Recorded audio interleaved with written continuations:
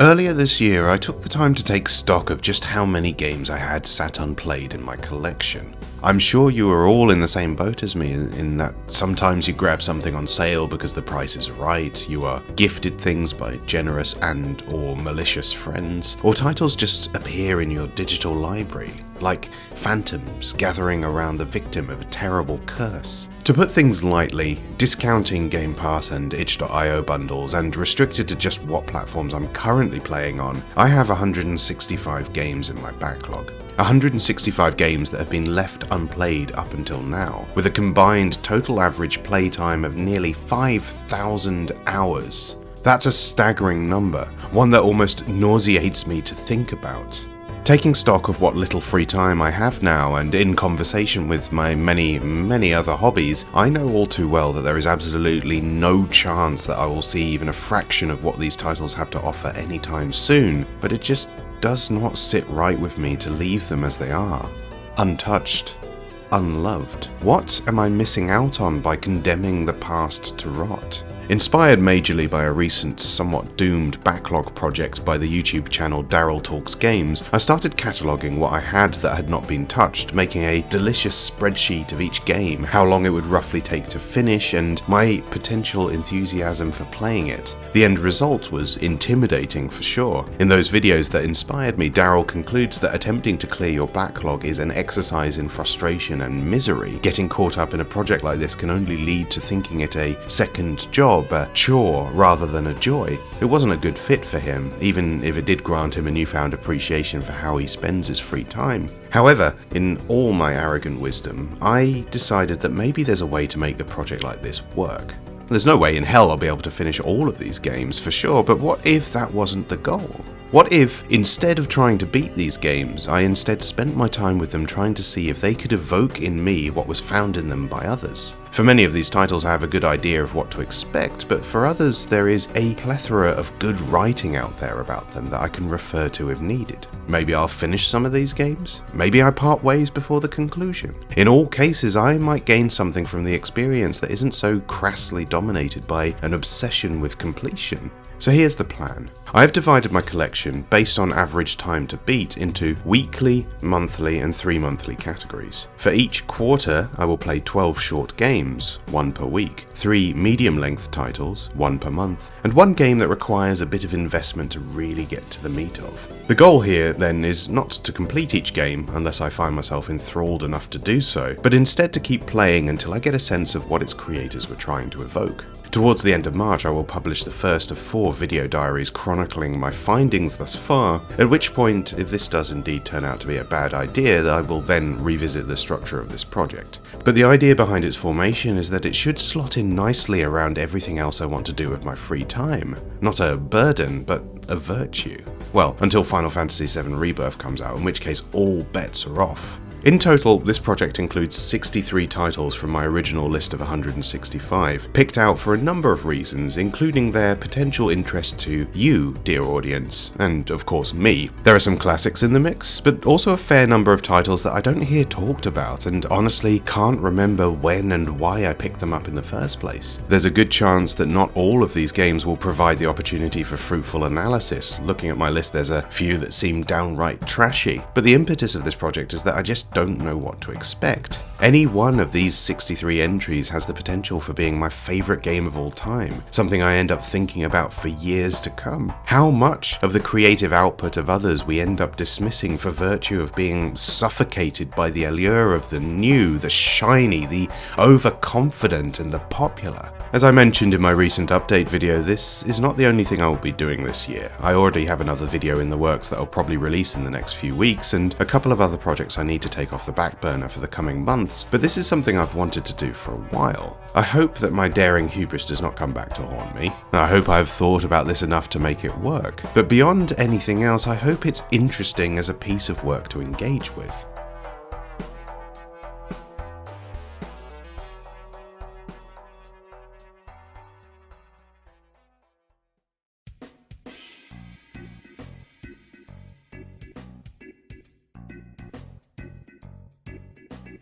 As the first quarter of 2024 draws to a close, so too does the first part of my backlog project. It's been an interesting few months. Not quite what I was expecting. The games I've played have sort of bled into one another as I've tackled multiple titles from the list in tandem, approaching each one with a specific set of ideas in mind, but inevitably upending my expectations of what the sum total of the experience would be. The short answer is this: the project is working well so far. However, I may have been a bit too ambitious in my game choices. As I will go into in this video, some of these titles have been easier to embrace than others. The games that I have been able to fit around the maelstrom that is the rest of my life have been much more straightforward to engage with compared to those that demand more consistent time and attention. As such, my definition of success has had to be measured in something other than completion, although I have committed myself to seeing as much of each title as possible in order to have something interesting and valid to say about them. What's present in this first diary entry then is an exploration of what games are in the moment as much as it is about what they represent at their conclusion. In many ways, this is a story not about the ones that very nearly got away, but about myself, my values, my desires, and the joy that comes from finding out that the thing you always knew would be special does actually turn out to be special. Enough waffling. Let's see how I got on, shall we? Just as a recap, here are the games featured in this video, and this format is very much an anthology of essays, so if you're only interested in my thoughts on specific games, I'll put the timestamps in the description so you can skip to the bits you want to hear. Let's get cracking.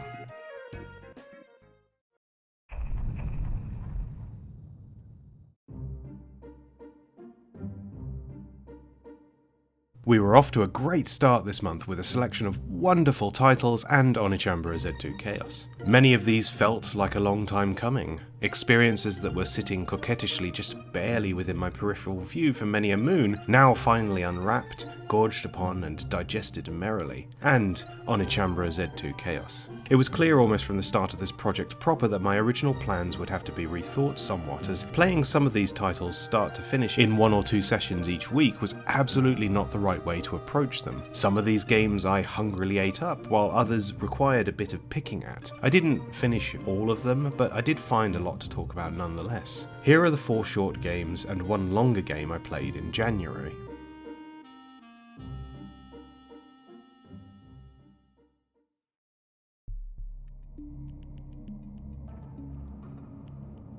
My first experience with Alan Wake was many years after its debut, then only nominally familiar with Remedy's Max Payne series. Once upon a time I was a massive Stephen King head, and so the idea of a horror game about a writer whose works come to life really intrigued me. It's an okay game.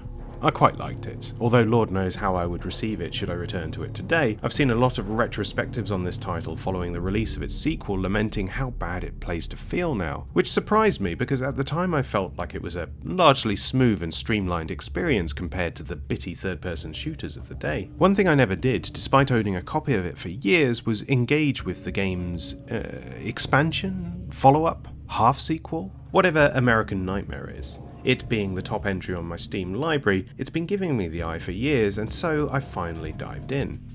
As the inaugural entry on this backlog list, I have to say I chose a real banger here. I really enjoyed my time with American Nightmare, a pint-sized secondary campaign that transports you from the damp, misty American Northwest to the arid haze of Arizona, a land of rundown skeezy motels, rusted oil derricks, and endless stretches of desert. Trapped in a time loop and with nothing to your name but a meagre arsenal of firearms and your trusty torch, you're tasked with hunting down a weapon to take on the malignant Mr. Scratch, your dark alter ego who is more than willing to throw everything under the night sky in your way. It's all a bit silly, really, with the stilted dialogue and Twilight Zone-esque narration, but it's played mostly tongue-in-cheek, resulting in a game that feels more Evil Dead than it does the dark half, but there's a lot to enjoy here. Frantic, kinetic fights against hordes of dark-shrouded foes, a number of really nicely designed areas to explore and then explore again with a different context, some crunchy live-action cutscenes that feel earnest in a way that only Remedy could really achieve. It's interesting going back to an older game from a studio after they have later established a particular look and tone to their their games. Control, while by no means a perfect game, had an incredible presentation, slick editing in its cutscenes, and those big brash font choices for entering new areas. None of that is really present in American Nightmare, of course, beyond some diegetic implementation of the live action stuff. The whole thing is played closer to the given style of the time, but despite this, you can still feel the gestational spirit of those later games in here regardless. The melding of in-game and live action was already a staple of the base game, and this is no different here, but the presentation in general is far less cinematic than I was expecting, more pulpy, more made for TV. My guess is that this was what the original was like too, but because it's been so long since I played that game, I've sort of Mandela affected a different idea of what it is in my brain.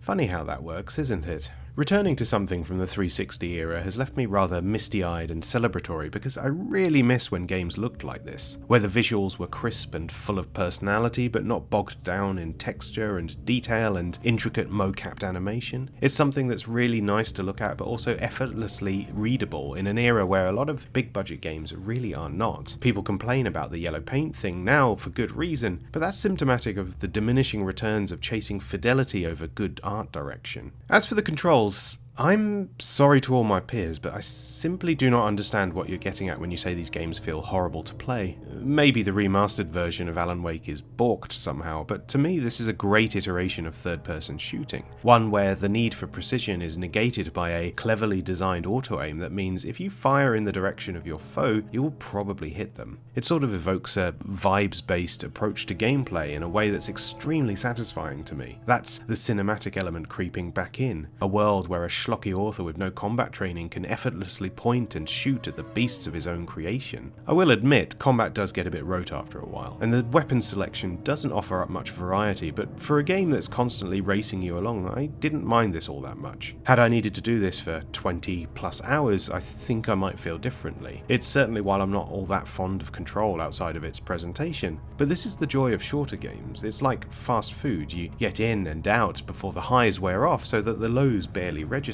This generation could learn a thing or two from American Nightmare. Brevity, scope, multiple banger needle drops. It's the tits. Just want to also take a moment to talk about the game's arcade mode, a sort of we have mercenaries at home kind of deal that I found surprisingly fun. You have to stick out waves of enemies until sunrise, and the game becomes a dance of death as you toggle between tactical decision making and just running the fuck away. I don't think it has the legs of Resident Evil's iconic offering, but it's certainly a great way to get good B-roll for this section of the video.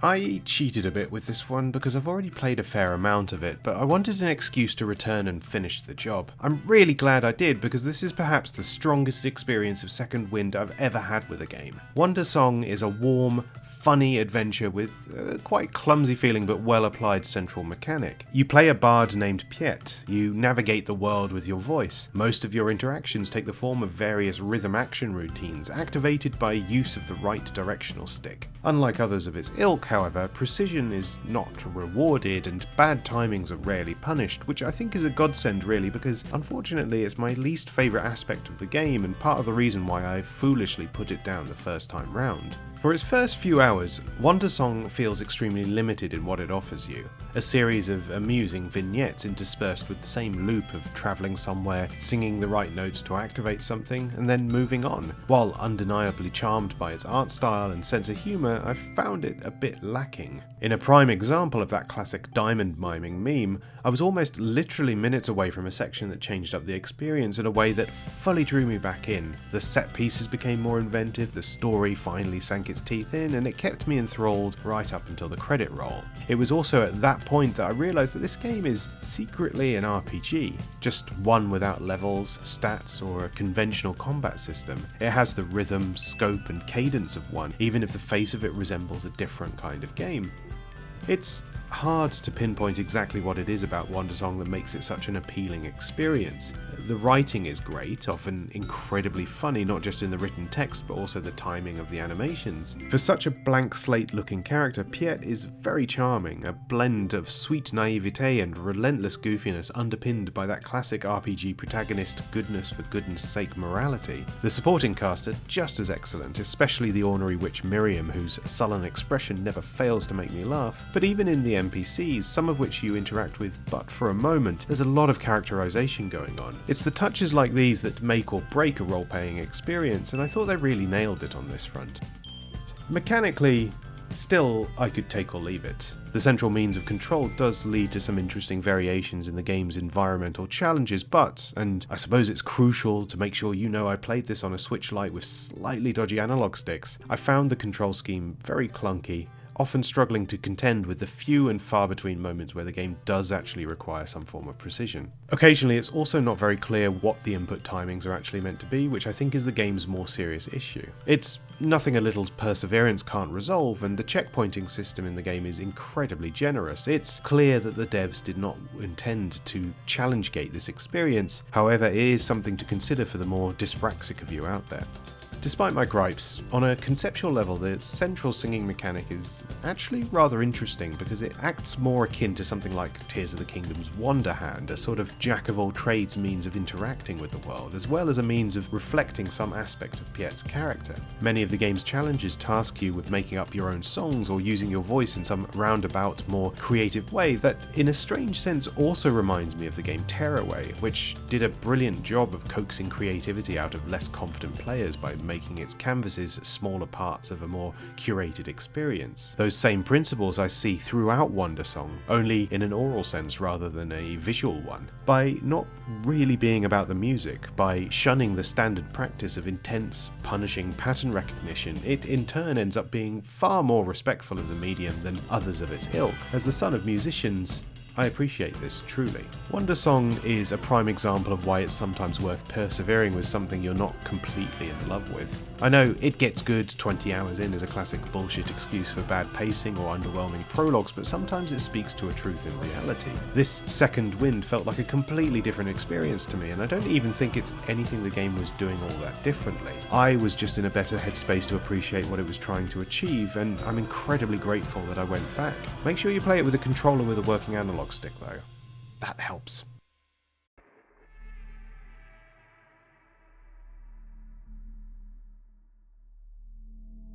I have tried and failed to get into Gato Roboto multiple times, and for such a modest and apparently short game, this feels like an utterly pathetic admission. I always stalled at the first boss, never quite able to get the patterns down to survive their onslaught, and I know for a fact that this is a consequence of my short temper and impatience rather than anything the game's doing wrong. At the time I thought, oh, that's a shame, because this is a very charming little game with a great premise.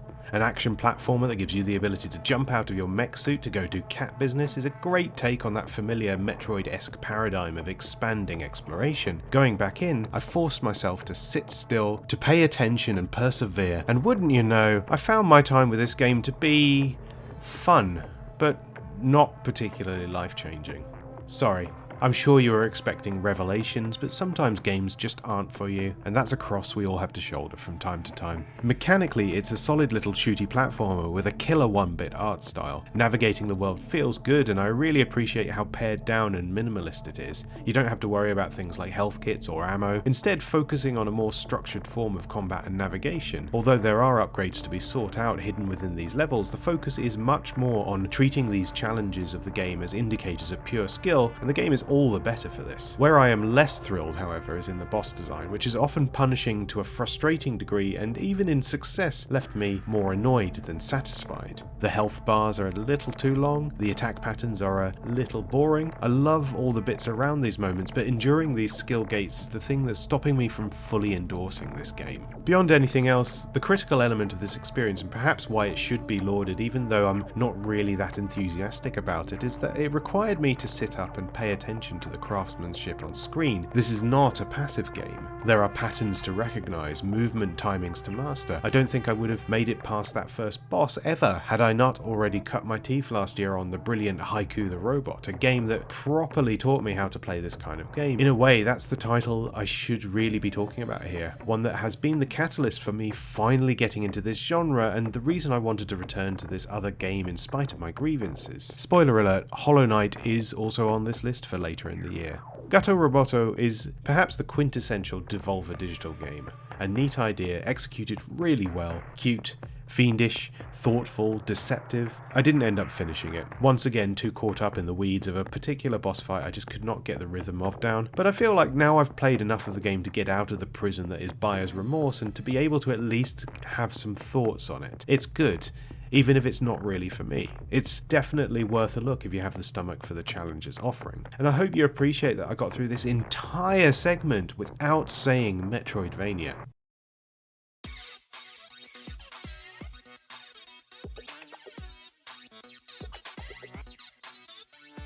Right, listen, sometimes a game is just bad and we could all do without the mental gymnastics of trying to draw meaning where there is none, so this section will be brief. Onichambra Z2 Chaos is a hack and slash game with very little to offer. It looks awful, it feels horrible to play, and yet, I did kind of enjoy my brief time with it. Onichambra is a series well known in certain demographics, especially if, like me, you really got into Japanese media as a teenager without scrutinizing whether the things you engaged with were even that good or representative of the culture as a whole. They weren't, but the turn of the century was a desperate, lawless time for aspiring weebs in the UK. You had to buy the anime you wanted to watch on individual DVDs that only held 4 episodes per volume.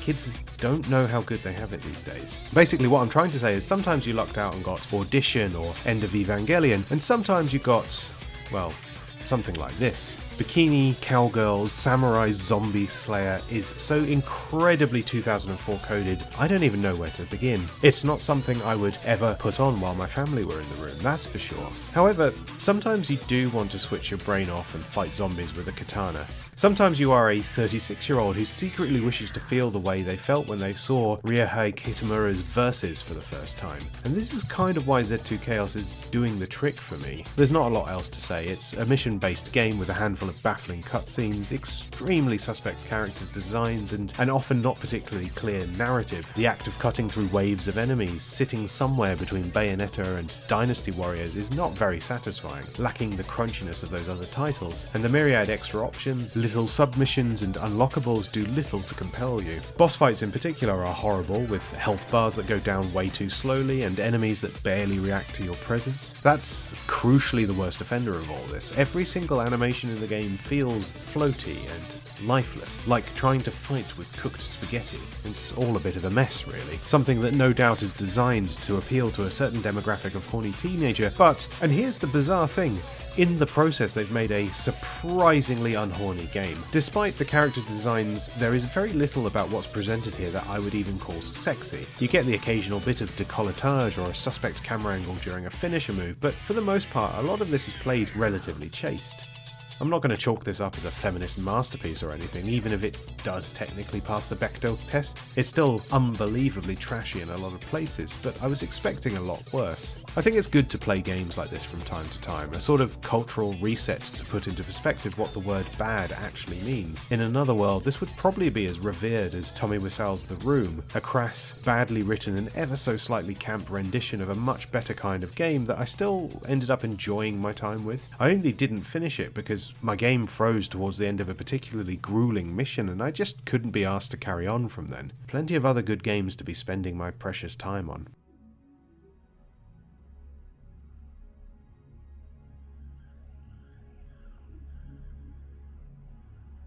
Something I've struggled with since its release in 2012 is that Arcane Studios don't just make Dishonored games. What I mean by this is that Prey is not Dishonored, Deathloop is not Dishonored, Redfall most definitely is not Dishonored. The design principles, the layouts and mechanics and even chronology are not one in the same. It's an important distinction going into these games, as it can be a frustrating experience expecting a tried and tested formula to continue working instead of meeting the game on its own merits. Part of that difficulty comes from a struggle to recognise that the immersive sim, even as a genre indicator, is not a fixed point on a map, but rather a collection of understandings about how a player interacts with a world. Despite requiring a different breathing rhythm going into them, all of these games run on the recognition that there is some logic that spools throughout the spaces you navigate and explore. Despite the differences, each of Arcane's outputs have a particular feel and aura to them that is, by all accounts, quintessentially Arcane. That transcontinental flair, the physicality of the game spaces, worlds that feel lived in, world building that feels mechanically relevant. These are the things that made me fall head over heels with the Dishonored trilogy, and it's a principle that goes all the way back to 2002 and Arx Fatalis. What a premise. What a great collection of ideas. A world where the surface, a frozen wasteland, is hostile to life, those that exist reside in huge labyrinthine cities buried deep inside mountains. Magic is real, runes etched into the air in real time. Goblins are real, and they have both a functioning economy and cultural values. Not great ones, but they're certainly there. Arx Fatalis is a game that's incredible to explore. Its world a winding spider's web of passages and caves, hidden doors and contraptions. There's a great physicality to your actions and the world around you, sort of akin to the way things exist in the later Elder Scrolls titles. Items need to be grabbed from the world and dragged into your inventory. Equipment can be equipped straight from the world itself. Nothing is treated as abstract, as nonsense game logic, and it's immediately clear playing today just how prescient an experience this must have felt at the time of launch. I didn't get into PC gaming until the late 2010s, so I don't have a background in these older titles, their esoteric systems or common tropes of the time. I've played a few, struggling to come to terms with those later quality of life staples not being there. However, Arx seems to sidestep the usual issues I have with games like these because it's sort of doing its own thing, existing outside of time. This is a game that only really feels like it's of its era on a graphical level because nothing about its mechanical layer feels at all like any of the other classics from the era. I suspect, and this is something other writers have clocked onto before, that this is symptomatic of coming from a time when a lot of now established genre tropes just did not exist. The blueprint of game design wasn't so cannibalistic, with creators instead looking outside of their own medium for sources of inspiration, and such a choice not even being seen as all that bold or outside the box. Weirdly enough, a lot of this feels more akin to a point-and-click adventure game than a traditional RPG. Items combine in interesting ways. The solutions to a lot of your quests rely on how things interact with the spaces around them. At one point, you have to make a poisoned pie to force a Goblin King to have a toilet emergency, and by make, I mean you literally combine flour and water, knead the dough with a rolling pin, add a bottle of wine into the mix, and leave the concoction by the fire to let it bake. It's such a brilliant, fiddly little system that breathes further life into an already electric world. It is here that I start to have an issue with this whole Backlog project. There simply is not enough time for me to give things like this their proper due without having to neglect other entries. As such, I haven't gotten very far into this game, so there is a wealth of stuff I haven't properly engaged with, such as the magic mechanic, which itself is a cool but kind of janky system of mouse-directed gestures in sequence that provide a myriad of effects. Based on how many areas of the world I can't seem to get to right now, I'm sure there are spells galore designed to navigate this environment, bringing Arx Fatalis back into glorious ImSim territory, and certainly it feels like a lot of this is the blueprint for what Arcane would later go on to master in those beloved Dishonored games and beyond. In spite of my comparatively brief time with it, I love this game, and I'm going to keep chipping away at it when I have the time because I honestly adore what it's doing and how it sits within the historical context of the genre. A brilliant, brilliant work. Long may Arcane continue.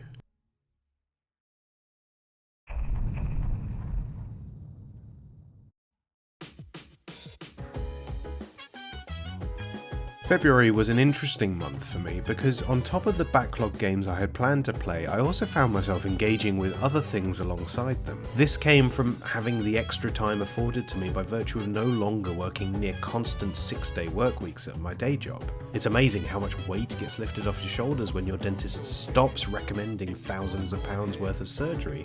There was an elephant in the room I had to contend with, however, an extremely hyperbolic full stop to this month, the release of Final Fantasy VII Rebirth.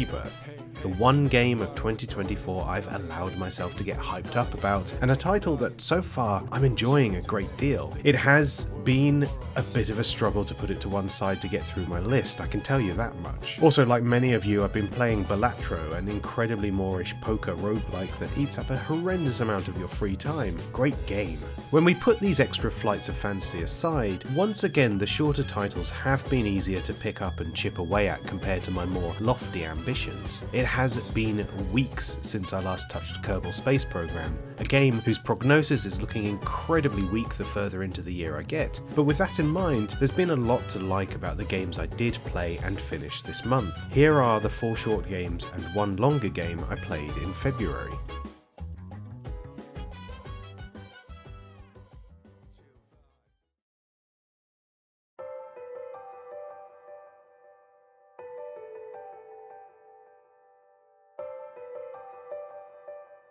Lunistis is another game I've already played a fair bit of, dropping only because I got caught on a particularly tricky bit of platforming. Now, having gone back to it and completed it, I can safely say this is one of the best platformers I've ever played. It's fucking brilliant. A sort of grab bag of different influences, Lunistis is precise and kinetic, a blindingly paced set of challenges that rocket you across maps a la a certain blue hedgehog, you jump and leap around a la a certain fat plumber, and in turn it's also sort of doing its own thing. The design principles here are airtight, doing that classic demo an idea safely then later weave it into more complex challenges thing with gusto, and everything feels great, responsive and clearly readable even at the frequently lightning speeds that the game has you going at. There's a beautiful simplicity to its systems as well. You're basically limited to a jump, a double jump, and an attack that can be chained into a triple jump. And the player character's abilities never change from start to finish. Where the variety seeps in is how the environment changes the context of those abilities. Enemy design is limited but easily readable and built into the level layout. Bits of the environment have their own behaviours, changing the way you navigate, the speed at which you vault across time and space, and it all builds towards this wonderful symbiosis of platforming perfection that is damn near best in show. There is a story running throughout the game, pieced together through messages unlocked only by accessing the most challenging side routes of any given level, which is a kind of brilliant incentive to keep playing to improve on your platforming skills. Each level has within it a secondary exit locked off until you reach specific criteria, and these are essential to reach the true ending of the game. The story itself is nothing amazing really, a kind of funky post-apocalyptic jumble of ideas that mainly add a bit of flavour to a game whose world is not very coherent or immersive. One of the only real issues I have with the game is that its character and enemy designs on an aesthetic level leave a lot to be desired. I know challenge and game feel are key indicators of whether a platformer is going to be good or bad, that's why Thomas's Alone is so celebrated, but part of the magic of mascot platformers is that the popularity of their designs quickly transcend the material they originated from. Part of the reason why Sonic the Hedgehog has remained such a potent cultural touchstone over the years when most of the franchise's output has been lackluster, to put it diplomatically, is that the character itself is just a stonking bit of design. A blue hedgehog wearing trainers? That's rad. Here in Lunistis Land, there's less of that good stuff, but the trade-off is that the experience of playing the game absolutely rips to a radical degree. It's hard to be mad about the things it doesn't do, since this mortal form is but a vessel to drive the player towards more great gameplay, and the end result is a platformer that I hungrily devoured in next to no time. My easiest recommendation on this list so far, I'd gladly play a dozen of these.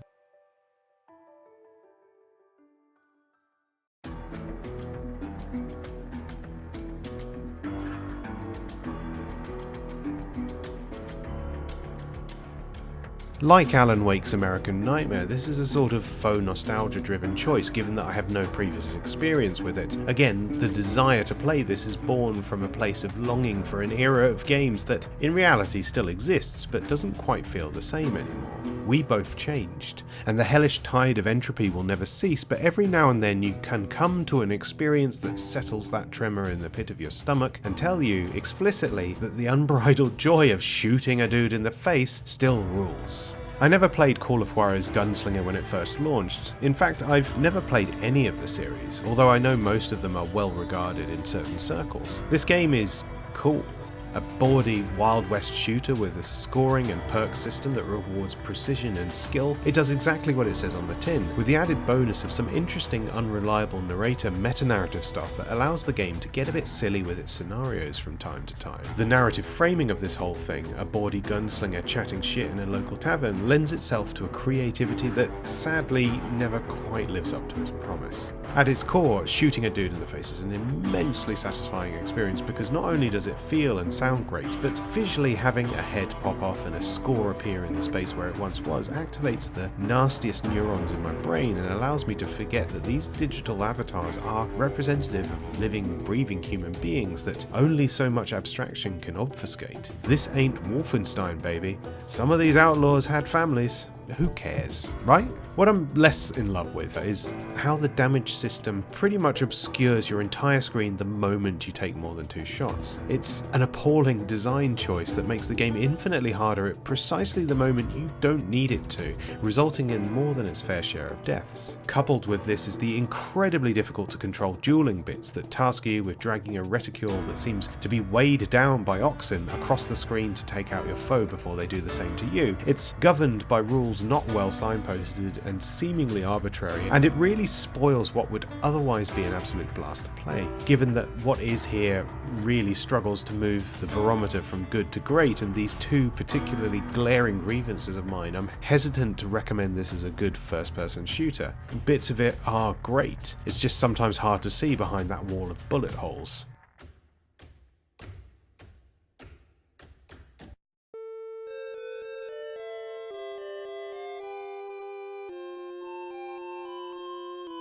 Undertale is one of those games that while I haven't actually played it directly, I know enough about it through watching Let's Plays and general cultural osmosis to appreciate what it's doing and the impact it's had on games being made today. A fascinating, unusual metatextual fantasy RPG with a cast of instantly iconic characters, a sweet and complex story, and a job lot of bangers on its soundtrack. What's not to love? Given that the cost of entry was precisely $0, I figured I'd give follow-up Deltarune a go, and like many other titles on this list, got distracted without giving it enough attention. This has now been corrected, and my word, what a great little thing this is. Deltarune at the time of writing is an incomplete project. Developer Toby Fox has released the first 2 chapters into the wild, with a third allegedly nearing completion and 2 more to follow. This is, as far as I can tell, the only game on my backlog list that is technically unable to be completed. However, within the remit of this project, I wanted an excuse to dive in and see what's been going on and how it exists in conversation with the phenomenon that was that original game. This really is what you want from a follow-up to Undertale, cribbing a lot of the same mechanics but with a new cast of brilliantly designed characters subverting your expectations, and the old one's still knocking about in the background as a decent bit of fan service. You need good hand-eye coordination for this game. Combat success depends on your ability to dodge projectiles, but beyond that, a lot of the environmental hazards and many of the puzzles require timing and precision. This is not something you can lazily tool around with while watching reruns of American Dad, or whatever your current brain poison is, but this is also to the benefit of the more static elements of the game, because even with a passing knowledge of what Undertale was attempting to do, I can see clearly that Deltarune is a marked response to that in many ways. Even right at the beginning, having you create a character and then immediately saying, fuck off, you're playing as Chris now. What I understood Undertale to be was a rumination on player choice in games beyond the simple consequences of what happens on screen in the moment. That permanence lingering between playthroughs, spoken out loud by characters who exist outside of the game's internal logic. What you do will be remembered. Your actions have meaning even after you shut the game down. Someone will always know that this is what you are. Deltarune Chapter 1 takes this concept and then asks, How do you contend with this dilemma in a party setting? What do you do if one of your friends and allies is volatile, violent, and does not agree with the path that you want to take?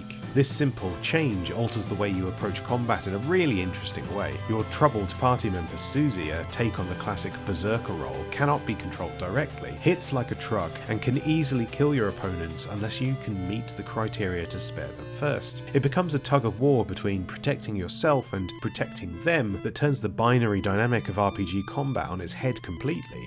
This is the ludonarrative good stuff right here, and it's not the only thing the game is doing either. Not content with framing the party dynamic as static, Susie eventually develops into a much more interesting character, both narratively and mechanically, and already by the start of Chapter 2 you find that the focus has been shifted towards a different kind of experience altogether. Unfortunately, what that means is I'm less enthralled by Chapter 2 than I was Chapter 1, although it is a more fleshed out and mechanically engaging experience. The world is far more full of interesting navigation puzzles. The non-lethal route combat has you recruiting your opponents to move into your town with a variety of effects, most notably a brilliantly fun, big anime-esque finale. But with Chapter 1 ending in such a deranged fashion, and the volatile party dynamic now mostly reconciled, I found the narrative beats of Chapter 2 less compelling, even if its world was more interesting to navigate.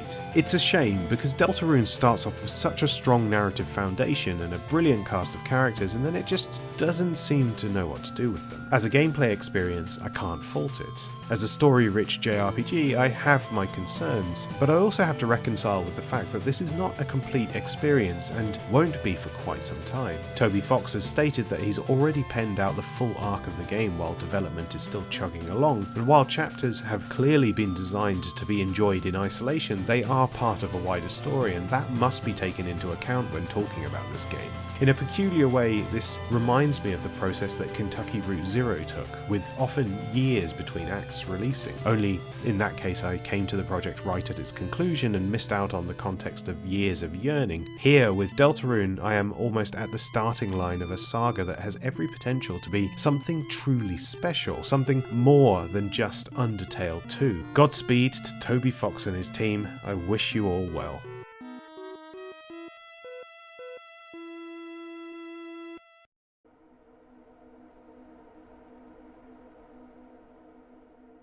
Sometimes a game can be sold on just a handful of screenshots, and the ones I first saw of Even the Ocean really lit me up.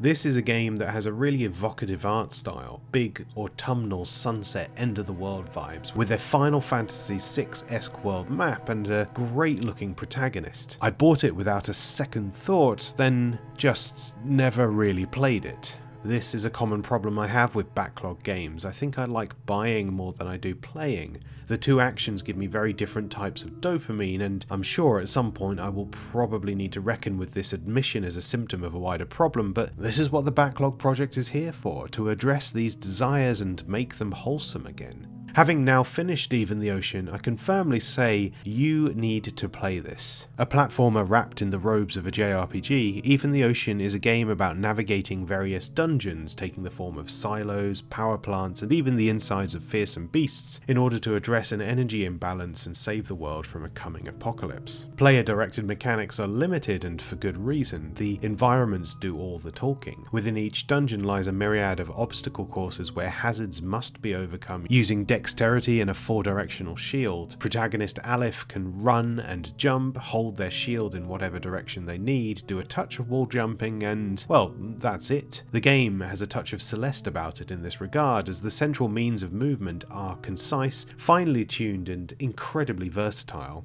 Where the environment comes into this is in how two specific energies interact, light and dark. You don't have a traditional health bar, instead your body reacts to these two energies in different ways. Too much of one particular energy will result in a fail state that takes you back to your last save point. But in the margins between life and death, another more interesting effect happens. More light energy allows you to jump higher, more dark allows you to run faster, and many of the game's challenges are built around how these two things affect momentum.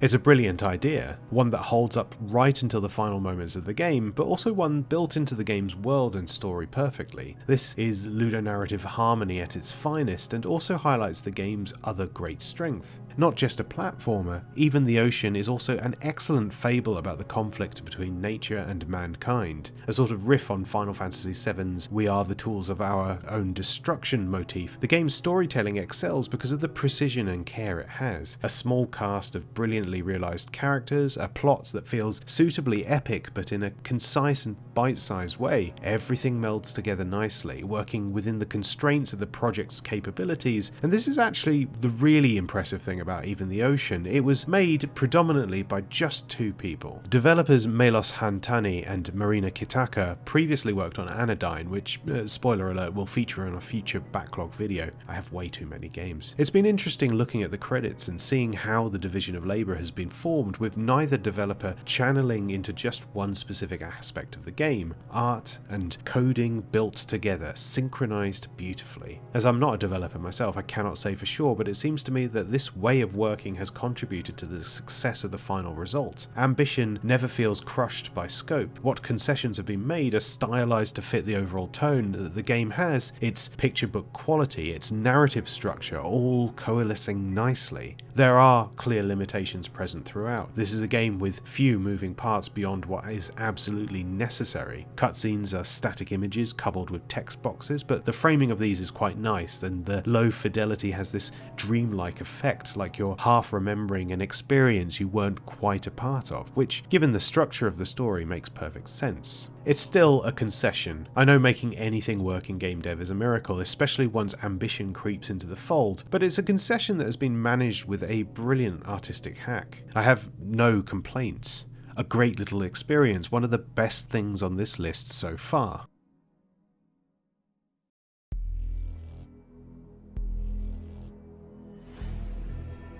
It's fitting that my first time firing this game up for this project met me with a notification that it might not run properly on my PS5. Then, almost immediately after, it crashed. Good comedy is priceless. So yeah, Left Alive is a fascinating mess. I spent a few hours in the game earlier last year, curious as to what exactly was so bad about this universally reviled work. On paper it sounded like a winner. Tactical stealth game set in the front mission universe, a delicious role reversal that pits you against ground troops and fearsome mechs, survival elements, optional goals in each mission to help lead survivors to safety, cover art by Yoji Shinkawa, Mr. Metal Gear himself. Visuals look nice, the menus slick and stylish, so what's the big deal?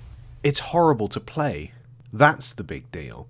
I've never experienced a more clunky, awkward game that still required precision and finesse of me. It's a hard pill to swallow at first, one that doesn't really get any easier the more you play. Between the janky controls, dumb as bricks enemy AI, and a laughable story, it's been a struggle just playing enough of this game to be able to say anything about it. It's a real shame, because if even one of these flaws was less grating, what you'd end up with is kind of cool, in theory at least. It's clear from the get-go that one of the major influences of this is Metal Gear Solid, and in particular Guns of the Patriots. Urban warfare has never looked more gnarly, more impressive as you navigate tight alleyways and vicious open spaces in equal measure. The clunkiness comes back to haunt you time and time again though. This is not a game that offers up much variety in how you can handle any given encounter because the punishment for failure is so brutal. But within this, there does lie a kernel of something interesting. One of the key things about this game is that you're really not meant to take your foes head on. Even should you ignore this advice, the gunplay is so horrible that you would likely return to the shadows within seconds anyway. Just the act of aiming a weapon is probably the worst a game has ever felt to me. Add to this a horribly implemented cover system and a bizarre control scheme, and you have a recipe for disaster. Mark my words, this is not a game that you can just vibe out of. You need to plan ahead, and as you can see from the footage playing here, that's through the magic use of Molotovs, IEDs, and other jerry-rigged minutiae. And guess what? These don't bloody work half the time either.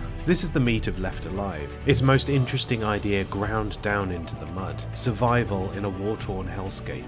Outgunned, outmanned, you have no allies, only non-combatants who need your help, giants of metal and fire bearing down on you from an impossible horizon, a technologically superior foe who's taking no prisoners, resulting in a game where you have to make use of whatever the environment can give you to fight the good guerrilla fight. In better hands, this might even have become a cult hit. As it stands, it's all rather disappointing, as even should you properly engage with the systems at play here, the enemies quite often do not. Your foe has two states in this game, it seems: completely unaware of your existence and you're already dead. Depending on environmental factors, it's also remarkably easy to trigger their AI to forget you were ever there, but this doesn't even work to your advantage because everything is so damn static and unassailable. There are dead zones everywhere. At some points I found myself standing in broad daylight with soldiers definitely looking right at me, not a care in the world. In other moments, hidden behind burning shipping containers or the ever-present knee-high walls, a Wanzer would suddenly be gifted omniscience and fire a barrage of rockets at me. The signposting is awful, and I never felt like I had a good grasp of my environment or which areas were safer than others, even when the map beats you over the head with this information. The game does have this interesting take on the Dark Souls thing of having other players' deaths become a heat map that allows you to navigate away from the more treacherous areas of any given level, but again, this is rarely used in interesting ways, and to be honest I found it to be a pointless addition anyway, given that the AI that accompanies you barks at you whenever you're even slightly near an enemy. You'll hear this constantly throughout the game. This is the crux of Left Alive's problems. It's not a boring game by any stretch of the imagination. It has ideas and it gives those ideas a real go of it, but the final result is an experience that is rammed with audiovisual noise, an attempt to do way too much when they haven't even nailed down the fundamentals like movement or aiming a gun. Even the rare moments where you get to pilot a Wanzer are horrible. And I know it's not helped by me recently playing Armored Core 6, but Jesus Christ, just look at this. This is a game that came out in 2019. A title produced by Square Enix, a company that, while not exactly prestige anymore, at least has a reputation for rolling out finished products that feel alright to play. I'm endlessly baffled by so many ambitious swings all missing. I cannot in good faith recommend this.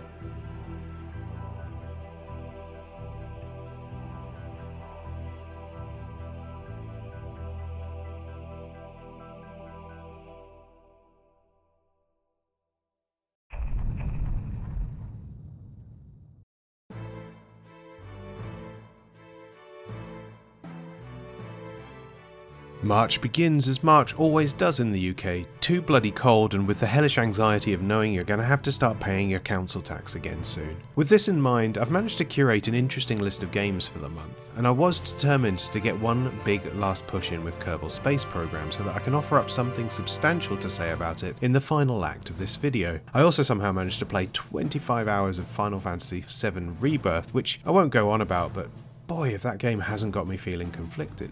Maybe the subject of a future video essay, but for now, here are the 4 short games and 1 longer game I played in March.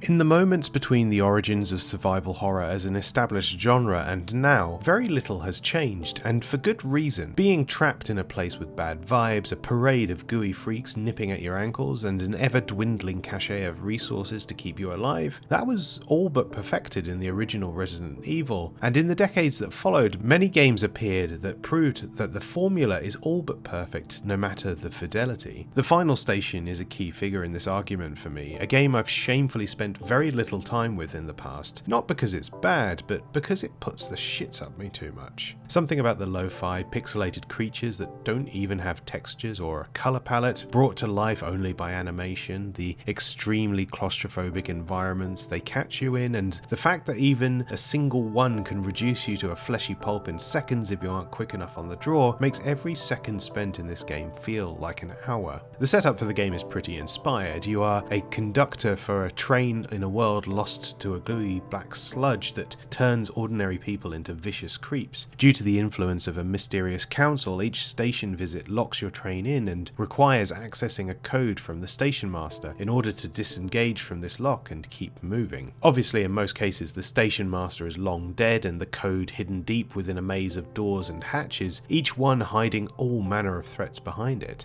This is the bulk of the game and its greatest strength. The fog of war is so dense here here that you're never really quite sure what you're going to find, whether it's precious health kits and ammo in a locker room or something wicked hiding in the toilet of a long abandoned house. The problem is, you are almost always compelled to look, even though reason and logic would tell you absolutely not. The keys to your success and the invitation to your demise can be found literally anywhere in a level, and to compound this, the player character is not the only person whose health and well-being you have to look after. The thing that the final station does that other survival horror games rarely do well is make the world much bigger than just your own needs. As the last bastion of humanity's struggle to connect across a warped and ruined landscape, you will come across survivors, and you will have to make difficult choices regarding their safety. Survivors require food and health, and those resources have to come from the same pool that you rely on, and the game is incredibly stingy with giving you things. There are monetary rewards for getting them to their required destination, but given how rare merchants are, it's hard to look at this as a primary motivator for keeping these folk alive, and it quickly becomes as much a part of the routine of these journeys as maintaining the various parts of the train are. While the writing itself is not outstanding per se, the little conversations that these people have during the transport help to make an otherwise narratively frugal game feel more alive. It is unfortunate that the train sections are among the game's weaker moments. I would have liked to have seen this be more involved. There's a juggling act you have to play in keeping the voltage of various bits of machine within safe levels, and it almost feels like a precursor to what Far Lone Sails is doing with this time, action and resource management idea. However, it never really ventures even into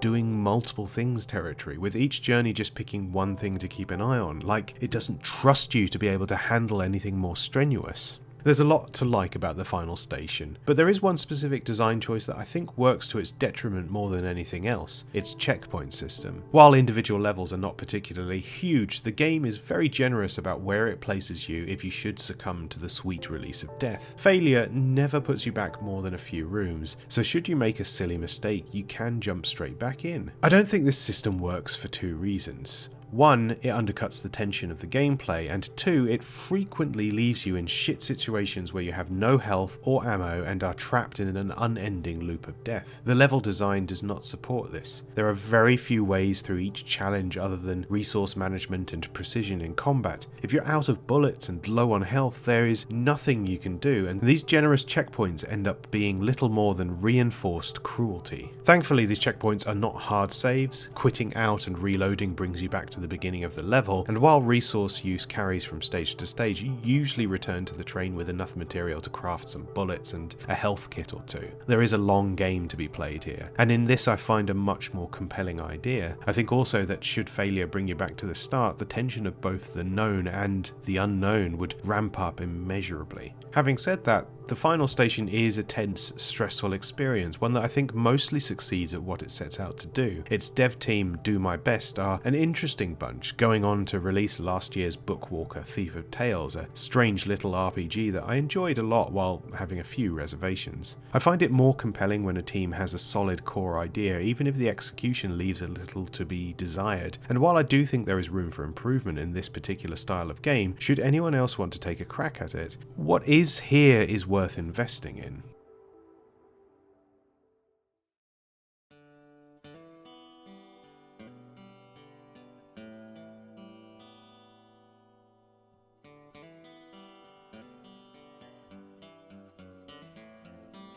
It's inarguable that the way that modern games are curated to within an inch of their lives has an impact on how immersive they can be. The push for fidelity over player freedom and this singular execution of a specific idea can result in some grand experiences on occasion, but I always feel like what we lose in the process is far more damning. What is a good game if not one that facilitates the one thing that no other medium does? It is with this in mind that many years ago I bought Westerado, sold on the idea of it by a great article on Eurogamer, which I'll link in the description. In it, writer Sam Greer praises the game's open-ended approach to storytelling, utilising the random allocation of persons of interest and freedom to act independent of context, citing these as things other games could learn from. It sounded fab, and, well, guess what happened? The placement of the game on this list is an attempt to correct this neglect.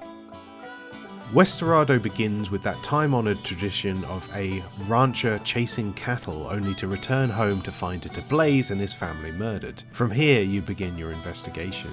seeking out clues to the identity of the murderer in order to seek out justice, and it's immediately clear that, goddamn, this game has the juice. Westerado follows a design principle I love dearly in that it keeps its mechanics simple and instead offers variety in how the environment changes the context of your actions. Your central means of interacting with the world is via the big iron on your hip, a weirdly granular process to use it. You draw out of the holster with one trigger, cock the hammer and fire with another. It's a 3-point process. Straight off the bat, you see just how versatile this simple language set is when in the first 5 minutes of the game you've used your weapon to put your brother out of his misery, shown it off to a gun enthusiast, dragged a tavern dweller kicking and screaming back to his wife, and engaged in a gunfight with bandits. It's an immediately brilliant setup because it leads to so many interesting experiences throughout this world, but it also has that layer of friction to the process that not only makes the game immersive, but also forces you to think about your actions before you take them in a way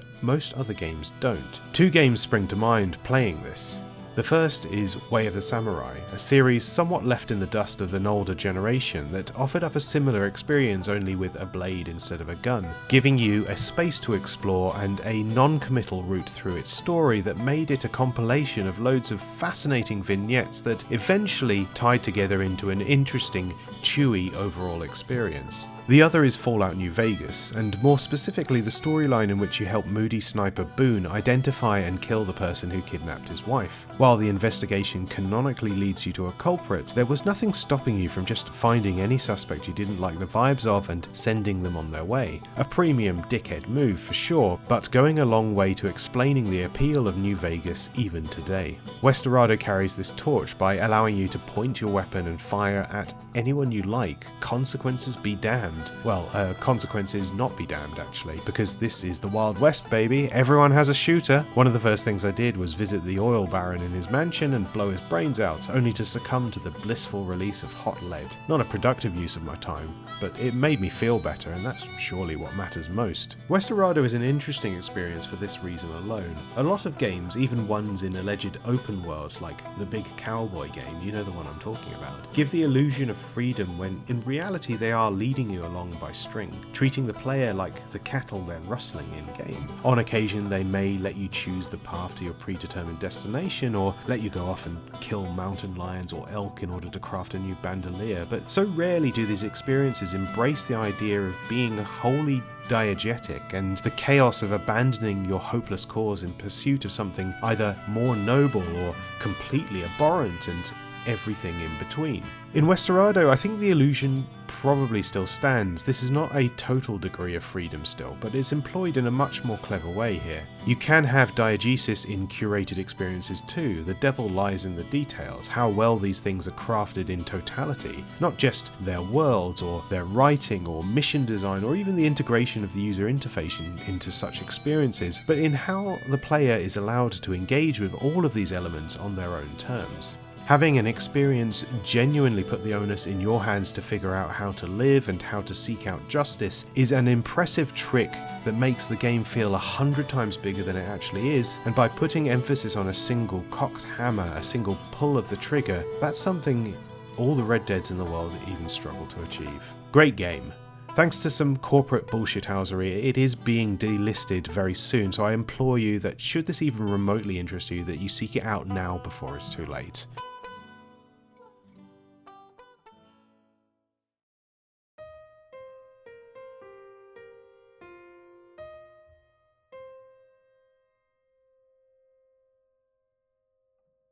There is some amount of technical wizardry going on in House House's avian arsehole simulator, Untitled Goose Game, that cannot go unappreciated. While the game itself seems quite straightforward, albeit polished and pristine, it's in its adaptive soundtrack that we find something quietly impressive. You probably recognise at least some of the tunes plinking away with every slap of webbed foot on grass and tarmac. Debussy's Preludes is perhaps the perfect soundtrack to the tomfoolery that you will be engaging with in this game, but what makes it stand out more is how beautifully it's tied to your movement and actions. While still feeling organic, it genuinely hurts my head trying to figure out how they even managed this, but I suppose it's the talents of Dan Golding we have to thank.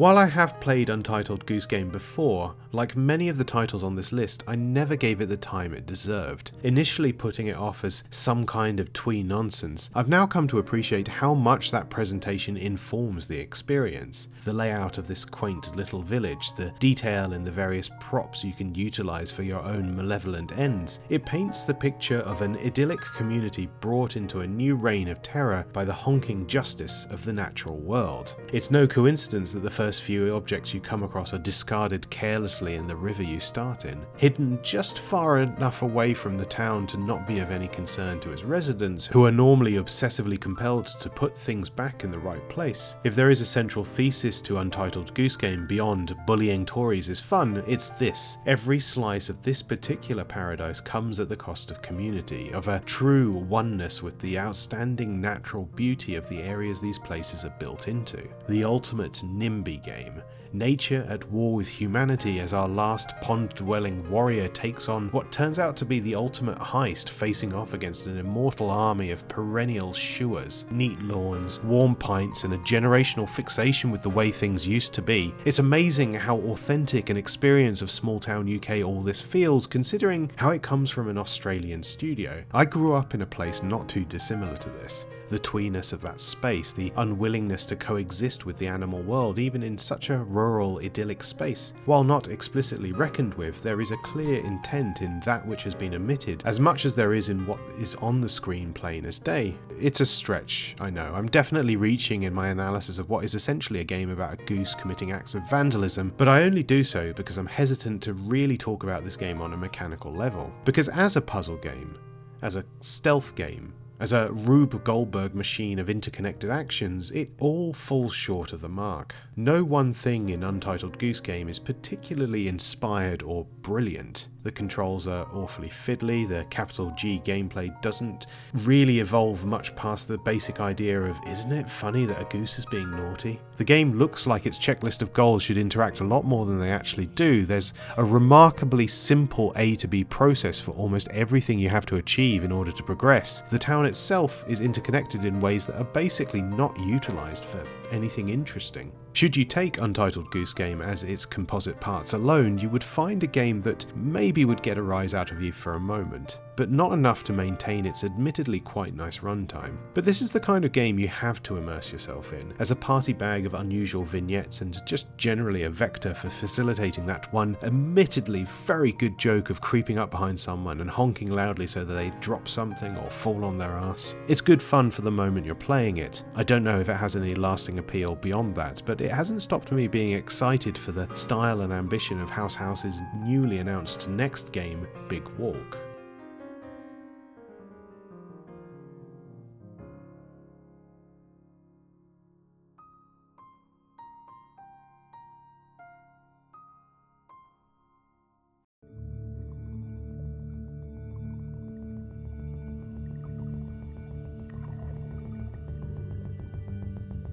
Hotline Miami is one of those games that I appreciate more conceptually than I do actively enjoy playing it. Any kind of game that requires intense hand-eye coordination and the ability to come up with a new plan on the fly the moment your masterful gambit doesn't quite work is a bit of a no-no for me. It's one of those things where I don't wish for the experience to be different, but feel a deep dissatisfaction with my own body for not being able to read what it is trying to show me. Of all the games on this list so far, God's Trigger is the one title I genuinely knew nothing about, to the degree that I didn't even realise it was going to be one of these one-hit, one-kill, top-down brawler shooters in the vein of that other iconic title. And initially I was thrilled at the prospect of a colourful new take on this very niche genre. Getting the negatives out of the way first, this isn't as good as Hotline Miami. You may feel like it's unfair to compare any number of coughing babies to a veritable atom bomb, but I think the comparisons here are not only relevant but necessary. As a continuation of the ideas of this particular subgenre, God's Trigger feels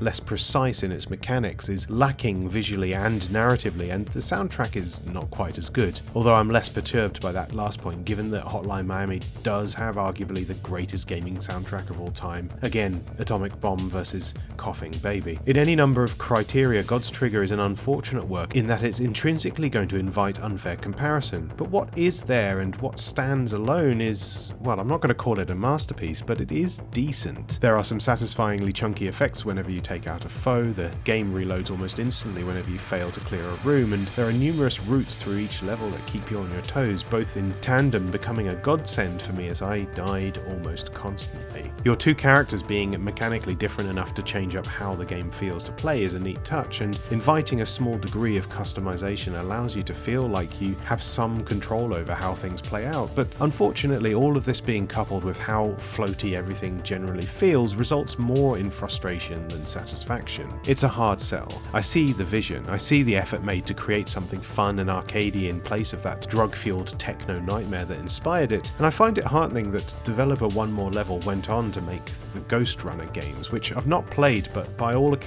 are excellent, precise, and great feeling action platformers. Perhaps we should celebrate God's Trigger in this regard as the stepping stone to future successes, a game to cut your teeth on and recognise the do's and don'ts of making a fast-paced action title. I should have given this more time.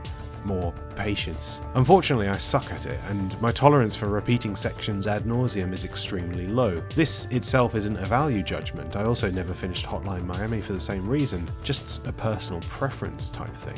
Anyway, go play this if you're missing out on that kind of high risk, high reward kind of game. It's not for me, but I'm sure some of you will get a kick out of it.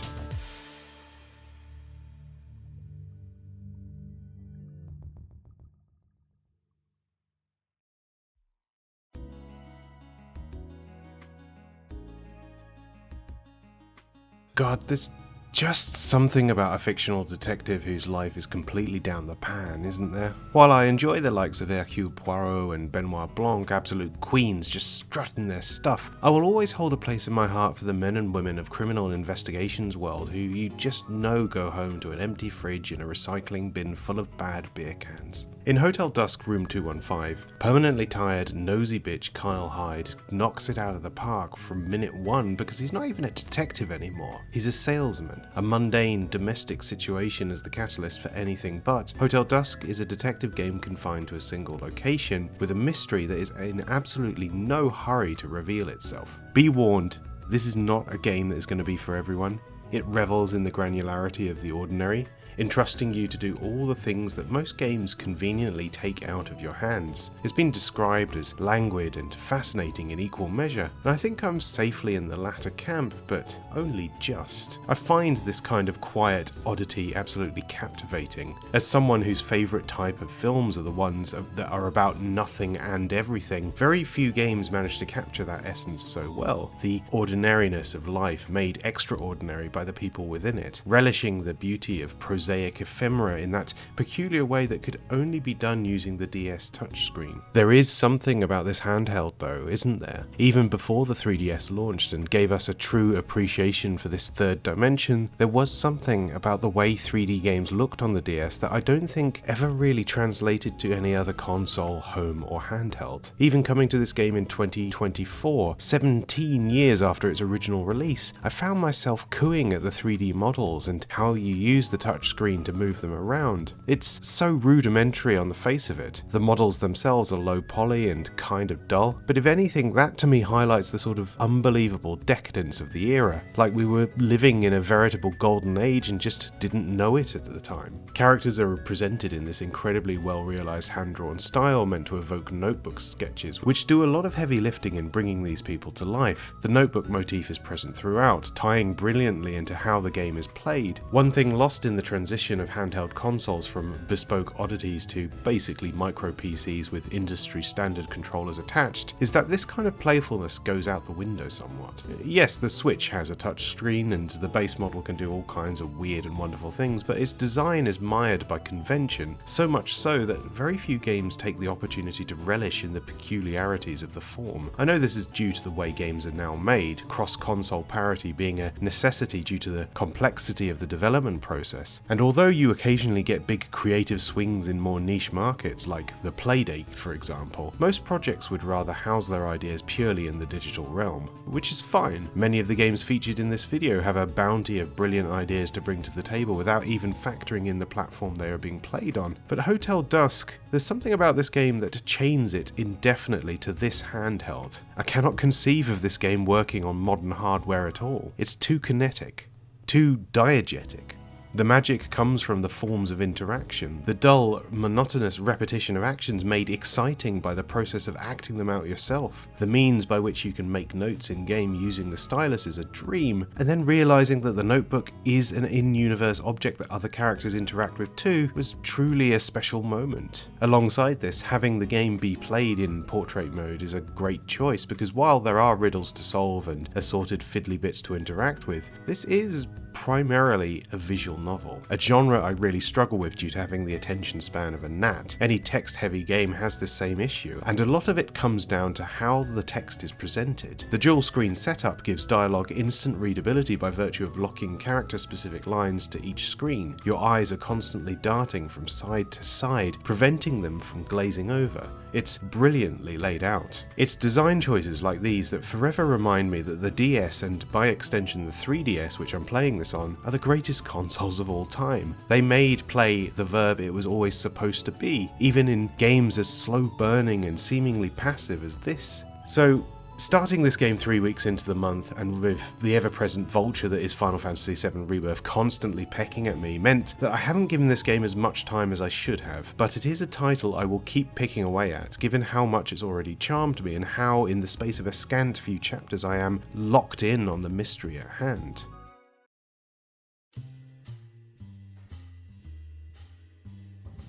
How do you even begin to talk about an entity like Kerbal Space Program? Not so much a game as an evolution of ideas, one that I've come into at the far end of this development process. Inevitably, I am missing so much of the context of its history, but I've also arrived at the perfect time to enjoy the fruits of everyone else's labour. I basically didn't touch this game for the first month. I fired it up and played a few tutorials to get a basic sense of what it wanted of me, but to start it properly was still an intimidating prospect.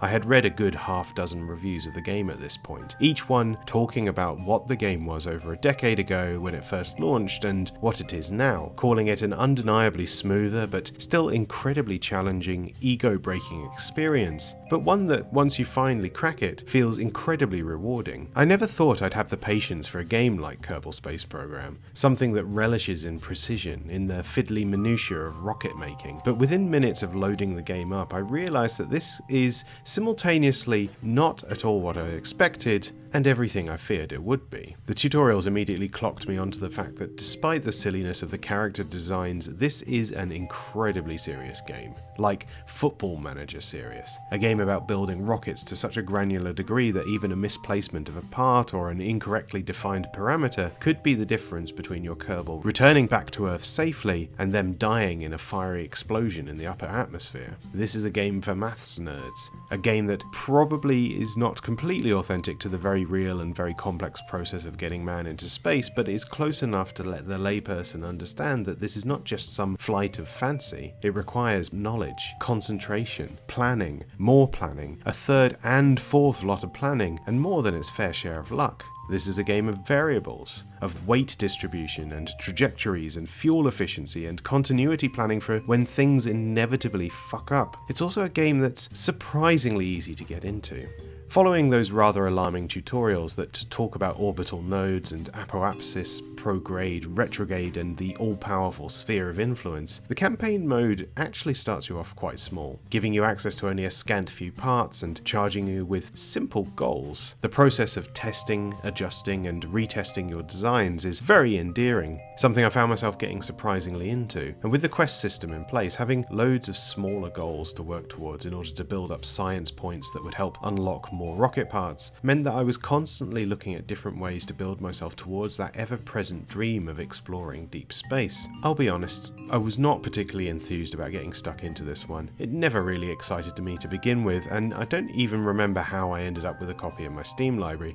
But I wanted to go into the game with an open mind and work towards a number of goals in the process, starting with hitting 70,000 feet and returning to Earth safely. Getting in the air was simple. It was returning to Earth that became the real problem. With many of the quality of life features already in place and a very basic understanding of SAS and turn orders, it was quite a straightforward process of getting a rocket to lift off, gather a few thousand feet, then launch parachutes and watch it slowly glide back to Earth. But a few thousand feet was not going to cut it if we wanted to see the stars, and so I started to look at the logistics of suborbital flight. I needed a powerful engine, I needed fuel, I also needed parachutes with enough stopping power to save me from terminal velocity upon my descent. The first few tests were a disappointment. I found I would have enough oomph to reach the upper atmosphere, but not enough to crush my momentum and return back down. It's clear even at this early stage that there are probably wildly inefficient ways to achieve these goals, but it is possible to MacGyver together some monstrosity that just happens to have the goods in all the right places to achieve what I want. However,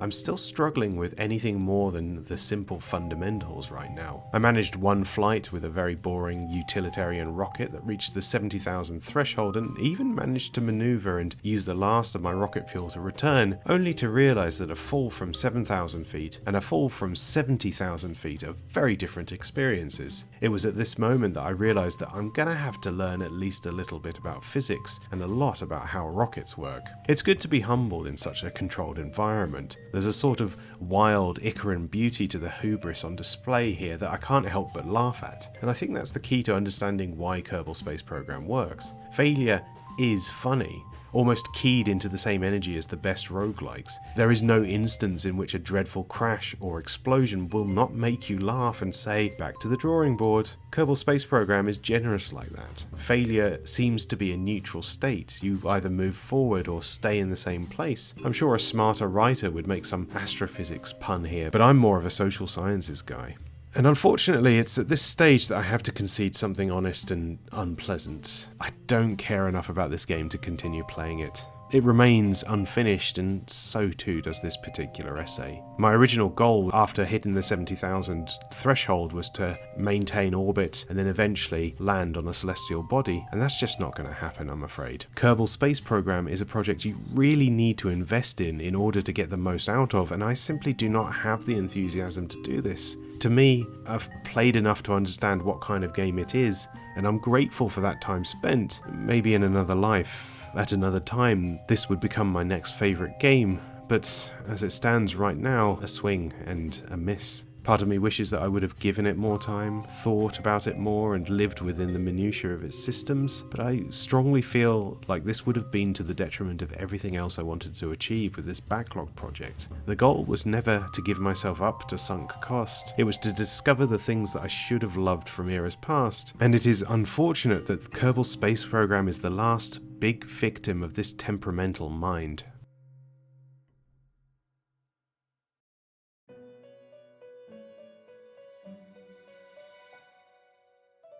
What is the value of working through a video game backlog? For a culture that is forever dominated by the new and the hyperbolic, hundreds of thousands of titles get left by the wayside. Some for good reason, others incredibly unfairly. Already at barely a quarter of the project in, I've found my time with these games so enriching. But in that same breath, I reveal to myself a melancholy for what I feel the world should be. How many of the games I've played so far this year were made by studios that no longer exist, or individual developers who can't make a living creating such beautiful things. I want people to be talking about games like Even the Ocean and Lunastice years from now, understanding how these experiences can enrich their lives just as much as those heavily marketed hype machines. I don't want to make this an us versus them argument, especially since I've had the 1-2 punch of Final Fantasy VII Rebirth and now Dragon's Dogma 2 to contend with, but I strongly believe that many of us would have a much better time with games if we just tried things out, even if we don't intend to complete everything we play. I've had my doubts about getting through even half of the games on my list these past 3 months, and so I am shocked at how many of them I've actually completed. But in that same sentence, I've also found myself emancipated by the mental fortitude to simply stop playing something the minute it is no longer fun or meaningful to me. That's the key to my being able to manage this project so far, I think. Success measured by a metric other than completion. Thank you for watching. If you've been playing along with me, here's the rota for Volume 2 of the Backlog Diaries. My shorter games for April will be Kowloon's Curse Lost Report, Rumu, Air, and Sludge Life. My longer game for the month will be the first 2 Hitman games, Codename 47 and Silent Assassin. My shorter games for May will be Ink, Delver, Mini Ninjas, and Superhot. My longer game for the month will be EYE Divine Cybermancy. My shorter games for June will be Deus Ex Invisible War, Hyper Light Drifter, Super Brothers LP Sword and Sorcery, and 20XX. My longer game for the month will be Else. Heartbreak. God willing I have the time and enthusiasm, I will also intend across this period to dive deep on Monster Hunter Rise, a game I have already played a fair bit of and am well versed in, but never ventured into the serious business of. If you've reached the end of this horrendous slog of a video, thank you. This was a challenge to make, but not for the reasons I was expecting. I find writing about an individual game quite an easy experience, as often it's no sweat to bust out 500 to 700 words on even a fragment of an idea, but to do this 16 times over the course of several months was perhaps a tad too ambitious, especially given that in that time I also produced a video about 12 other games, as well as countless Substack posts, and I'm also in the weeds of another video project at the moment. Maybe one day I'll learn my lesson. But that day's not today, baby. What the hell is hubris anyway? See you next time.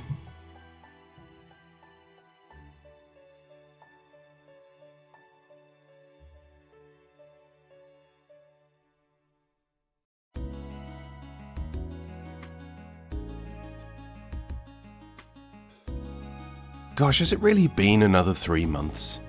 Yes it has, because that's how the passage of time works, Tom. Another good bunch of games this quarter, ones very easy to get stuck into and engage with, almost to the point where I feel stupid that I didn't get round to them sooner. One of the things I did slightly differently this time round was not give in to sunk cost fallacy as much. My time on this planet is limited, I don't want to be stuck spending it engaging with something that is simply not for me. As a result, some of the segments in this video are shorter than in the previous one.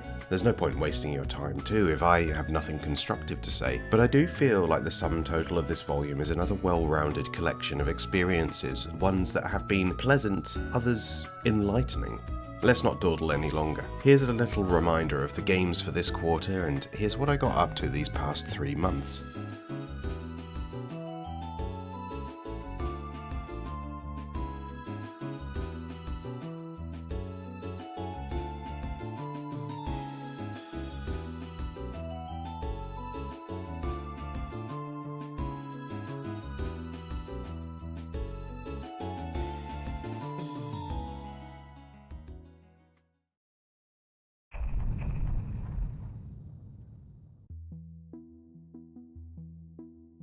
So a funny thing happened with this particular entry. I had previously played this, and the reason I never finished it is kind of bizarre. Partway through my first playthrough of Rumu, I paused to go get a drink, and when I returned, my hand must have slipped making the selection from the pause screen, as suddenly I was starting the game from the beginning. Accidents happen, let's not worry, I thought as I went back to the main menu to load my previous save, and, well, it just was not there. Several hours of progress gone with a single click of a button.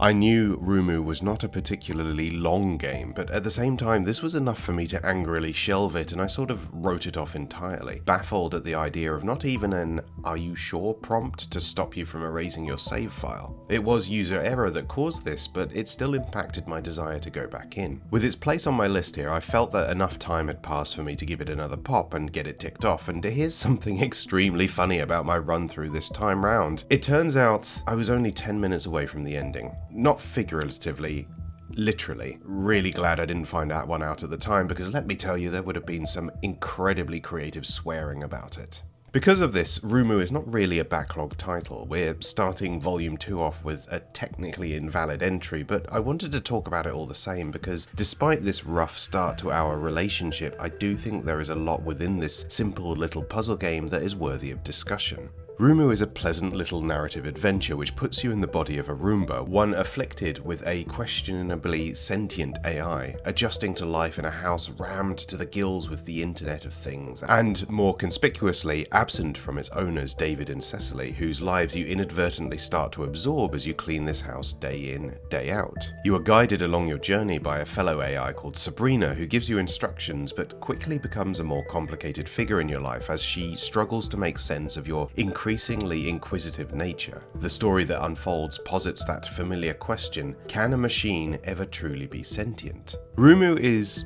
charitably what I would think of as a good game. It has all the right working parts, a well-paced narrative pushing you from puzzle to puzzle, an often quite charming sense of humour. It's also quite satisfying hoovering up the various messes that the game offers you in its first half. However, it's also an experience that is frequently lacking across all elements of its design.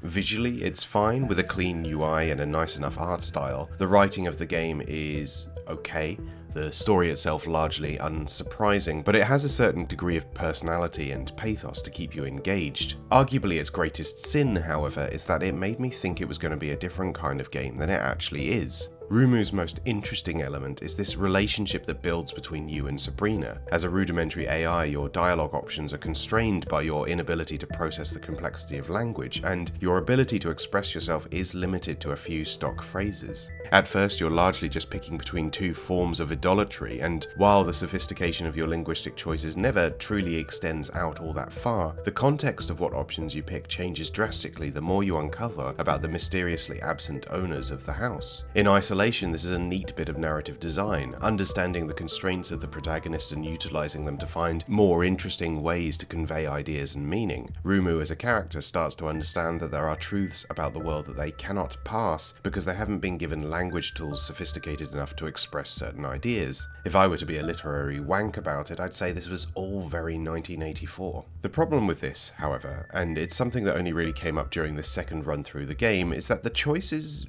don't really mean anything. No matter the options you pick, you are steered down the same path to the same function of enlightenment. This in itself would not be a massive black mark for the game. After all, many of my favourite interactive experiences posit this same idea of narrative linearity with choice driving interpretation of those fixed events. But the way Rumu specifically presents itself at the beginning is almost akin to games like The Stanley Parable, where there is the path and also the path, with the distinction a sort of metatextual reflection on the nature of choice in games.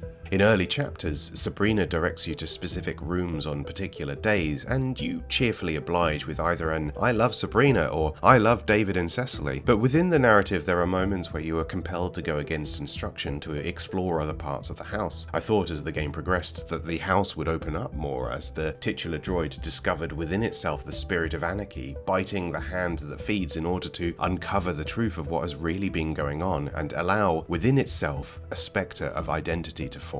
And this is what ultimately does happen in the story that Rumu actually presents, but the framing is far more narrow than I was expecting it to be, leaving me a little disappointed when I first realised that this was not that kind of game. When all is said and done, what Rumu actually is will be of interest to some of you. A tight and narrow narrative experience with some interesting environmental storytelling and a lot to say about love, loss, estrangement and the crushing tide of technological advancement. Not the best game I've played this year, but also not entirely without merit.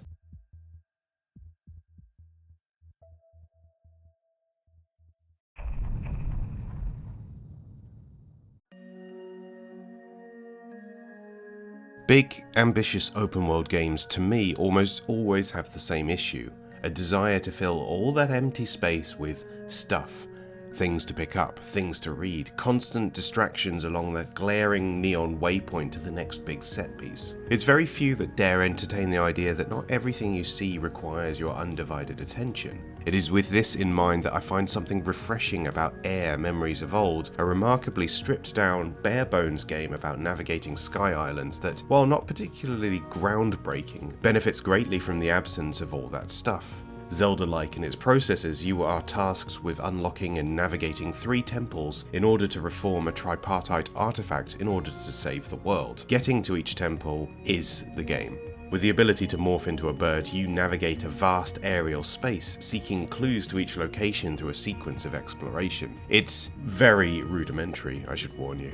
The act of exploration here is as basic as it comes, but there's something quite refreshing about playing a title so pared down and pure. There are no upgrades or new abilities to unlock along the way. You don't engage with side quests. The hub town is populated with characters who have very little to say. Everything funnels you towards the core experience of flight and a tighter, more focused form of exploration, and thankfully this is where the game really excels. There's a wonderful fluidity to your transformation from human to bird form. The act propels you across the sky, those mist-born mesas peeking out through the clouds. At times it reminded me of the quite excellent exploration found in Skies of Arcadia, catching a glimpse of something exciting looking, a diorama of events long past whose impact is heightened by the brevity of your time around them. One big hurdle comes to the fray whenever you enter one of the main temples or smaller enclosures, something you just have to cognitively get over, but remains an amusing piece of ludonarrative dissonance nonetheless. Why is it that you, the player who can transform into a bird at will, remain honor bound and bipedal whenever you navigate internal structures?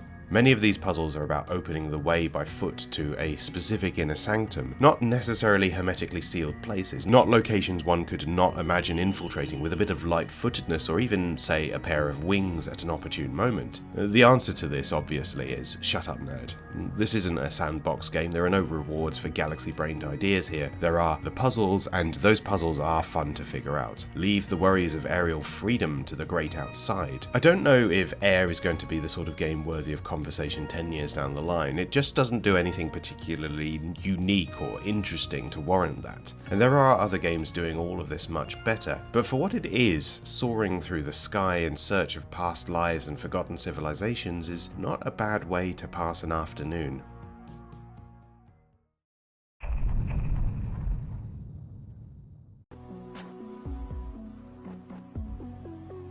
Like many balding, bespectacled men in their late 30s, I'm partial to a good sim from time to time. This modern era has brought with it a king's bounty of smaller, independently created ventures that carry on the good spirit of 0451. Many routes to the same goal, passwords to be discovered, vents to crawl through. There's a brain-tingling satisfaction to the body of this kind of game that encourages you to think more cerebrally about what you are doing within its walls. In this regard, Sludge Life is perhaps the oddest of the bunch. A game almost unplayably nauseating, clumsy in its movement, angry in its soul, a grotty slice of life of a community sat afloat a literal ocean of shit. What's interesting about Sludge Life from the get-go is that it's not immediately clear what you're supposed to be doing as you navigate this half-baked structure of shipping containers, girders, and monuments to capitalist excess. There is no clearly defined narrative thread to follow. You're not searching for a missing person, you aren't hunting down a big bad, there are no factions to become embroiled with, there is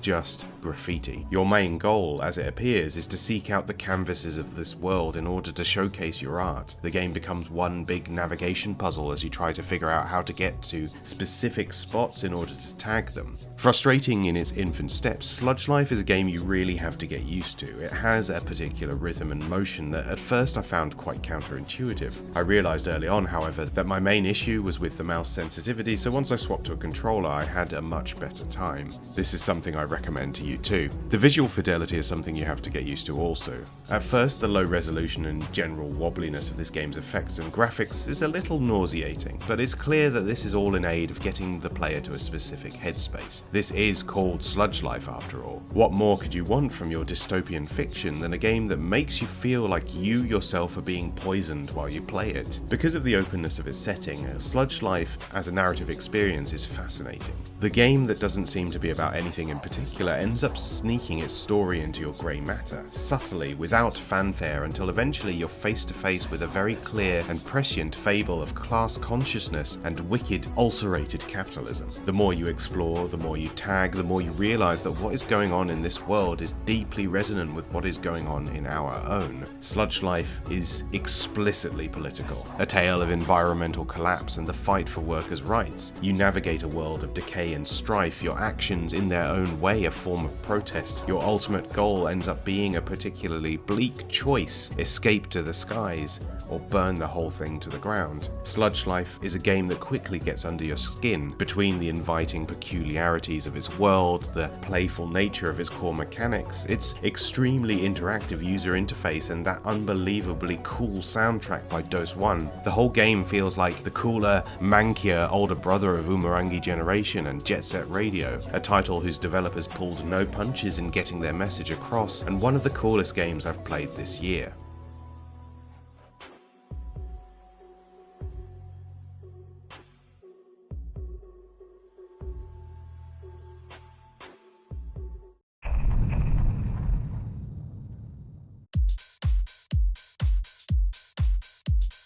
Kowloon's Curse is a still-in-development role-playing game made by relative newcomer Studio Notes. Released last year, Lost Report is a prologue of sorts designed to set expectations of what is to come in the full release. It rules. I cannot believe this game is free. While limited in scope and brief in playtime, this is an experience ripe with fresh ideas, a stunningly weird world to explore, and an absolutely slammer-jamming soundtrack. Caught in a time loop, you play a down-on-his-luck nobody working as a debt collector for the mob. Your partner in crime, a vile and volatile EDM musician who quickly becomes the source of all your grievances.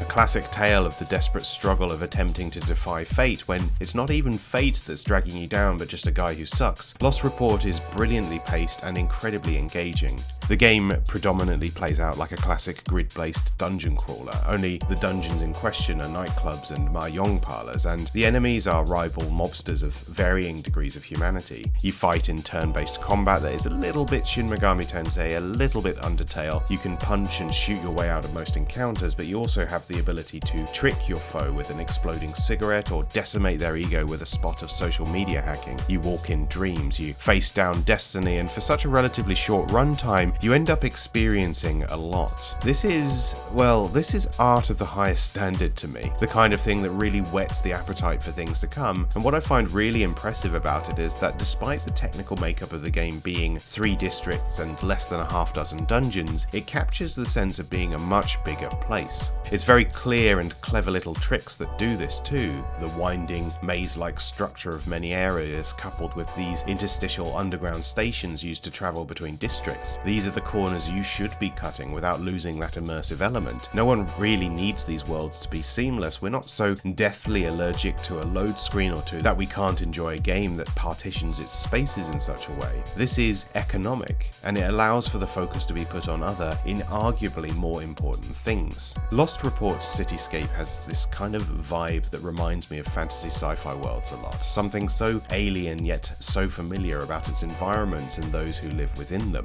a melting pot of weird and wonderful characters, folk from all corners of the earth and beyond who have come to this dense, claustrophobic city for a futile attempt at making it. The sometimes clashing art styles support this sensation that this is a real city with different kinds of people living in it, a bustling, cosmopolitan metropolis that you are seeing only a fraction of. There's so much more I could say about this stylish pint-size RPG, but really you should just try it out for yourself. Spend an afternoon and £0 of your own money, you won't regret it.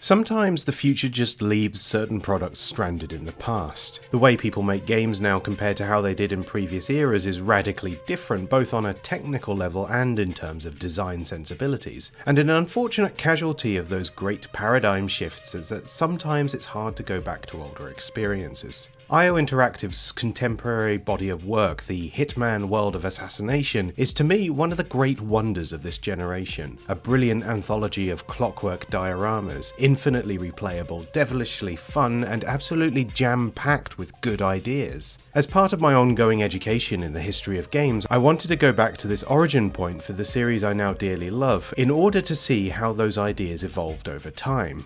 Playing Hitman Agent 47 for the first time in 2024, Look, I'm not going to say that this original title has aged poorly, as it is clearly still a complete feeling experience that you can, with a little aspect ratio tinkering, play on modern hardware, but it's also an incredibly frustrating experience that has exactly one lesson to teach you. Agent 47's biggest problem is that it feels so rudimentary to play now that it's almost insulting to the brand, like an in-progress prototype that still has a way to go. However, it is an interesting artifact of the past, a touchstone for the design principles that IO Interactive would continue to germinate and iterate on in later games, and that's really why it's something I would suggest you have a look at even now. Each mission in the game, like that which comes after, is a single goal with technically more than one route to completion. In reality, what this means is that there is a critical path that is the canonical route to success, and then the option in the pre-mission screen to just load up on guns, ammo, gadgets and body armor and just go to town on your target the old-fashioned way. The most interesting way to tackle the problem is this critical path, a sequence of opportunities that link together to give you the sensation that you are a master assassin at work, hidden in plain sight, an expert at using your surroundings and the tools at your disposal to finish the job. This iteration of the idea is admittedly too narrow to hide how aggressively curated it is, but at the same time you can see a direct line between this and everything I love about World of Assassination. This is the blueprint. Unfortunately, it is also here that I struggled the most with this game because the margin for a successful execution of a plan is razor thin, and this game does not have a quick save function. While missions are small enough and zippy enough that this shouldn't really be a problem, there is something quite frustrating about waiting for a limo driver to take a piss for the dozenth time because some dickhead keeps peeping you, taking him out, and ratting on you. Repeating that same 5-minute loop quickly makes that short period of time feel like an eternity, and it is for this reason and this reason alone that I made it 3 missions in and then gave up. Also, and this is not something I'm going to rake the game over the coals for, but what is that control scheme? I think sometimes we forget in this modern era of games just how much of a Wild West early 3D was. How many of the design paradigms that we take for granted now were not set in stone back then. A lot of third-person games of this era had similarly fucked up control schemes, and it takes a while to get used to unlearn 20 years of muscle memory for. It did make me laugh how often I instinctively clicked what I thought was the reload key only for Agent 47 to hurl his weapon to the ground. I guess even assassins get executive dysfunction sometimes. As part of this process of learning, I also wanted to play Hitman 2 Silent Assassin to see if things had improved the second time round. Unfortunately, Hitman 2 Silent Assassin does not work on my PC, the first major casualty of the Backlog Diaries. I'm gutted in part because I really did want to give these games a fair appraisal, but I do not have the time or patience to bugger about with patches or INI files, and so instead I have committed this entry to the wood chipper. Despite my gripes, I did appreciate my time with Agent 47, a game that, if nothing else, exists to highlight just how much they got right about future iterations of the franchise. I'm curious to know how many of these games' developers still work for IO, because if retention in that studio is high, well, we see the fruits of that labour in a trilogy of the best sandbox games of the decade. Lord knows how their Bond game is going to end up, but I'm quietly excited.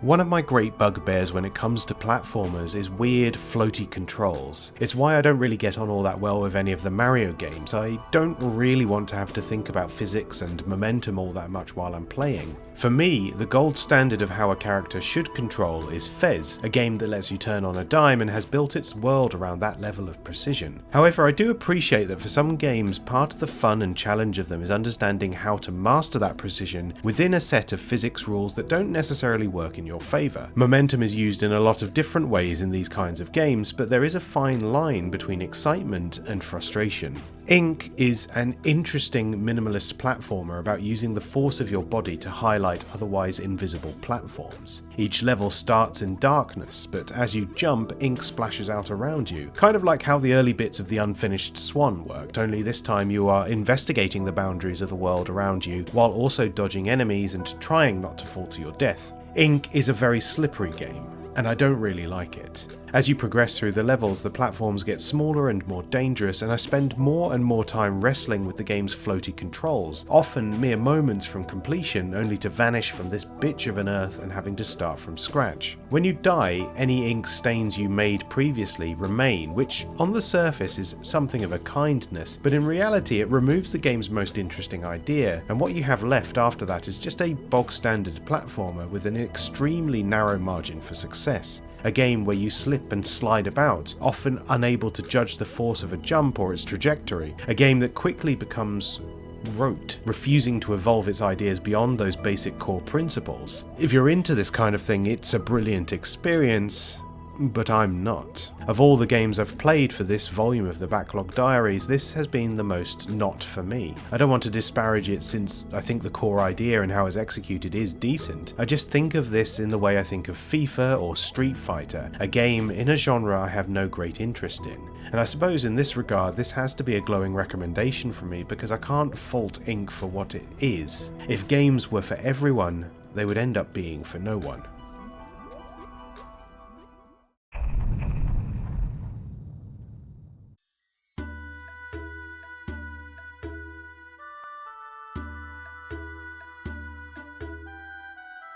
My experience with what I like to call consequence-permanent games is broad but not all that deep. I like a good roguelike, having spent a great deal of time in Spelunky and games of its ilk. I enjoy the thrill of knowing that a single bad decision could eviscerate me, that the chaotic nature of these worlds means that they never really feel like they're designed for you. I've dabbled in the granddaddy of the genre a little bit in the past too, but I think the title that spawned the roguelike is underserved by a deluge of games that sort of miss the point, focusing too much on that big capital P permadeath concept at the expense of engaging with literally anything else that Rogue has been doing this whole time. I will likely talk about roguelikes in more detail in a future video. For now, I want to talk about Delver, which I'm thrilled to say does actually understand that there is more to the genre than just the harsh consequences of eating shit. Delver is a cool little dungeon crawler that mechanically is very simple, but it has bags of atmosphere, a cool art style, and more importantly, what lies within it is the chaotic spirit of Rogue. Plenty of unknown items that could potentially blow up in your face, huge labyrinthine dungeons with doors and rooms and corridors all potentially leading to nothing and nowhere, weapons that break, wands that blow shit up, a cornucopia of weird things that make exploration in these kinds of games worthwhile. Delver gets it. The messiness of proc-gen, the sublime excitement of buggering up your run because your curiosity got the better of you. This is a cool game.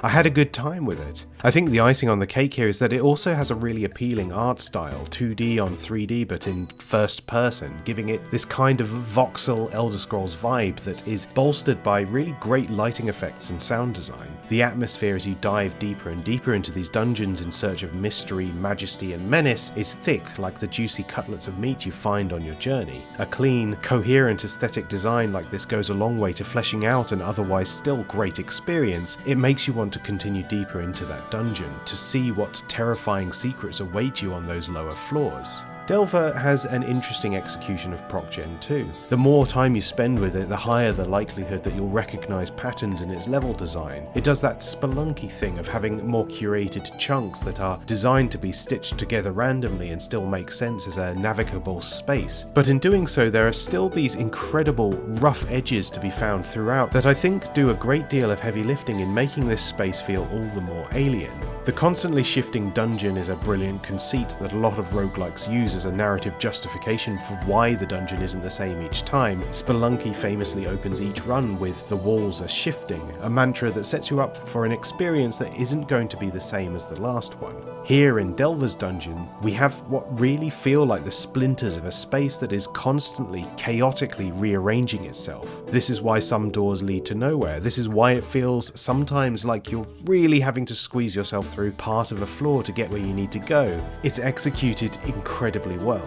A simple game that carries within it something more intricate and thoughtful. Even with my admittedly brief time playing Delver, I came to understand that this is not a campaign you can simply brute force your way through. All of those items you find along your journey are there for a reason. The weapon durability, the limited charge on magic items, the traps and status effects and all that goodness derived from the original pioneers of the genre, they make the game what it is. Give it a go. I think you'll like it.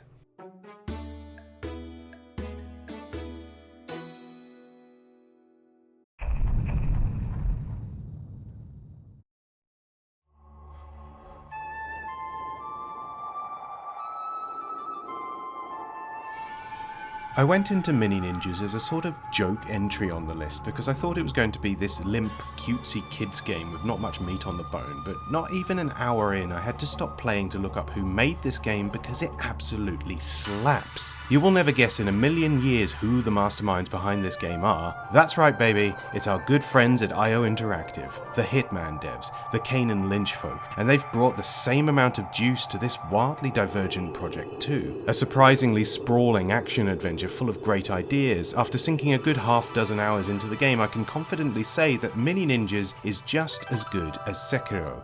Okay, no, it's not, but I was pleasantly surprised at how engaging and full of ideas this innocuous little thing really was. The premise is simple. A maniacal tyrant is transforming animals into deadly puppets, invading the land, burning villages to the ground, and capturing ninjas left, right, and center. With the best and brightest nowhere to be found, the village elder tasks his pint-sized last resort with a dangerous journey across a shockingly beautiful landscape to seek out and rescue their cohort and stop the invasion in its tracks. Mechanically, Mini Ninjas is quite a basic game. Simple third-person combat, the attack, block, dodge combo kind you've seen before, is bolstered with an ability wheel that lets you bust out caltrops, throwing stars, smoke bombs, and a range of powerful ninjutsu.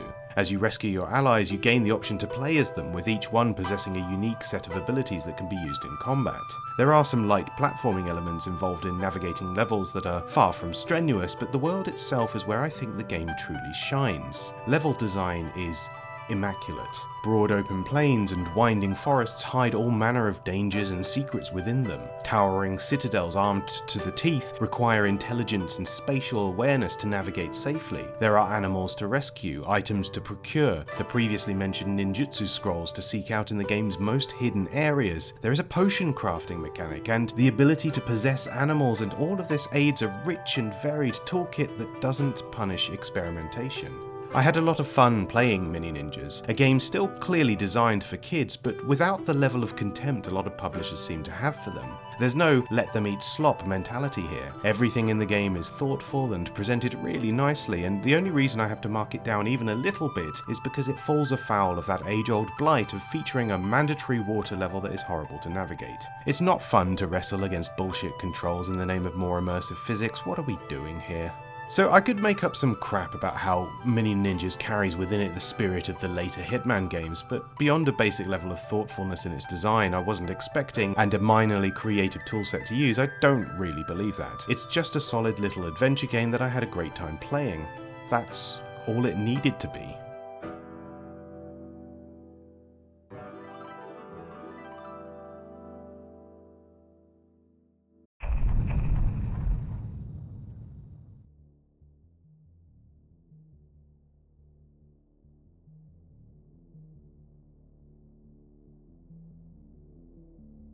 Superhot is an incredibly cool idea, somewhat clumsily executed. A beautifully clean design document, a first-person shooter where time only moves when you do. Stark white rooms juxtaposed with bright red enemies. Objects interactable in black. One hit, one kill, instant resets. It's like if Dio Brando was in Hotline Miami. Superhot makes a number of interesting design choices that I think are key to its appeal. Its missions are incredibly short and concise, often one-room affairs with a specific gimmick in play. When you inevitably catch a stray bullet from a dude you didn't even know existed, restarting is near instant and very little progress is lost through failure. The clarity of the visual direction is extremely important here too. While time stops when you do, you really don't want to be sat staring at your screen for minutes on end trying to pass your environment. This is a game that is meant to be high octane, well paced, and encouraging you to push on even if you don't necessarily have a fully formed plan in the moment. The time dilation and the generosity it bestows on you by not having a limit beyond inaction is there to put the keys to progress solely in your hands, and in this regard I think Superhot is a brilliant piece of work. Unfortunately, I don't particularly enjoy playing it.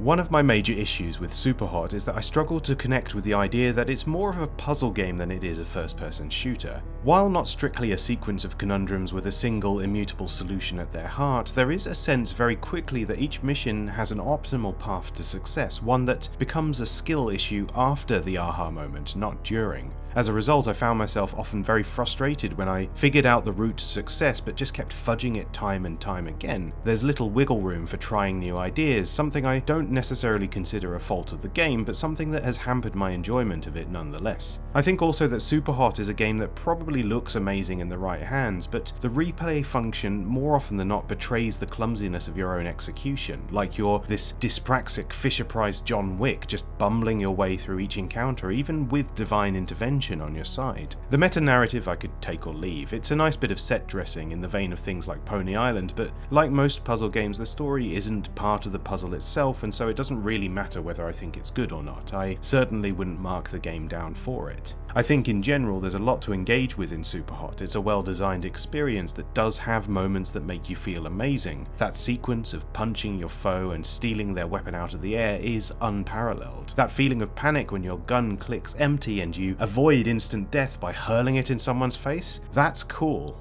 Perhaps in another life, when my attention wasn't so divided, I could give this game its proper dues, but as it stands, I found the whole thing more frustrating than exciting. That is, until I played Mind Control Delete. Now this is kind of cheating since this is a sequel and not part of the base game, but I was curious about how they would fit the mechanics of Superhot into a new format, and shockingly it works incredibly well. Mind Control Delete makes two big changes to the formula. The first is that should you get hit, it's not an instant game over. Instead, you have a health bar, 3 cute little hearts in the top left of the screen, and once those are depleted, you have to start completely from scratch. Secondly, each level is designed with far more combat options available. The game chucks absolutely loads of weapons at you, each arena packed to the gills with baseball bats, knives, shurikens, and even fish you can slap your opponent with, not to mention all the juicy firearms you can thwack out of your foe's grubby little hands to use against them. It implicitly understands the great pleasure of the original game, those little underdog action flick moments that make you feel like a total badass, and I think the whole thing has a more organic feel to it that makes me want to keep going even in failure. In the process, I feel like I'm engaging with those mechanics on a more fundamental level than I ever did in that first game. While not strictly a roguelike, its format and the way you navigate its sequence of levels balances the changes to its challenges quite nicely. You can take more hits, but you have to succeed more and venture further down a path in one life in response to this. Every few levels you get the chance to pick up one of 2 power-ups, modifiers to proceedings that up your survivability and combat just that little bit more. I think should Superhot team be willing and able to give these ideas a fourth go, there's also a VR game I haven't played, they could easily twist this into a full Spelunky-like formula.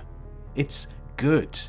I won't go as far as to say it's the definitive experience of Superhot, but it's damn entertaining, and it gave me a shot in the arm to keep me engaging with the elements of the first game that I did genuinely really love. I hope we get more of this in the future. I feel like there's some untapped further potential from all this just waiting in the wings, and it's also just really fun to just keep saying super hot to yourself. Not just while playing, even just pottering about in the kitchen or out running errands. Cool game.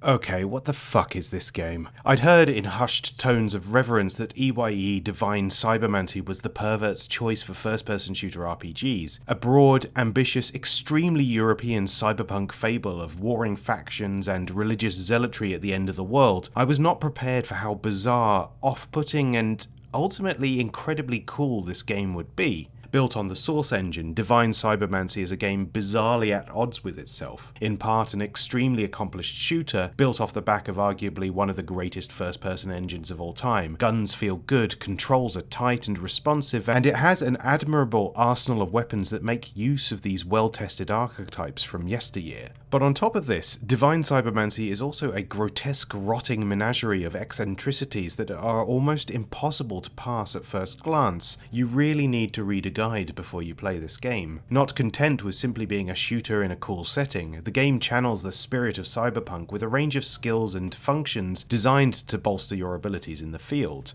Almost none of which are comprehensive at first glance, most of which I'm still struggling to properly reckon with even after reading countless guides on the subject. Chief of these is the hacking mechanic, which is ambitiously broad and multifaceted, but at the same time incredibly tedious and almost bereft of tangible feedback. Putting an ATB-style combat system in your real-time shooter is a bold move, I'll give them that, but it feels awful to even attempt, and I'm never really quite sure what I'm doing wrong. The consequences for failure are fascinating. A bad hack backfires massively on you, sometimes hacking your UI, other times simply exploding the area around you. It's entertaining, but it never quite feels fair, and I've never played a game so allergic to encouraging its players to play around with its systems in this way. This is the problem with a lot of aspects of the game outside the core shooting mechanics. It's an archaic web of systems with piss-poor signposting and terrible game feel. Putting points into stats doesn't feel like it does anything. The research system doesn't feel like it does anything. Sometimes you'll defeat a foe who is a high-ranking soldier or some tagged elite mob, and you'll only really know that after the fact when it flashes up on the screen. Feedback is bad. As such, I spent most of my time with this game treating it like a straight shooter, and thankfully that experience is still quite decent. Lord knows what I would have done had the shooting felt awful and obfuscated too. Also, and this is a lesser issue, but why are the levels so big? I feel like you spend at least 20 minutes of any given mission just trudging across these enormous maps, huge stretches of corridors and wide open spaces that are basically featureless. There's almost a sensation of horror to these megastructures, like this is what I imagine being in the city from Blame would be like, but it does the game no favours.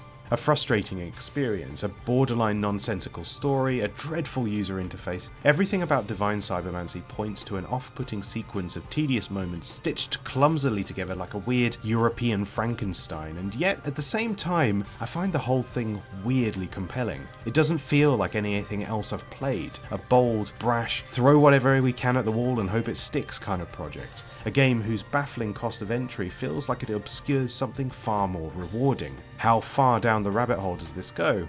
I don't know. This wasn't a game for me that I absolutely rinsed, it was one I picked at for a mission or two, caught up in other things, and so I never finished it. I didn't hate it, but neither did it spark joy and enthusiasm in me. In many ways, Divine Cybermancy is a litmus test for the precise moment that we had the last big generational shift in gaming paradigms. They quite literally do not make games like this anymore. Built from the ground up for the earliest stages of HD, tiny text boxes, weird controls, incredible atmosphere and world building, the ultimate Eurojank prospect. Is it good? I don't know. Can you fight mutants and beastmen with dual samurai swords and a machine gun? You bet your ass you can.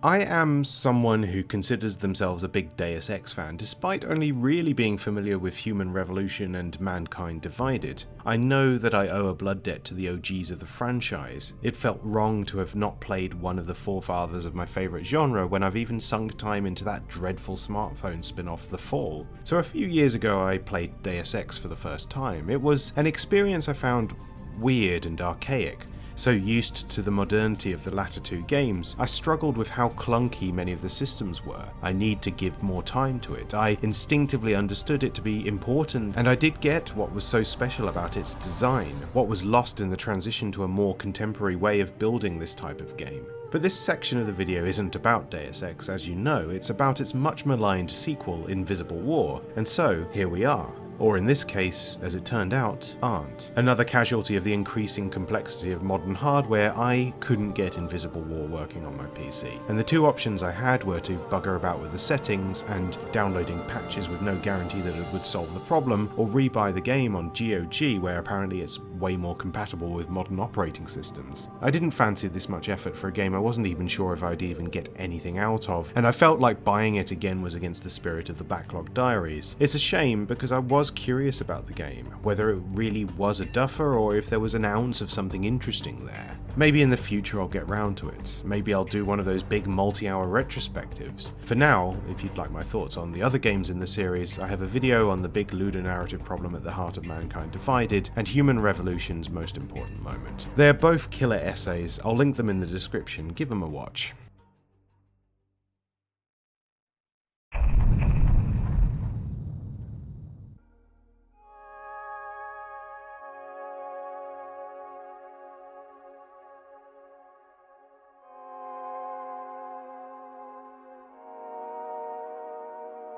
Ooh, mummy, this game rules. Obfuscation through minimalism, but like in a cool and sexy way, not in an annoying way. This Zelda-like has the source. Its level of challenge is pitch perfect, its art direction sublime, a brutal trek into the wilds of the past. It feels like its lands are willing to swallow you whole, and yet you must venture ever further into the darkness. Hyper Light Drifter's design document is a world without words, and it meets this challenge to a masterful degree, offering only that which needs to be explicit, i.e. how to actually play the game, with everything else left up to hungry, gorgeous interpretation.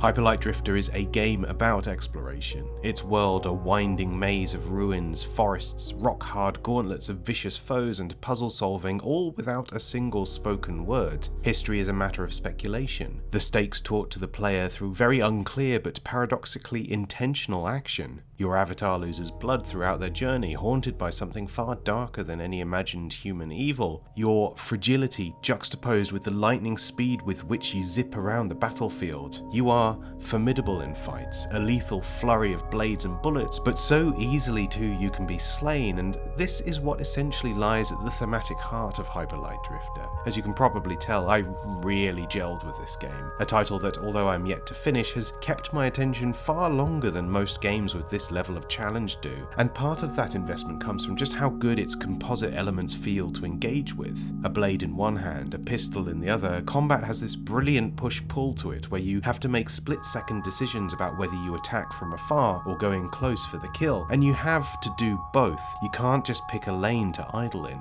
Attacking reloads your weapon, your ability to dodge is finite, health is scarce, and your foe packs a near lethal punch. It's tense and vicious, a real dance of death across multiple arenas, ultimately culminating in these dedicated, even nastier boss encounters that test everything you learned through the gauntlet leading up to them. Coupled with this is the way the world itself is built, a wonderful mix of curated pathways and open approaches that allows you to tailor the experience to your liking. From the game's hub town, you can venture out in any direction, explore the maze that is these ruined lands, and should things get a bit much, return to town in an instant and pick another direction to try out. Although not everything is accessible from the get-go, some areas are locked away by arcane knowledge, something that benefits from the game's refusal to make anything truly manifest. There are certainly whole areas I don't even know how to begin to unlock, but that's the joy of exploring a game that unfurls its knowledge in such a way. You get a roadblock, you head off somewhere else for a bit and come back later with a newfound understanding of the more esoteric facets of your environment. Difficulty is made fluid by this decision. The more you explore, the more you uncover these specific items that act as a form of currency. 4 of each forms a single block, and you need multiple blocks to unlock new abilities and items. In order to get fully kitted out, you will need to scour every corner of the map, and thankfully, independent of this tangible reward, you are motivated to do this anyway. The secrets themselves are often a joy to unfold, spaces that contain unusual brain-busting navigation and combat puzzles. It's all really well executed. More than anything, Hyper Light Drifter is a game that feels genuinely exciting to play. Its world is a space that I am thrilled to explore. Its combat encounters, while often horrible, make you feel incredible once overcome. A powerful execution of a well-travelled design trope and an absolutely dynamite game.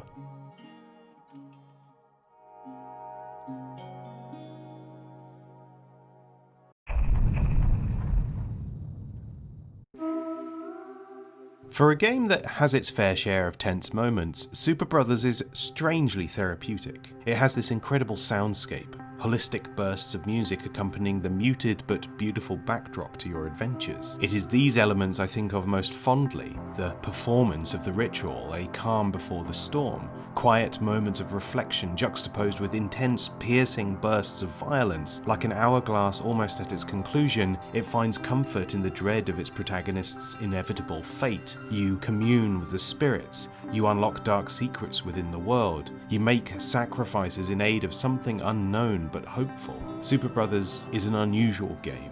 A smart, sorrowful fable, one that really excels at what it does in some places but not others. Valuing narrative over systems, it doesn't seem all that interested in adhering to any one particular genre. It's not really an RPG, you don't get stronger as you go on but weaker.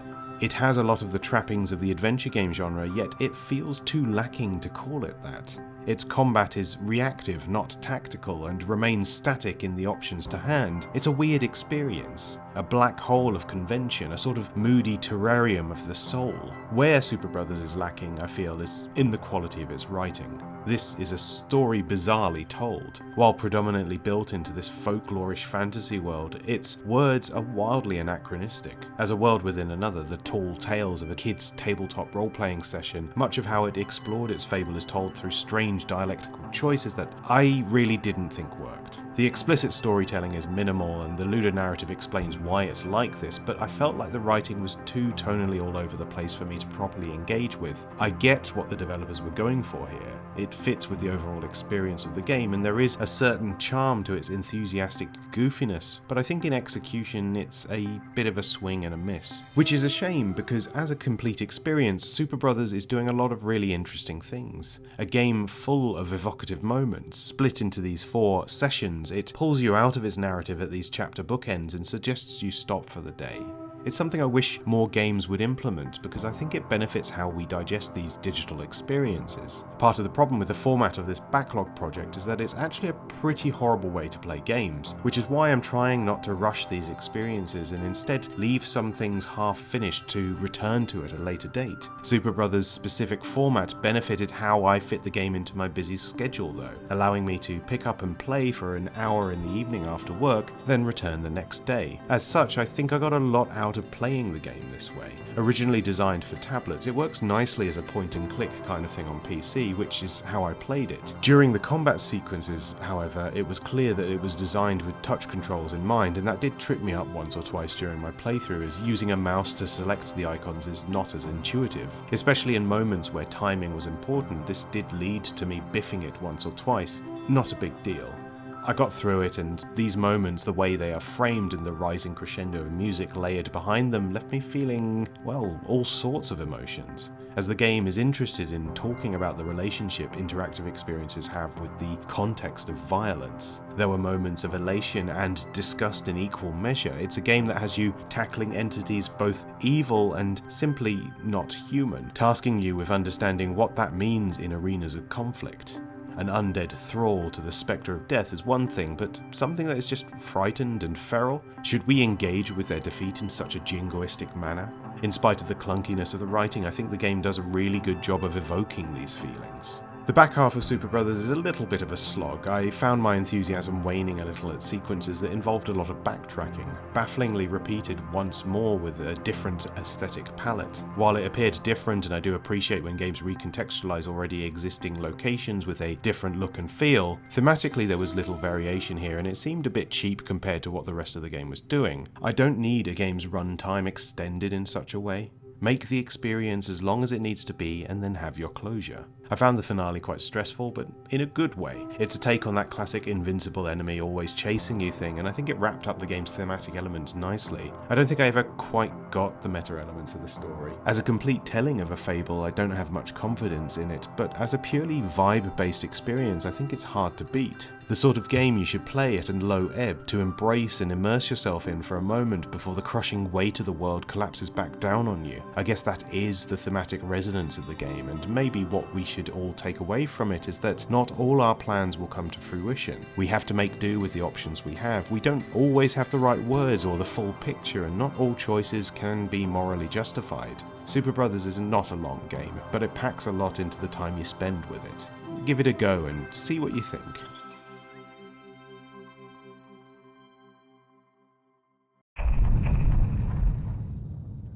So, as a preamble to this section, I must confess that Mega Man is a franchise that I have zero experience in. My knowledge of the core games comes from time-honoured video essays, and that's about it. I know what the basic gameplay loop is: navigate a level, defeat a boss, obtain their power, and move on. I know that the order you fight these bosses in determines the difficulty, but I don't know if that is a good piece of game design. I've not played these games. I don't want to make judgments based on the subjective opinions of others. In this regard, it's also a challenge to really say whether I think a roguelike twist on this formula is a good idea to begin with or not. But what I can tell you is that I played 20XX, and it was, frustratingly, almost a good experience for me. What I mean by this is that 20XX is a game that understands the fundamentals of making a side-scrolling shooter in this format interesting. It's a game full of exciting obstacles to navigate and cool bosses to fight. I really like the colourful Saturday morning cartoon look of the whole thing, feeling an awful lot like a jazzed up version of one of those classic Flash games from yesteryear. In many ways, it feels like a challenge run of a more tightly curated game, a remix for the hardcore fan to test their mettle against, only without the original game there to begin with. Mega Man, without the choice, I imagine would be a tough sell to anyone who values the impact of that one specific piece of design. But on paper, the change made here should balance the game out more. One of the things I've always heard about the Mega Man games is that they have this rock, paper, scissors approach to balance wherein specific boss weapons decimate specific bosses, meaning that the order in which you choose your challenge greatly impacts the difficulty of said challenge. In the absence of such structured design, a broader approach to balance has to be made, less dependent on pre-game strategy and more reliant on raw gameplay skill to get the job done. The execution of this in 20XX, for me personally, doesn't really work. Even without the context of being familiar with the design paradigm that 20XX is built from, I found the metagame to be rather sloppily executed. Level design and special abilities somewhat lacking any tangible identity in favour of a more flaky, inconsequential iterations that sometimes synergize, other times feeling very out of place. The randomness of the level selection sometimes works in your favour, sometimes not. The distinction between biomes can be felt in specific circumstances, but inevitably the presentation and challenges start to blend together a bit. It feels like its core genre identifier here is fighting the aspects of the game that are more interesting, and the result is an experience that just feels a bit limp. It's not that this kind of design can't work. As mentioned before, I'm a big Spelunky guy, and when I think about how to piece together a roguelike, I look at how distinct and precise that game is, how it uses choices as a strategy as well as relying on good old-fashioned gamer skill. If anything, Spelunky is probably a better Mega Man roguelike than 20XX is. These are just gripes, wistful, bratty protestations that refuse to engage with what the game actually is, instead obsessed with another idealistic version that doesn't exist. But all of this, good and bad, pales in the presence of my actual biggest complaint about the game, which is that you can only shoot horizontally. What I found every time I attempted a run of 20XX was the repeated thought, why can't you shoot up? In a game that features a generous amount of verticality to its levels, it felt so clunky having to navigate fights in such a rigid fashion. Some of the special abilities you unlock cover this vertical axis, and that mitigates some of the annoyance, but I still found it irksome to deal with. I guess Mega Man has this too, but that's just another anchor the game ties itself to in homage to its biggest source of inspiration. There are other issues too. As a roguelike, I don't think it has enough variety in level layout and enemy design to give it long legs. I found it profoundly frustrating how much of each level seemed to depend on disappearing platforms mixed with enemies you can't quite aim at that can knock you off. I died more from falling into lava or running into spikes than I did from any engagement in combat. In a more tightly curated game like I imagine the Mega Man series is, this obviously all works, but here it feels a lot like the worst of both worlds. A stiff roguelike blended with a watery shooter platformer. Mega Mant, if you will.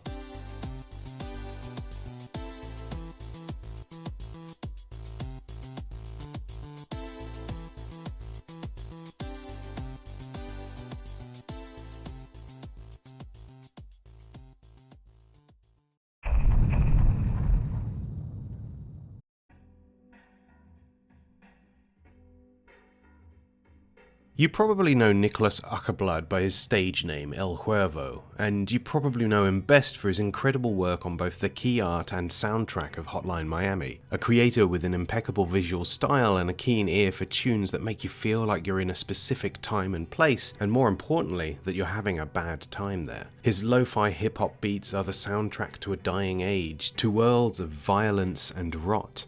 The drug-fueled melancholia of a generation abandoned by the world and yet still expected to be brought to heel. In 2015, Ackerblood, alongside Erik Svendang, Tobias Sjogren, Oscar Rodelius and Johannes Gottlin, released Else Heartbreak, a game I could only really describe as quadrilateral cowboy meets Gothenburg hipster Shenmue. It's weird. A slice of life simulation with a cyberpunk twist, Else Heartbreak is a meandering, solemn, funny, bizarre experience of a game, a densely packed play space set at the apex of an economic collapse. The world is burning, let's party. The actual mechanical loop of Elle's Heartbreak is more straightforward than what it represents. You play Sebastian, a young man newly migrated to the city of Dorisburg, where you are tasked with selling soda. From minute one, you are pretty much left to your own devices. Your contact in the city is somewhere. You have to find them first. Your job is ill-defined and up to you to execute. Your plans have to be committed to memory. Your ability to navigate the city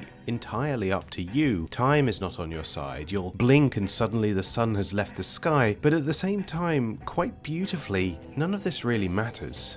It's quite easy to get stressed out by what Elle's Heartbreak is doing at first. Nary a hand to be held, you're dumped unceremoniously into an unfamiliar place and tasked with being the arbiter of your own success. And yet there is something in the air that makes all of this okay. I don't know if it's due to the minimal UI, the lack of objective markers, or any tangible sense of in-game progress mapping, or even that Dorisburg itself just seems like a city in a time loop even when it isn't, but that sense of obligation always seems fluid at best. You're supposed to be selling pop, but the penalty for not reporting your earnings is, well, there isn't one really. If you make plans with someone and then no-show due to getting lost or too drunk or getting tasered because you were somewhere you shouldn't have been, no great drama arises. You do the thing, or you don't. You form a bond, or you wait till the next time. This isn't a total simulation, I should clarify. There is a defined narrative thread to follow involving a mysterious woman you meet in a bar one night and some great secrets surrounding her, but the way the story unfolds, through chance encounters and the player's keen observations, feels like it's just another sequence of moments in a sprawling collective daydream. I'm constantly impressed by how little motivation the game seems to have in pushing you in the right direction. Yes, big things are happening in the shadows, but you have a whole life to live. And we haven't even touched on the other thing that Elle's Heartbreak is doing, the reason its title is written out like that. This is a game about code. Except, it really doesn't go out of its way to tell you this. It was a good 4 hours into my time with the game that I finally came across the modifier, an item that allows you to hack computer stations, fuse boxes, doors, lampposts, even everyday items. Change the color output on a lamp, increase the effect of caffeine in a tin of pop, that sort of thing. I don't know if others exist within Dorisburg, but the modifier I found was behind a locked door, the key for which lay unceremoniously on the floor of an office. I had to look this up. It's fine. Sometimes you have to look things up. It's not a black mark on the game itself. Hacking is... well, you can see for yourself in this footage, it's a substantive endeavour. It requires you to understand the process of writing code, how statements and parameters interact with one another. This doesn't seem like a rough approximation or a simulation akin to Quadrilateral Cowboy's hacking mechanics. There's a sense that this is real coding you have to perform in order to exact the effect you want from your target. I don't know if this is true, my background with coding is extremely limited. I followed a few of Tom Francis's Game Maker tutorials a few years ago. I understand the basic principles of if and then statements, but that's about it. In terms of whether my ability to learn such a precise and demanding language set will determine whether I can actually finish this game at all, I don't know. But given the overall vibes of the game experience, I don't even really care all that much. Hacking in many ways represents the design ethos of the game at large. Elle's Heartbreak is an experience that is wholly unwilling to lead you by the hand. The fact that it took so bloody long for me to introduce myself to the central hacking mechanic was a blessing, because it meant I spent a considerable amount of time just digesting the world around me, allowing myself to get lost within its winding streets and to be baffled by the numerous objects I could interact with that didn't seem to make much sense in the moment. With the modifier in hand, suddenly the city becomes brand new, no longer a daunting, melancholic economic trap, now a veritable playground for digital experimentation. I'd like to say some smart game design things about Elle's Heartbreak.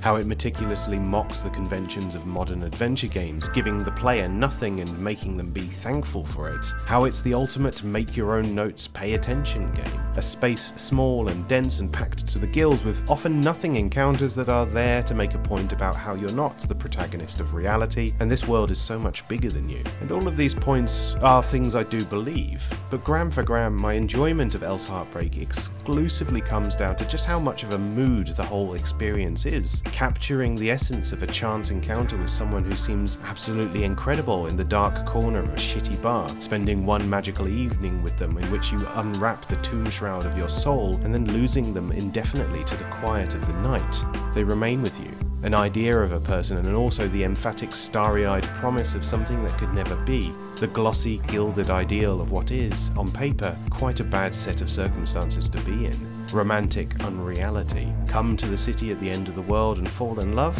Be forever doomed by your fragile little heart? Crack the code to happiness and forever lament its existence just beyond your reach?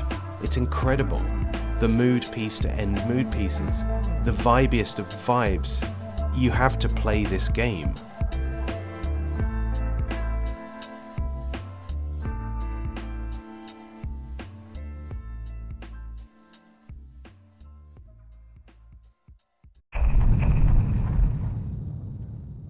How do we even begin to talk about a game series as dense and sprawling as Monster Hunter? Yes, the premise is quite straightforward. Take down fearsome beasts, strip them for parts, build up an armory using the whole buffalo. It's an incredibly marketable idea, but the execution is so much more intricate and complex. Monster Hunter Rise is not the first game in the series I've played. I cut my teeth on Monster Hunter World, the first title to really break into true mainstream success, a gorgeous, sprawling series of digital organic spaces, bustling with life and vicious prey just ripe for the picking. I was an insect glaive guy. I loved springing about the battlefield, throwing exploding bugs at my foes. It was a good time, but I never truly felt like I mastered the metagame in the way it's supposed to be experienced. This also isn't the first time I've played Rise itself. I bought it at launch and tooled around for a few dozen hours, making it to the first set of credits, but not much further than that. By my own standards and that of the Monhun community at large, I've barely scratched the surface. Monster Hunter is a series that treats its main campaigns as essentially a tutorial for what the game actually is. You build up a legacy of knowledge about the way the various elements of the world interact, how each system operates within the wider web of the gameplay loop, and over the course of the 24 hours or so that it takes to knock down the proverbial big bad, you inevitably set up for the bigger challenges that appear after that first run of credits. Much like how the true Dark Souls experience lies in New Game Plus, the true Monster Hunter experience comes from high rank play. This truly is where the real meat of these games exists, and I have had a fraction of a taste of what that experience is. A brilliantly kinetic set of challenges against increasingly aggressive and behaviourally complex animals that requires you to truly master your arms and understand your environment. In Monster Hunter World, I briefly touched on some of these intimidating new rogues gallery of fauna that really put the boot into me, turning each hunt into a desperate struggle, a dance of death for which to the victor go the spoils. But in Rise, I haven't even touched this part of the game, and so this is why I wanted to return now. To get to high rank and test my mettle is the goal I had in mind for this part of the Backlog project, the part of the experience I was missing, to engage with dreadful brutes and see how far I can push my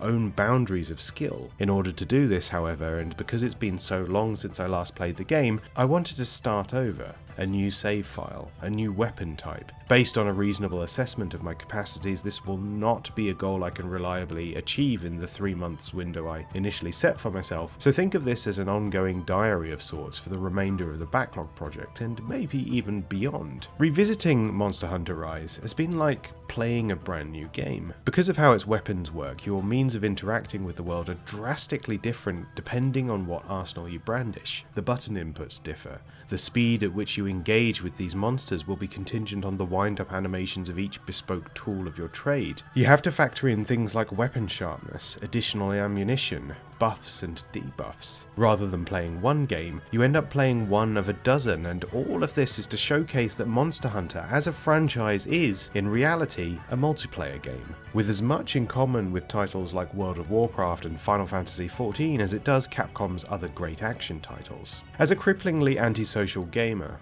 one who loathes having to deal with other players in games, Rise has never made it easier to break free the shackles of solitude. Getting into groups with strangers is a doddle in this game. You instinctively understand your role in a team because it's not so prescriptive. You don't need that class balance that is demanded of other like-minded multiplayer experiences. Your jolly cooperation is made on the fly. Your support of your teammates and your chance to get stuck in battering your foe are in tandem for everyone, and that, for me, is a blessing. You know your role in a fight because you have to learn those same rhythms during solo play. It's quite a clever Pavlovian trick, crafting a cooperative experience that can be built around a single-player methodology as well. With 14 bespoke weapon sets available, I had a staggering number of options to pick from. As mentioned before, in Monster Hunter World I stuck with the Insect Glaive, a brilliantly fun pole-vaulty bug-shooting experience that made the game often feel like an Olympic event, a weapon that worked just as well solo as it did within a team of other like-minded hunters. My first run through Rise, I tried out a few different weapon types, including the weird and wonderful hunting horn, which, while working brilliantly as a support weapon in teams, playing solo it often felt like you were just attacking beasts with a set of bagpipes. It was strange, but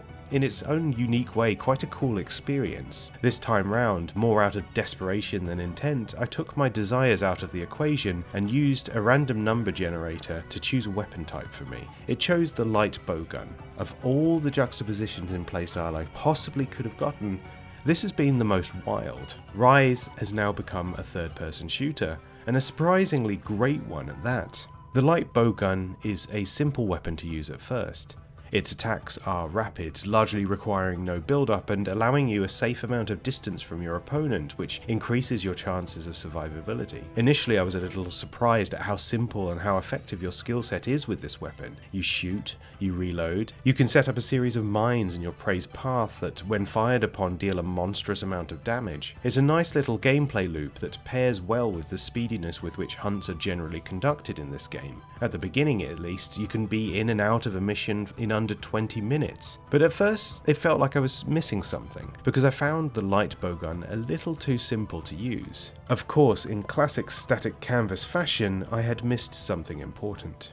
Complexity comes into the fold with the light bowgun through its use of a staggering array of ammunition types. From basic projectiles to a variety of status-inducing bullets, explosive shells, armor-piercing rounds, there's a lot of options at your fingertips that can quickly be swapped between with a few simple button presses. But it's through this I started to understand that Rise was building layers of strategy with this weapon in a different way. Each beast that lay in my path responded differently to different ammo types, and if I wanted to become a master hunter, I would need to spend some time understanding and internalizing those reactions. Part of the process of these games is that you build a relationship with each monster, understanding its strengths and weaknesses. You are supposed to face these things countless times over the course of the game cycle. You need more materials to build weapons and armor than a single beast has to offer, and some of those material drops can be a little bit scarce. But as you return to these brilliant creatures time and time again, you develop a conversation with them, an understanding of what and when they respond to your actions, and in doing so, you become ever more efficient at taking them down.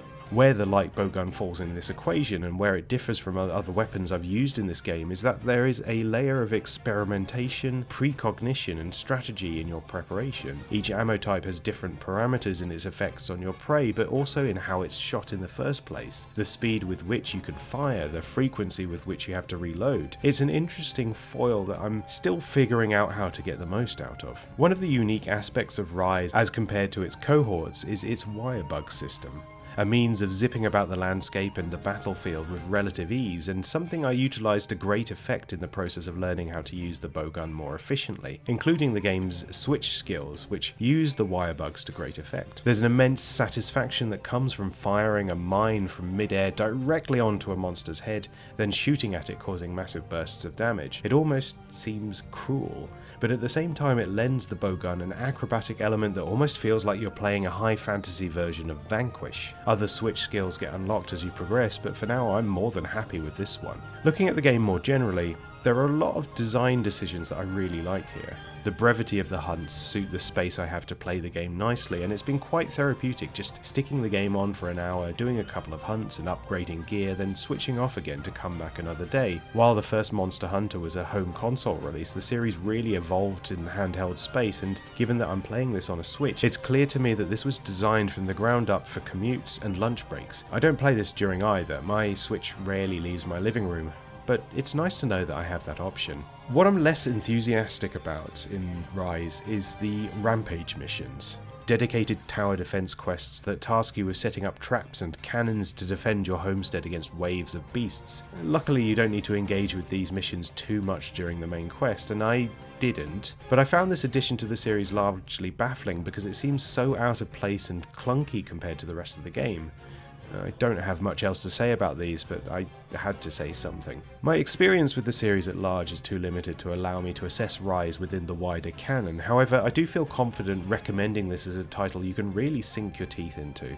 It's perfectly set up for piecemeal play and hours-long marathons alike, a game that is for both social creatures and lone wolves. Perfectly malleable, you can adjust this to whatever style of play you want. Much like how Worlds still commands a dedicated and surprisingly huge fanbase, I have no doubt that Rise will continue to stay relevant even following the upcoming release of Wilds. While it doesn't command every waking hour of my attention, I have found it so easy to dip in and out of, even considering how bloody busy I am these days, that I'm fairly confident in my ability to eventually bring myself to at least the beginnings of high rank before the year's end. Will this be a solemnly hubristic statement? Will my enthusiasm evaporate the moment I press publish on this video? I don't know.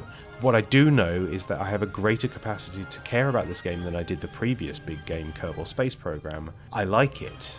I like it a lot, and having access to it in a handheld form certainly makes it far easier to pick up and sink an hour or two into amidst all the other stuff I'm playing, both for this project and more generally.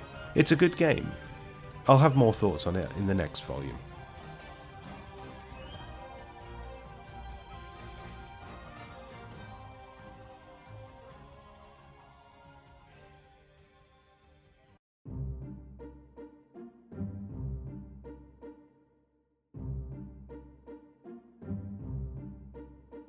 We are now halfway through what has and will continue to be an extremely busy year, not only in terms of my day job, but also in the sheer volume of incredibly compelling and brilliant new game releases that I find myself drawn to even amidst my desires to continue with this backlog project. I think I've made some good decisions over how I tackle these games now, and the sum total still remains positive, both with those games I've never touched before and the ones I've returned to in order to give them their dues. However, I should note that a project like this can easily become a sense of obligation more than a way to allow myself to have fun, and that is the primary motivation of doing all of this. Part of my intent with this project is to break away from such ideas with regards to the ever-rolling contemporary zeitgeist, to remember why I love playing games in the first place, and to reconcile my relationship with titles from the past that so easily could have been left forgotten. The enjoyment factor remains my number one priority, because if I'm not having fun playing, I can't expect any of you to have any fun listening to what I have to say about my experiences.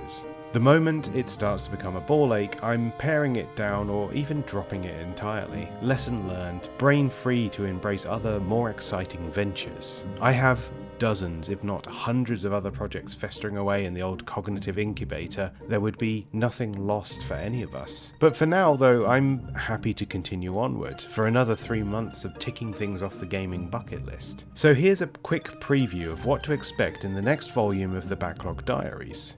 See you soon.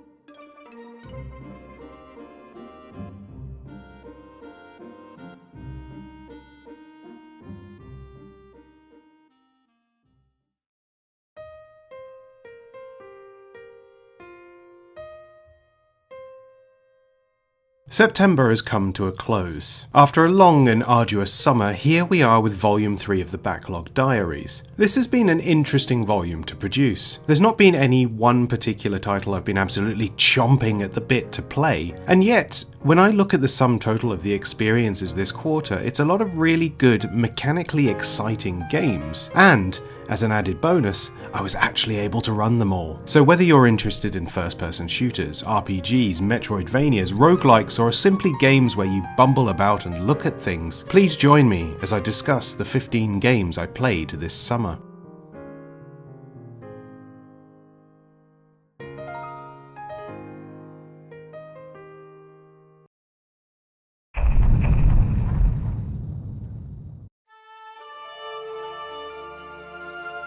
What do you think of first when you hear the name Lara Croft? An iconic mascot character in the modern gaming landscape, the woman of every young man's dreams, landed, athletic, lethal, well endowed, but above all else she has this really fun energy about her, especially in the earlier games. She seems like a good hang, someone who will have your back in a fight but would also kill it at a pub quiz night. Yes, she does live in lavish opulence and probably has some strong opinions about wealth taxation, but we all love a problematic fave, don't we? Tomb Raider is one of those franchises that I have a very patchy history with. I've never played the original trilogy, so I have no frame of reference for how those games once handled. I genuinely think my first experience was the much maligned Underworld, followed swiftly by the decent Anniversary remake and its follow-up, and more recently the reboot trilogy. I think those newer games are an excellent update to the formula, drawing on the success of the Uncharted series with a few neat additions and changes along the way. The redesign of Croft herself I also think is a slick bit of modernising that swaps out the aggressively male-gazy stylings of the original character model for something a lot more inclusive. But there is one thing you can say about the reboot trilogy: it is a bit of a bad hang. While the game itself is fun to play, there's a specific element of campiness that is wholly missing from Proceedings. In its place, a somewhat doomed attempt to capitalise on the prestige drama sensibilities of modern AAA serious games. This version of Lara Croft wouldn't have your back in a fight, and she'd absolutely fuck things up for you at quiz night.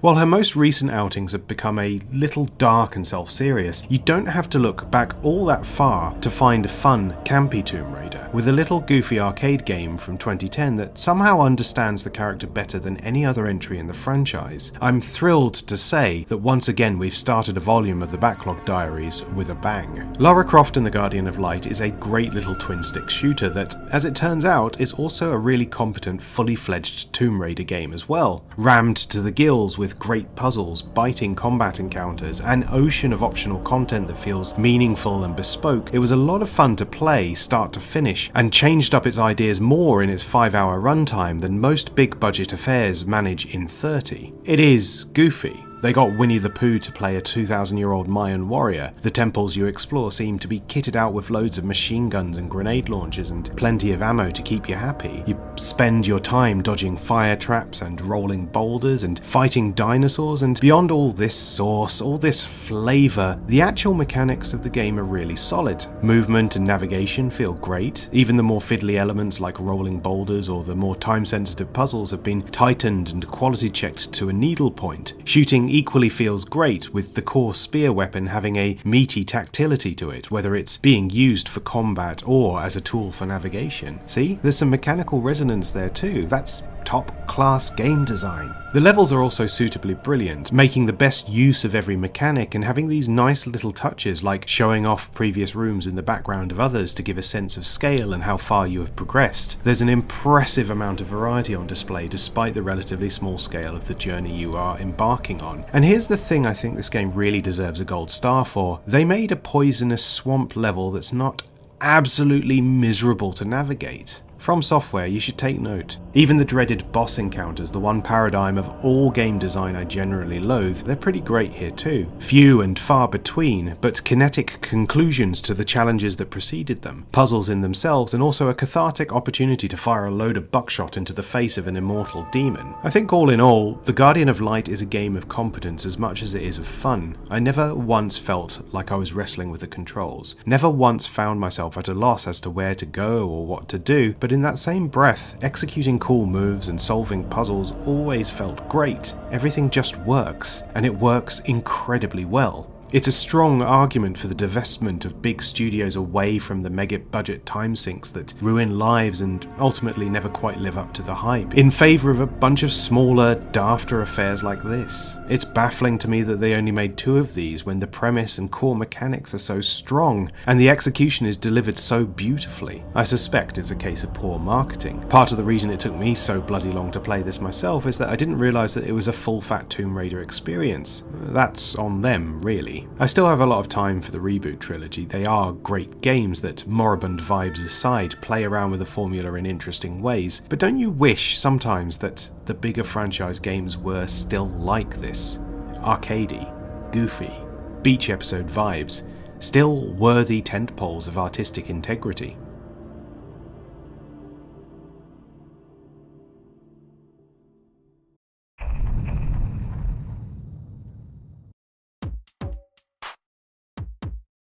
The first thing you do in Diaries of a Spaceport Janitor is explore a dungeon. Your reward for doing this is a curse most foul, a disembodied skull that follows you everywhere you go, breaking the silence every few minutes with a vile screech. The impact of this curse doesn't expand out all that much, but in a very defined and obvious way, it doesn't need to. Its presence is the point, because as it turns out, the real curse is, well, everything else. Diaries of a Spaceport Janitor is a game about incinerating trash. Most of what you do in it involves making ends meet from one day to the next. You're paid by the item. You have a limited amount of charge each day to perform this task, thus limiting your earning potential. In order to recharge, you need to sleep, and in order to sleep, you need to eat. Also, you have gender dysphoria, and left unchecked, this will make the very act of playing the game nigh on impossible, nauseating even. Tending to your needs requires resources that themselves require money, and the whole thing becomes this tedious bout for survival with a very flimsy and ill-defined goal in sight. It's brilliant. It's probably the most exciting game I've ever played. For the duration of this project, I keep going on about vibes, but I really think this is a critical element in the enjoyment of a game. And part of that is the understanding that the approximation of something often ends up feeling way more authentic and immersive than just doing the thing. Diaries of a Spaceport Janitor is a game that fakes it all the time. It's a game you can't lose. It's a game whose economy doesn't make sense. It's a game that allows you to metagame the in-universe luck index by essentially bribing the gods. You're not rewarded for loyalty. You're not rewarded full stop. Your goal throughout this game is to obtain and assemble 3 parts of a quest tablet in order to rid yourself of this screaming skull, but then what? The choices made in its design and its mechanics make the experience feel massive. The titular diary being something you have to write yourself, the small scale of the world juxtaposed with how impossible it feels to navigate because of all the directional arrows, not in spite of them. It recognizes that you need to be a part of this world, and for most people, being part of a world means getting lost, seeking familiarity and repetition, knowing that the optimal survival strategy is probably just picking the cheap, nutrient-dense energy drink to stave off hunger instead of a more substantial meal, and ultimately wanting for something you probably won't ever have. Intentionally frustrating, bafflingly dense, moody, dark, funny, profound, a game that captures the experience of being human better than anything I've ever played. If I were to mandate you to play just one game from this project, it would be this.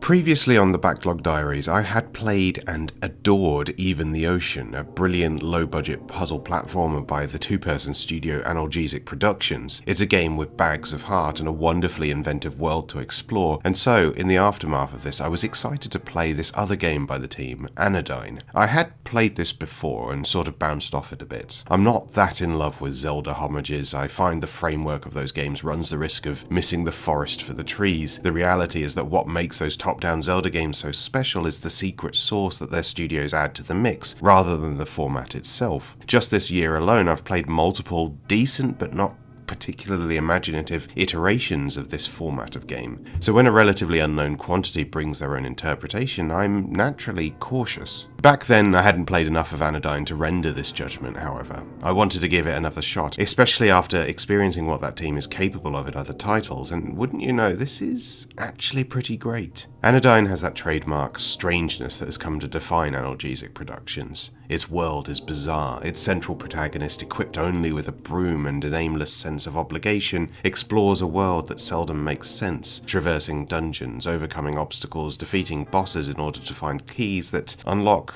more dungeons, I guess? I'll cut to the chase here. While this is a great game, I don't particularly love it. What's successful about it doesn't stir in me what Even the Ocean did. I find it less readable, less tactile in experience, and its combat encounters are a little messy and unsatisfying. I also don't really like the bosses. But I don't really like bosses in general. I think I'm going to have to write a dedicated essay about this at some point, because I don't want folk thinking I'm just some big baby who hates the challenges. I play roguelikes all the time. Bloodborne is one of my favourite games. I just don't really like bosses. It's a shame, because what this game is doing in terms of navigation, world design, and the general bizarreness of its presentation is incredibly cool. A lot of Zelda-likes I've played in the past, even more contemporary ones like this year's Master Key and Castaway, build themselves around this presumed idea that the developers want players to experience something that feels like it could have been made in the past, like these are the lost games of yesteryear, held in stasis, encapsulating the rose-tinted goggles of what we thought those other games looked and felt like to play. This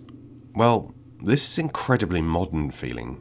No, not modern, that doesn't quite capture it. It's like this timeline split off after Link's Awakening, and on one track we have what games are in their totality now, and on the other is this continuation of older design principles, evolution of ideas broken away from the tropes and conventions of a more homeostatic environment. Beyond this, it's also a game that revels in how ambiguous its story is, how little it explains about certain mechanics, like its card system, which I'm still not quite sure what it even is, other than a means of gating progress through the world. A peculiar experiment in expectations and actively thinking about the metatextual consequences of entropic design. I had heard from those whose thoughts I value that the sequel Anodyne 2 is a much more complete feeling and smart experience, so maybe I should chalk this one up to being a primer for the other games this team has made. Whatever the outcome, I remain incredibly excited about the output of this studio.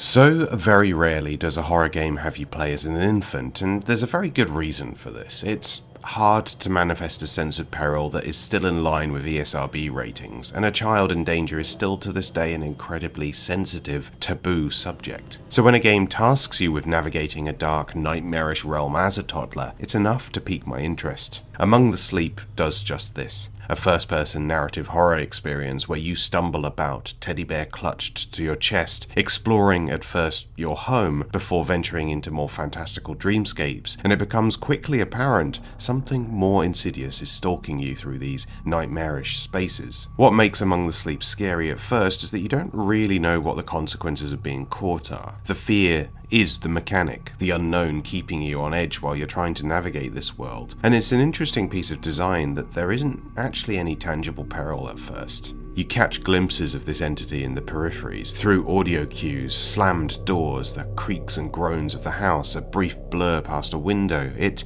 makes those early stages of the experience really tense. It's one of those rare instances where poor feedback elevates the experience rather than getting in its way. You don't know how slow and quiet you have to be, what foul things await in the dark, whether holding Teddy closer to you to illuminate the way even offers any tangible sense of protection. The fear is the mechanic. Unfortunately, Among the Sleep falls afoul of its own expectation, and eventually it culminates in more traditional horror game tropes. The back half of the game sort of falls apart because of it. The allegory becomes more clear if it wasn't already, and the storytelling suffers for it. It also eventually does give you the risk of being caught, and a fail state for doing so, and it stops being scary almost immediately because of it. Horror is in the anticipation, not always in the execution, and I feel bad for lambasting Among the Sleep for this, because I genuinely can't think of another way to do this. You have to escalate your ideas eventually. You have to make good on player expectations, and it's no small feat to do this. A lot of horror fiction struggles to nail the landing like this. One of the things that makes our nightmares so potent is the idea that they never end, but this doesn't translate all that well in most mediums.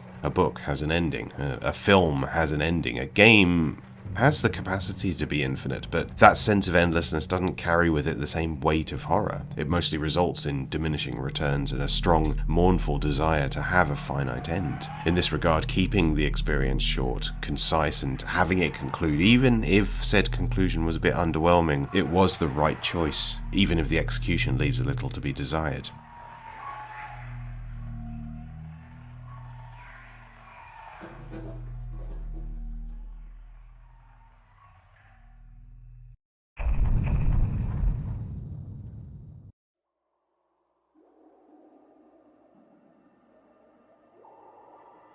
Half-Life is my white whale, a game I've owned for donkey's years and yet never once played. Through cultural osmosis, I know a great deal about it, but the act of playing it for the first time in 2024 has been nothing short of enlightening. There's a reason this goes on so many greatest games of all time lists. It's really bloody good. A work of blisteringly tight design, inventive storytelling, and immersion still unlike anything I've played that came out since, and the real star of the show is its setting. Black Mesa is one of the most iconic game worlds of all time, for good reason, but actually experiencing it firsthand is like seeing the Sagrada Familia up close and personal. You don't realise the size and scope of it until you do. From that first long, moody tram ride to the labs, to the attempted escape from the hell somewhat of your own making, Black Mesa is an exciting web of corridors, tunnels, vents, and oceans of radioactive goo. So many spaces open up to dwarven chasms, rooms so big that you can't see the roof or the floor. It so deftly teeters the line between impossible and grounded, a place that feels like it shouldn't make sense, and yet it so often proves that it does, with loops around areas that give you tangible feedback about where you are in this place, gazing upon familiar obstacles from different angles. Not a sense of progress, like one would think, but rather a validation of the enormity of this game world, which itself isn't even a dot on the map. In the few moments you breach the surface, you are met with towering canyons, horizons eclipsed by the earth around you. You are buried. This is a tomb. The game itself is a lot of fun. It's very clear why the Source engine resulted in a lot of fast-paced multiplayer shooters. Sometimes I felt like I was on rocket skates moving around the building. That speed with which you move did come to bite me on the arse a few times, with some of the more fiddly platforming bits falling afoul of Gordon Freeman's gecko-like qualities. It is here where I found my enjoyment of the game waned somewhat. There's a lot of trial and error in Half-Life. It almost has this Dragon's Lair quality to it, where taking a corner at the wrong angle or speed, or entering a room while looking the wrong way, results in you getting insta-gibbed and having to reload. The game is generous with its saving and checkpoints, but feedback isn't always so readable, and there were moments I felt like I was this close to just switching off the game and never returning to it. Blast pits, am I right? But inevitably, like that Yoda Olives meme, I kept coming back, and will continue to come back, because what lies ahead of me continues to be special. Every frustrating moment is superseded by a sigh of relief and a round of hooting and hollering as I figured out a brilliant scheme to make it past deadly obstacle after deadly obstacle, unloading my arsenal into the face of monster and marine alike, becoming that inalienable boogeyman as scrawled on many a wall in blood. Everything is deftly crafted to make you feel like they all fucked with the wrong scientist. Half-Life is one of those titles where you have to put your own feelings aside about what you consider to be its flaws in order to recognize just how important a game it really is. We wouldn't have the modern FPS landscape without it. We probably wouldn't have Steam, Valve's enduring license to print money, without it. Thanks to its creation tools, dozens if not hundreds if not thousands of careers, games, artistic endeavors have been launched. And yes, maybe in its absence, some other evolutionary tract may have cropped up, but this isn't the multiverse. This is an appreciation of actual, tangible history. Of all the games on this backlog list, I think this might be the most important.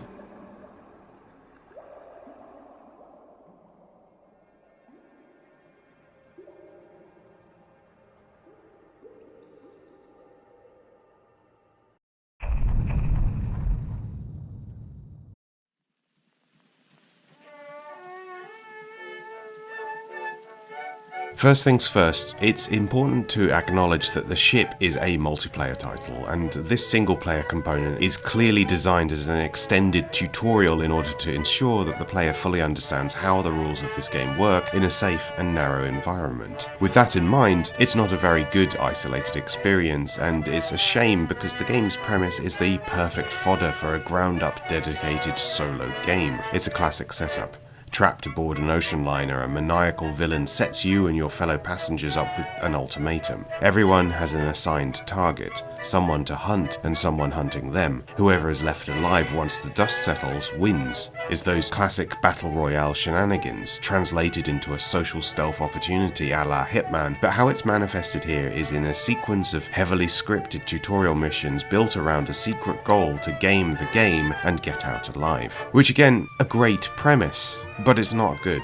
And I don't really understand how any of the mechanics as presented here even translate to a multiplayer setting. Everything is so incredibly clunky, poorly explained, and beyond anything else, dull. It's a game about hiding in plain sight, seeking out tools to aid you in offing your targets in ways that don't arouse suspicion, and maybe all this makes more sense when put in front of a group of actual players as your opponents, but in this instance I find it hard to see the light. The game almost has a sort of rubbish Sims-like quality to it, where there's the granularity of your actions, following your fellow passengers around as they do their silly little NPC things. You yourself are burdened by half a dozen or so survival meters, ranging from hunger, thirst and stamina to needing to take a piss, none of which seems to have much impact on how the game plays, I'll be honest. There are systems in here where I think more tactile mechanics are needed, and this is the big takeaway for me. Everything is so awkward to execute that I can't even muster enthusiasm for the ambition of the whole thing. I don't really play multiplayer games anyway. This was probably a bad pick for this project, but I am especially nonplussed about the prospects of dealing with these mechanics in a setting with other live players. Also, and maybe this is because I just played Half-Life,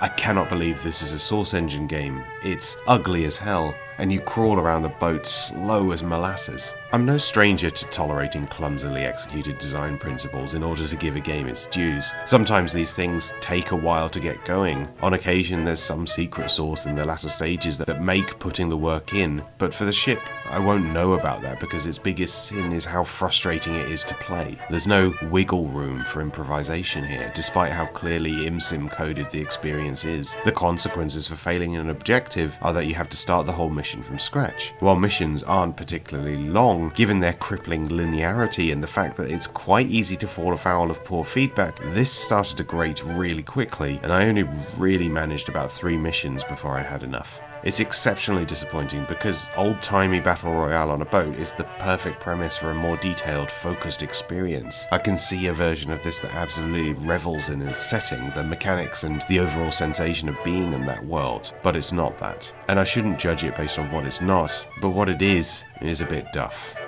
Don't waste your time like I did.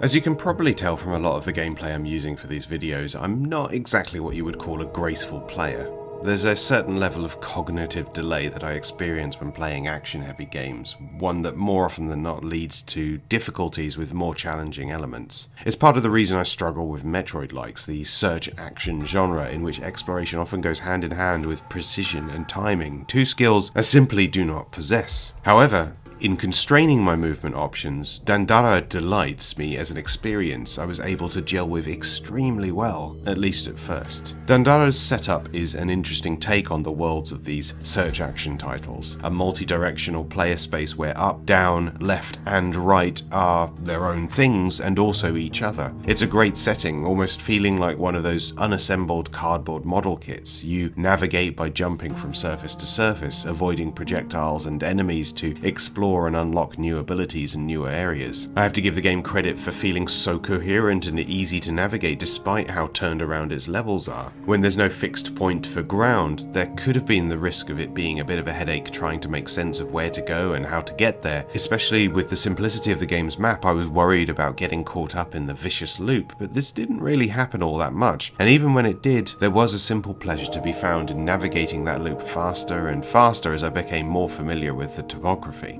It's really exciting when a game takes a familiar network of design principles and quite literally turns them on their head. Combat in the game is a simple affair made complex by the fact that your opponents could be attacking from any direction. Dandara mixes wider open spaces with narrow corridors and boxed-in arenas that fully make use of these little wrinkles in the design, and the result is that the challenge feels constantly fresh. However, the consequences for failure are quite harsh. This is a feature I've seen creeping into search action games a lot recently, as I'll go into later in the video, but it really does seem like game designers are allergic to checkpoints at the moment. Like pretty much everything under the sun these days, Dandara takes a lot of cues from Dark Souls, with that particular brand of semi-permadeath design that always runs the risk of becoming the worst of both worlds. Dying can set you back quite a way, losing your accumulated currency to a ghost that remains where you have gasped your last, but retaining any items or progress markers obtained weakened along the way. You have limited healing potential at first and can't take too many hits, and so death is a conscious factor in how you approach this world. It's executed fine here. I didn't find myself too frustrated with the backtracking needed since navigation is so zippy, and returning to your ghost reclaims any accumulated currency on top of what you would have earned on your journey back, so it acts as a sort of organic grind that doesn't feel too arduous to do. New abilities are found in the world, and as the reward for navigating some of the tougher challenges, but upgrades are bought using this currency. In a way, it's a nice accommodation to players like me who are tactically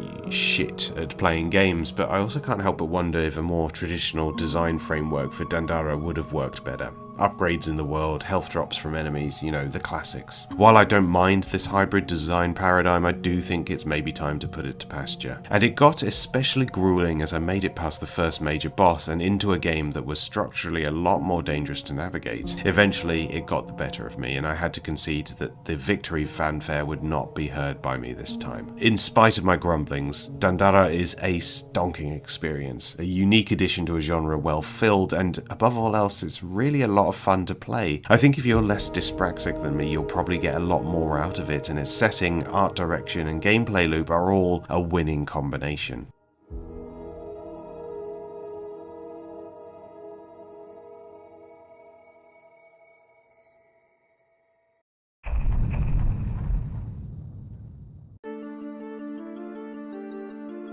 It's strange to think that there was an alternate timeline in which Kingsway just disappeared.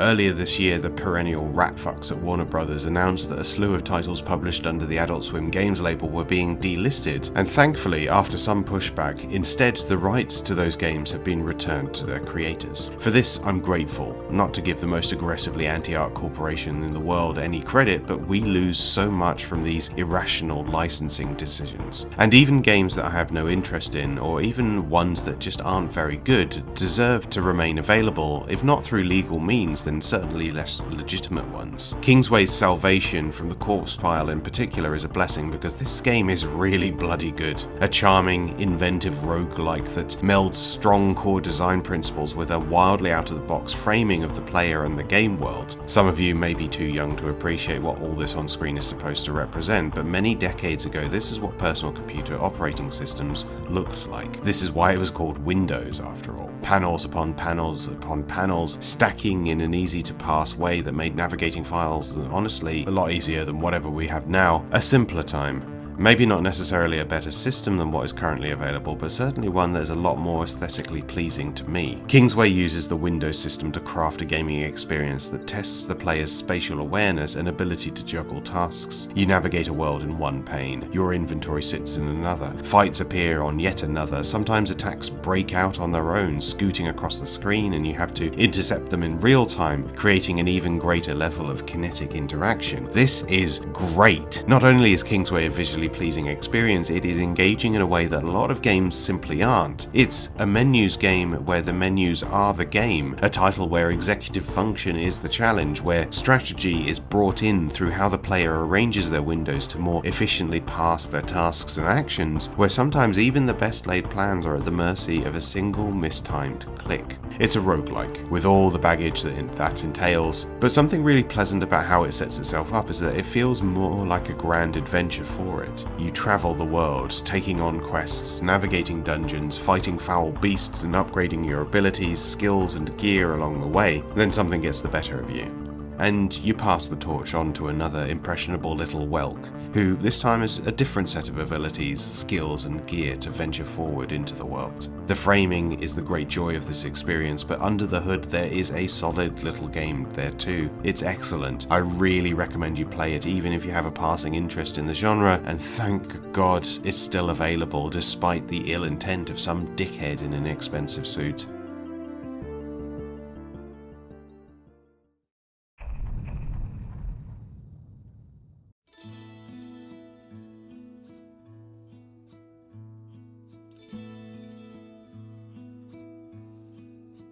Supergiant is an interesting studio. Seemingly built from the ground up with a narrative-first design ethos, their games still retain a sense of mechanical complexity, and as a result they are the kings of ludonarrative harmony. Hades is now the poster child of this process, but they sprang onto the scene with a bang in their debut title Bastion, which excelled both as a structurally fascinating story and a really cohesive tactile action RPG. The thing is, because Supergiant are always swinging for the stars, bold, out-there ideas explored in unconventional ways, their work inevitably won't connect with all types of players, even fans of their other work. Having loved Bastion, I bounced off Transistor in a massive way, and I found Hades wasn't what I wanted from that type of experience. And then we have this little curio which asks the question, what if the religious connotations of football were a little more explicit? This is a massive oversimplification of what Pyre is. Part competitive sports game, part choose-your-own-adventure visual novel. It's a fascinating world to explore and a really novel approach to player interaction. I don't really like it.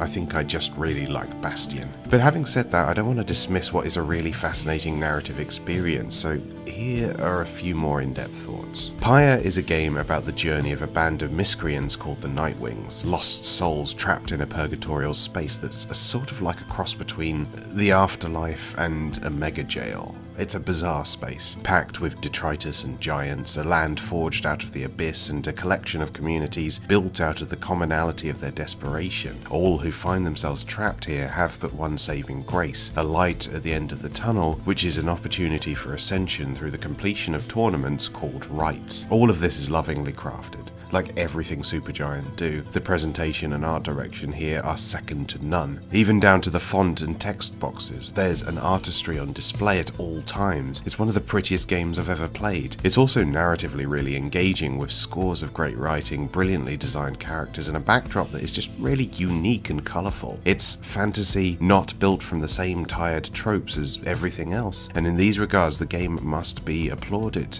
But the rights themselves are a much harder sell for me. A sort of cross between FIFA and Dota. 2 teams of 3 compete for possession of an orb in order to extinguish their opponent's pyre. There are modifiers such as different attributes depending on which team member you play as, the layout of the arena, the team you face off against, and items you can equip prior to engagement, plus a level up system that grants a boon to certain parameters. But at its core, it's a simple game of grab the ball, knock it into the opponent's goal, and I don't like it. No matter how much I play the rights, inarguably the most critical and important element of this game, they are something I dread coming to each time they occur, an experience that inevitably sours the whole thing for me. With even the most open of mind, I just can't get on with them. It sucks, in particular because I want to applaud Supergiant for making games this interesting, this against the grain, but part of me secretly wishes they just revert to making visual novels and leave the action to someone else, because inevitably there is a pattern here. Bastion was mechanically their least interesting work, but it's the only thing of theirs I absolutely adored start to finish. It feels so fucking cheeky to suggest a studio stop trying to reinvent the wheel, and maybe there is some unconscious bias at play here as someone who detests football and laments the fact that it's the only thing that a lot of folk I know ever talk about. But this is the fact of life. You can't love everything, even when on paper it's brilliant. Dating this video horribly, but I really didn't like Furiosa, and I find Chapel Rowan's music just okay. That's the way of things sometimes. Once again, Pyre is an experience I plucked away at for a few sessions before inevitably deciding that it just isn't for me. But I'm grateful for the experience nonetheless, and I hope Supergiant continue to make these astringent, fascinating curios and don't just get caught in the loop of making Hades sequels for the rest of their lives. These are the sort of games people should be making.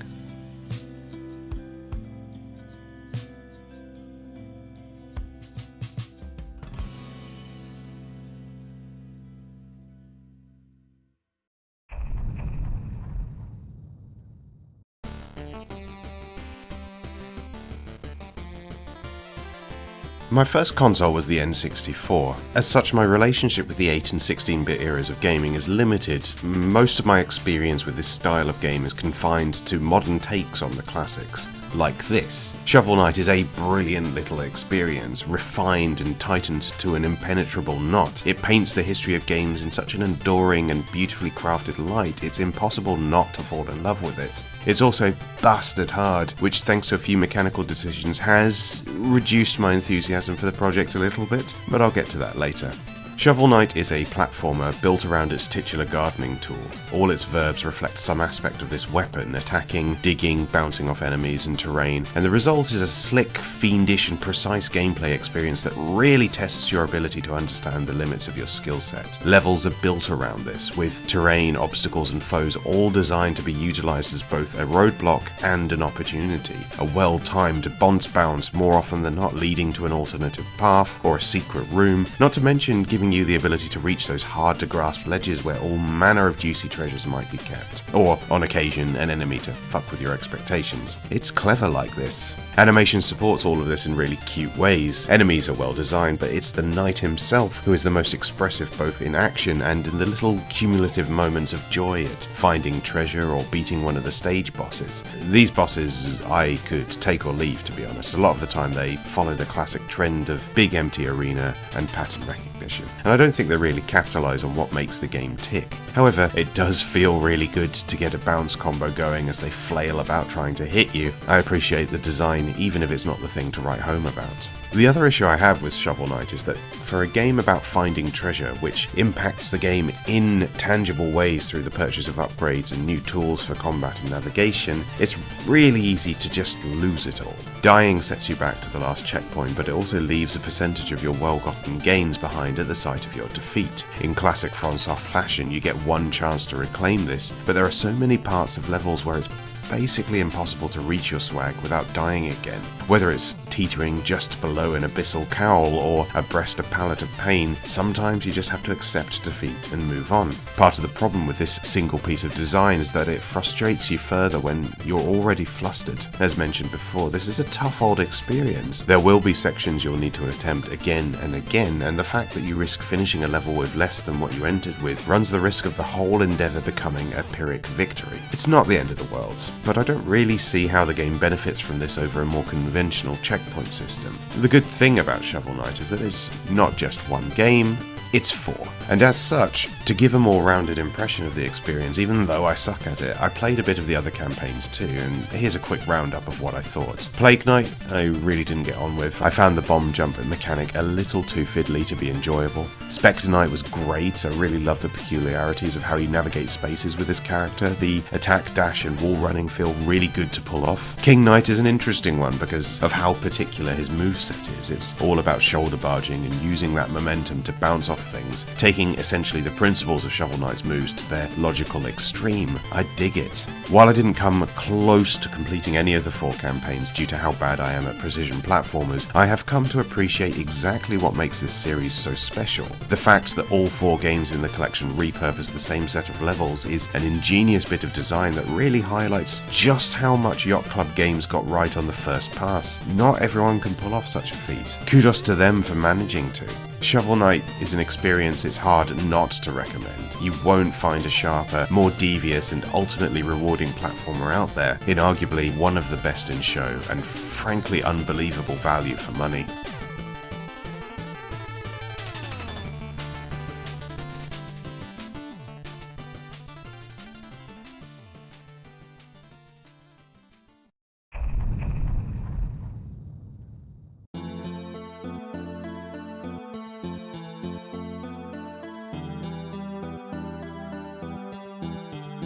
Zeboyd Games makes these really cool traditional 8 and 16-bit JRPG style games. Breath of Death 7, Cthulhu Saves the World, Cosmic Star Heroine, and the recently released This Way Madness Lies all utilise familiar aesthetic tropes and on the surface feel like a welcome homage to the kind of games a lot of us loved growing up, with a humorous, satirical subversion of common narrative tropes. But the thing that should really be getting folk out of their chairs for these games is how tightly designed they are. Cosmic Star Heroine in particular was a game game that requires players to use the whole buffalo, in turn crafting a pint-sized but galaxy-spanning adventure that was an absolute blast to play. It is Zeboyd's contribution to Penny Arcade on the rain-slicked precipice of Darkness 3 that stands out the most for me, as the first in this particular series I've played, and a departure from the CRPG leanings of the previous two entries. There are a lot of fascinating choices being made in this game.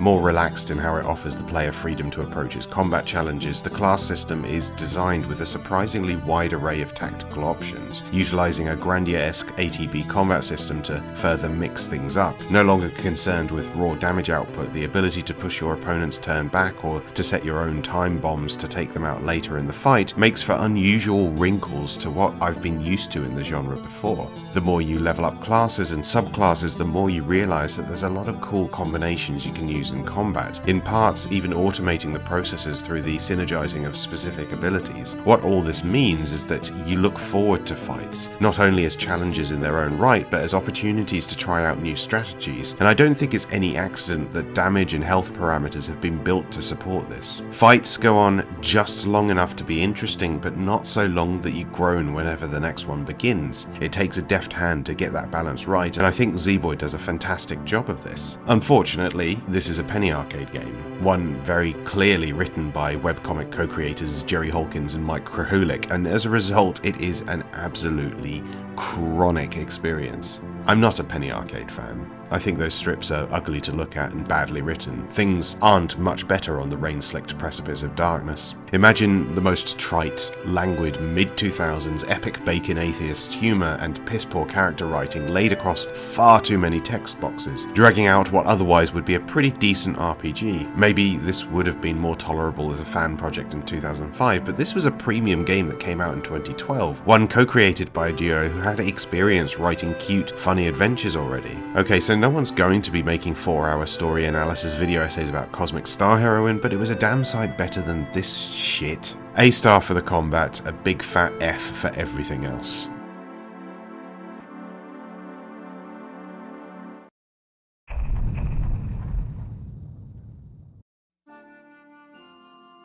Prior to the release of the astonishingly good Psychonauts 2, Double Fine had a somewhat muted period of minor success making smaller, unassuming titles in a variety of genres. Costume Quest was one such experience, a daft little Halloween-themed RPG built around the idea of trick-or-treating and fighting hordes of candy-grabbing goblins. It's a bit of fun, but I never finished it when I first played it a decade ago. Picking up my old save, I spent a couple more hours in the game exploring, fighting, and working towards its final encounter, finishing the thing and generally feeling positive enough about the experience that I immediately started Costume Quest 2, which I think is a stark improvement on an already quite charming and well-made game, but that's a topic for the next video. Let's focus on the first title for now. Costume Quest's story can be written on the back of a stamp. Its cast of characters aren't particularly interesting, but their incidental dialogue is charming and brief, the stakes are engaging enough, and the game is brilliantly paced. Set in the backdrop of a Halloween street party, you navigate your neighbourhood,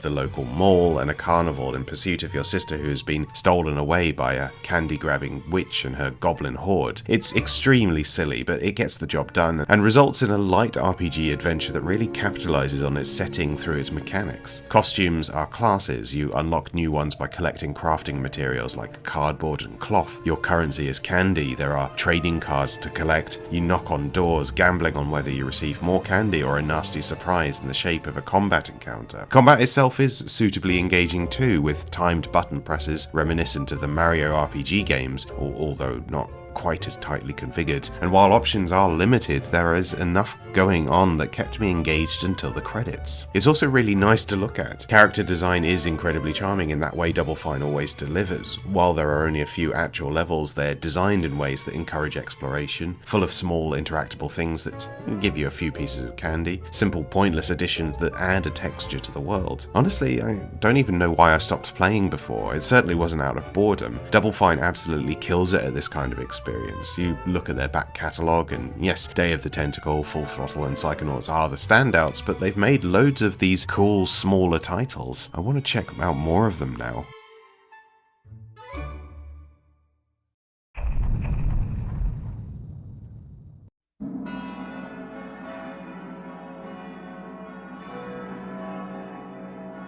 A putrid, malignant community.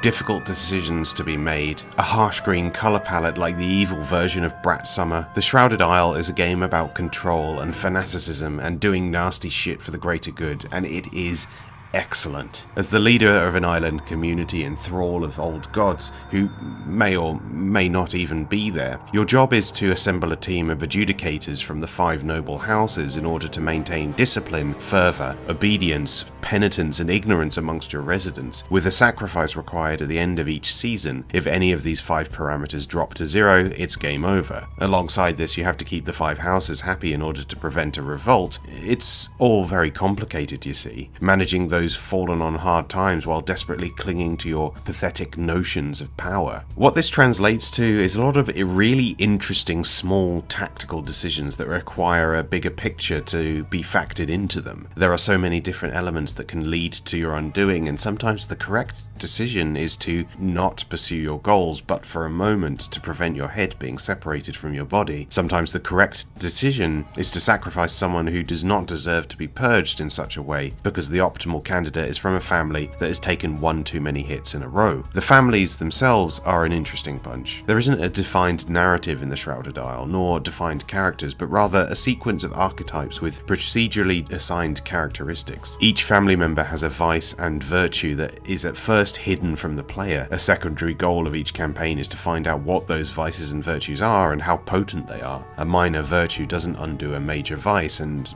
well, vice versa. This dichotomy adds an extra strategic layer to proceedings, because a family member with a major vice is a prime candidate for the chopping block, and it might be the case that you pick them as an adjudicator for their house specifically with this in mind. A little political assassination thrown into the mix to rid yourself of a nuisance. It's a clever bit of design, and what it really reminds me of, bizarrely, is the toy soldiers element of the Firaxis XCOM games, where you inevitably end up building relationships with characters you've essentially made yourself. This is a sort of middle ground between that and more defined character writing, and I think it works really well. It is here, though, that I find myself at odds with one of the major design choices of the Shrouded Isle. It's a numbers game. It's all point values and meters. Modifiers have an assigned value that the player can see. Picking adjudicators for the monthly actions visibly impacts the 5 meters in ways that are easily readable, and I don't actually think it needs any of that. Especially when the game is full of fascinatingly open to interpretation flavor text that basically does the same job. The closest comparison I could make is Nerial's Reign series, the Tinder-style kingdom management games. In those titles, meters still exist, but a lot of the numbers assigned to choice and consequences are hidden from the player. As such, there's a certain element of gut feeling that goes into decision making that I find way more compelling than just treating the whole endeavour like a stock market spreadsheet. It's not a huge black mark against the game, but it's something I've been thinking about a lot over the years. With fidelity never higher, games have the capacity now to divest themselves away from the use of numerical value indicators, and they just don't a lot of the time.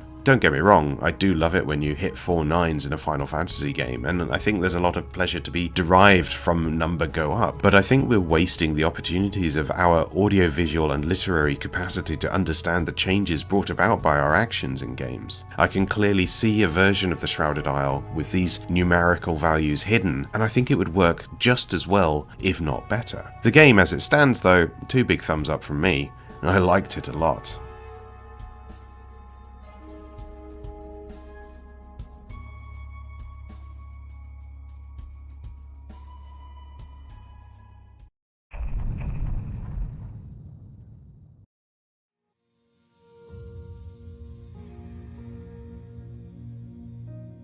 I have to confess something.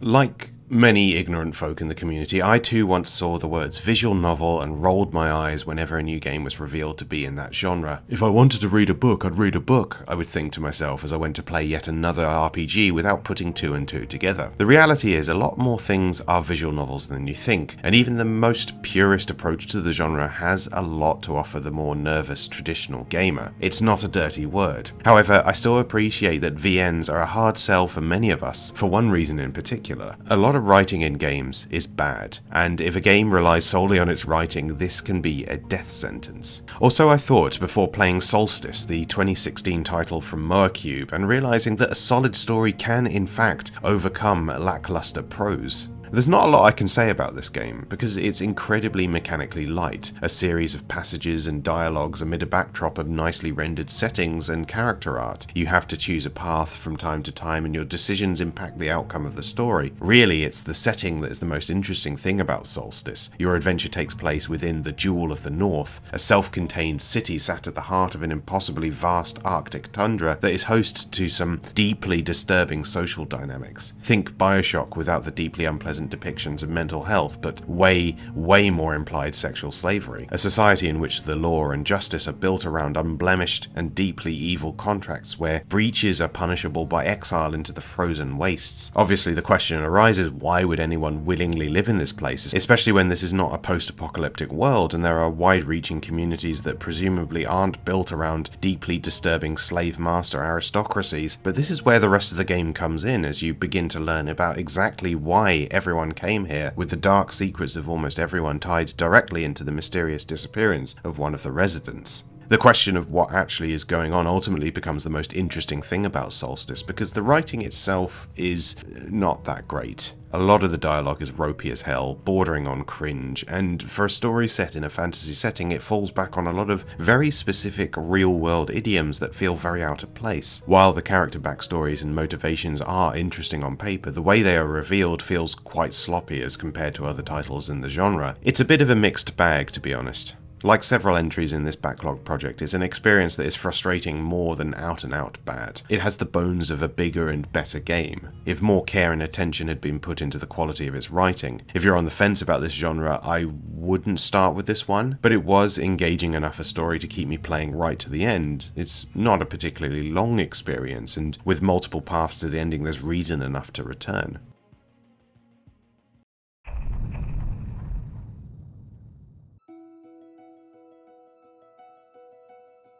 Hollow Knight is a game I've played before, but bounced off of because of, you guessed it, the bosses. They're tough old encounters that require precision and a deft hand, and once again I am at the beck and mercy of my pudding brain. But having exposed myself more to the genre in recent years, in particular Haiku the Robot, I've reckoned with the fact that I do actually have the patience to at least attempt the kind of pattern recognition and skill needed to best these challenges, so long as I actually want to. And so I return to this, the final boss of contemporary search action games, the notorious, venerated, legendary title that is the face of a million tired memes about its long-awaited sequel. Is Hollow Knight actually any good?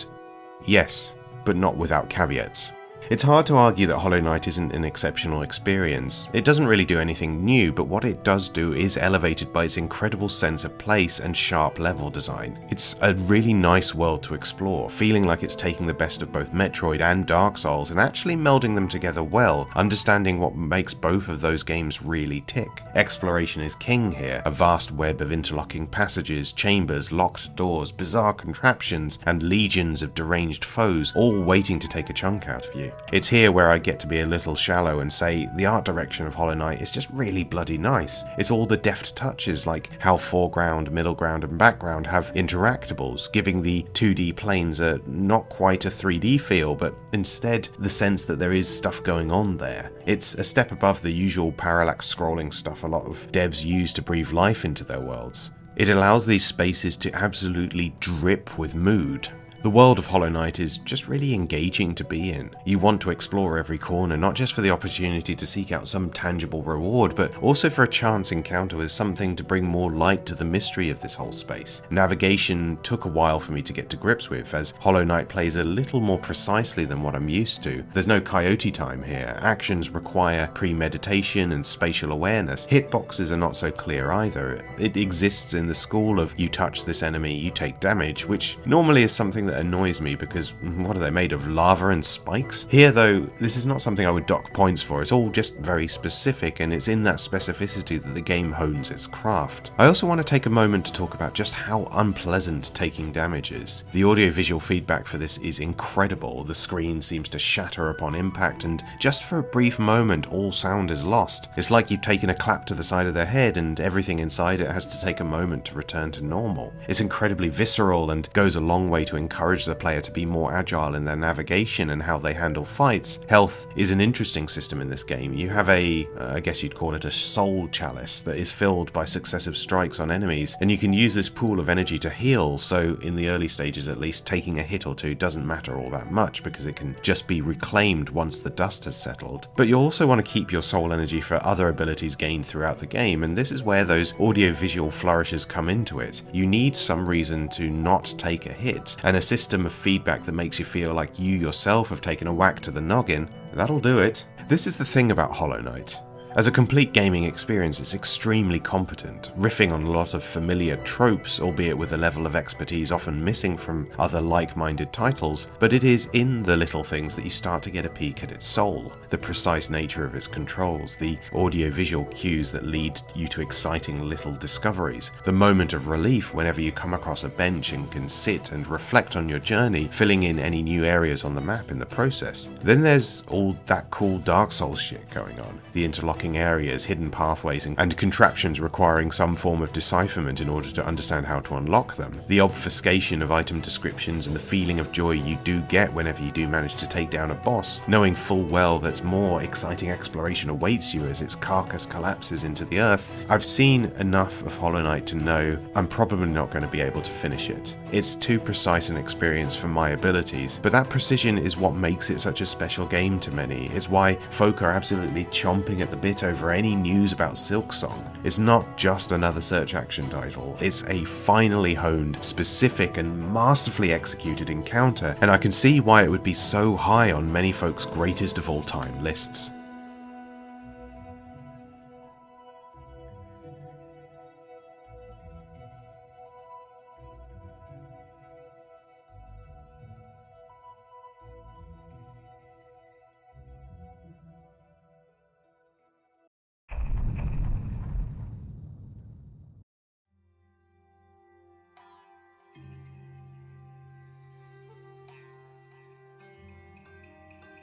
Right, so I know I said I'd be giving you an update about my Monster Hunter Rise journey, and I will, but what that entails is essentially just a few weeks in July in which I continued working towards high rank, and then a quite intense period of not playing the game as I got really into Slay the Spire instead. So where I stand currently is that I've hit the credits again after felling the Magnum Arlo, now having access to the 6-star hunts, and at the very least I now know how to access high rank, even if I'm not quite there yet. It turns out the Gathering Hub quests, which I've been neglecting since I'm an antisocial bugger, are the key to this, but the game has a clever way of working around that. Since a lot of what you do in the single-player component of the game translates across to the Gathering Hub, albeit with slightly different parameters, Rise has a workaround in its license tests, specific hunts requiring you to fell multiple beasts in an allotted period of time. Completion of these runs you up the Gathering Hub ladder a little bit further and quicker than just knocking out individual hunts. So in order to reach high rank, you need to access the 4-star quests. I'm currently sitting at 3. It won't take long to hit that target once I get back on the wagon, but there's another element to this that needs to be addressed. I've sank a good dozen hours into this save file, but I still don't feel like I've properly mastered my arsenal. I'm still struggling to make sense of the various weapon builds, and I feel like although I'm getting really good at taking on foes, I'm already hitting a wall in terms of my skill and my ability to prepare for what awaits me in those harder challenges. Part of the solution will come down to something as simple as playing for longer and more regularly, spending more time with individual monsters in order to learn their behavioural patterns and understand how to more efficiently take them down. As a light bowgun main, I have a wide range of ammo types at my disposal, with some more effective on particular beasts than others. I also feel like I'm not utilising all the items I have at my disposal, not just health and stamina potions, but also the demon drugs, traps, bait and so forth. And like I said before, I'm basically playing the game like it's Vanquish, and I feel like I'm missing a critical part of the Monster Hunter experience for it. The beasts themselves, they're a cool bunch. The further up the ladder you climb, the more you come across some weird and wonderful creatures, each with a signature style built from something that already exists in our world. These are perhaps the best animated enemies in any game I've played, displaying behaviours that feel uncannily real. And although the visual design of each monster is unique and iconic, it's in these animations that I think the game truly shines. This is what makes Monster Hunter Monster Hunter, an attempt to distill the vast complexity of nature into an intricate and tactile gameplay experience honed over multiple decades by a team who really know what they're doing. I think before I get back into the game, I'm going to spend some time reading a few wikis and at least make sense of how the weapon crafting system actually works and how best I can tailor my loadouts for each beast. I will catch up with you all on this once again in Volume 4.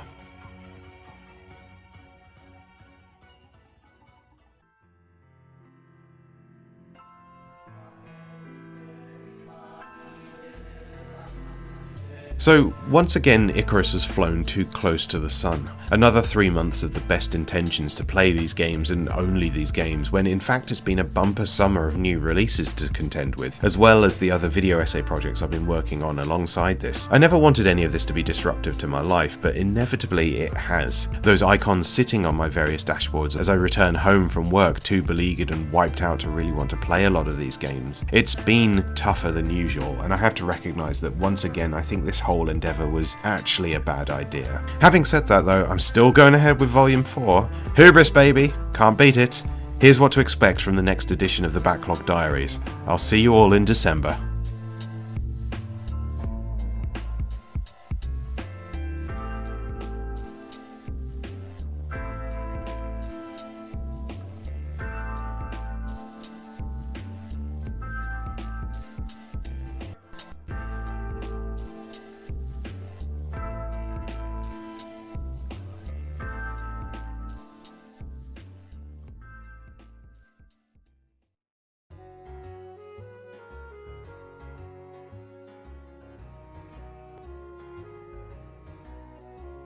This is the end of the line. Volume 4 of what seems like the apex predator of sunk cost fallacy, and the conclusion to this year-long project. The final reckoning of all my honest intentions, and the denouement to a most unusual year of games. There are some really fascinating titles in this volume. We've got action platformers, RPGs, a legendarily infamous first-person shooter, fantasy, horror, a machine learning simulator. Obviously not the broadest selection of genres, but I am a creature of habit at heart, and in spite of this it was surprisingly easy to find interesting things to talk about in this collection. So once again, here is an anthology of essays about the games I played between October and December of 2024. For the last time, without further ado,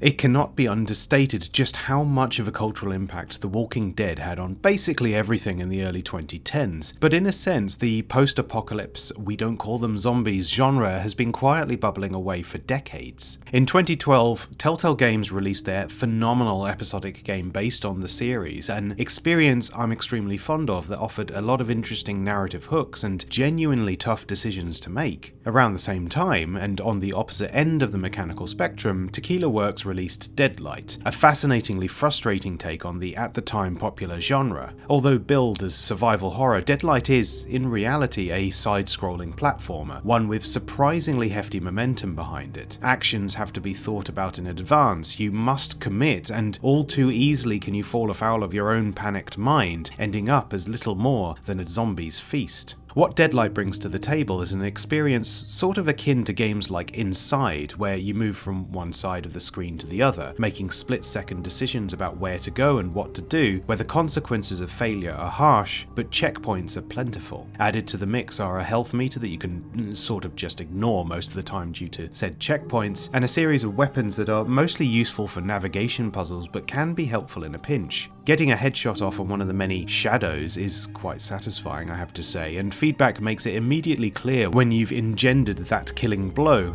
But the game encourages you more to avoid than engage. There are more monsters than bullets, your melee attack is mostly useful for crowd control but not all that helpful at fixing up permanent solutions. There's a dedicated taunt button that allows you to corral these shadows in order to circumvent them. There are environmental actions to help with your escape, and in terms of the bastion of ideas and inventive use of a small pool of core mechanics, it's all very impressive.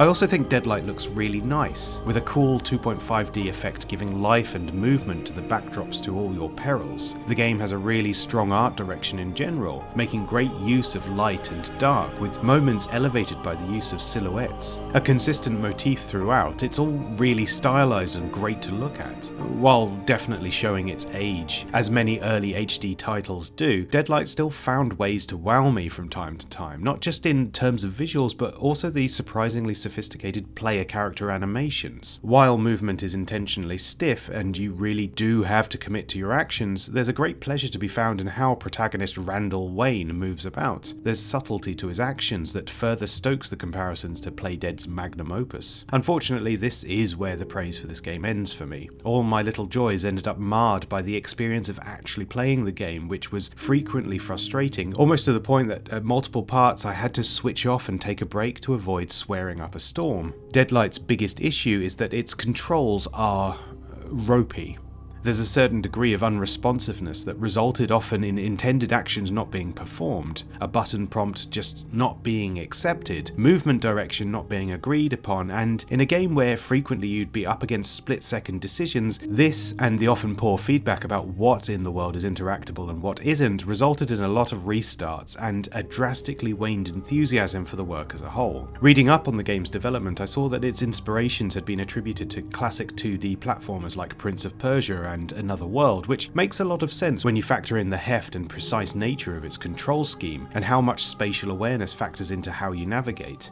I've not played those games, so I can't comment on the comparison beyond a surface level similarity. However, I know what I saw and felt in my time with Deadlight, and as such I feel confident saying that the interesting things it's doing with its controls and movement are separate to the issues it has in its readability and general clunkiness. I get the intent, and to a degree I like the intent, but it hasn't stopped me getting repeatedly irked by both not knowing what I'm supposed to be doing and not being able to act on what I do already know. This is something I've struggled with in other games of its ilk, especially once I'd played Inside, which basically nailed the formula to a near perfect degree. That game's own spiritual successor from last year, Somerville, had the same problems, brilliant ideas marred by less than stellar execution. You really have to get that second part right with games like these. I'm divided as to whether I can recommend Deadlight.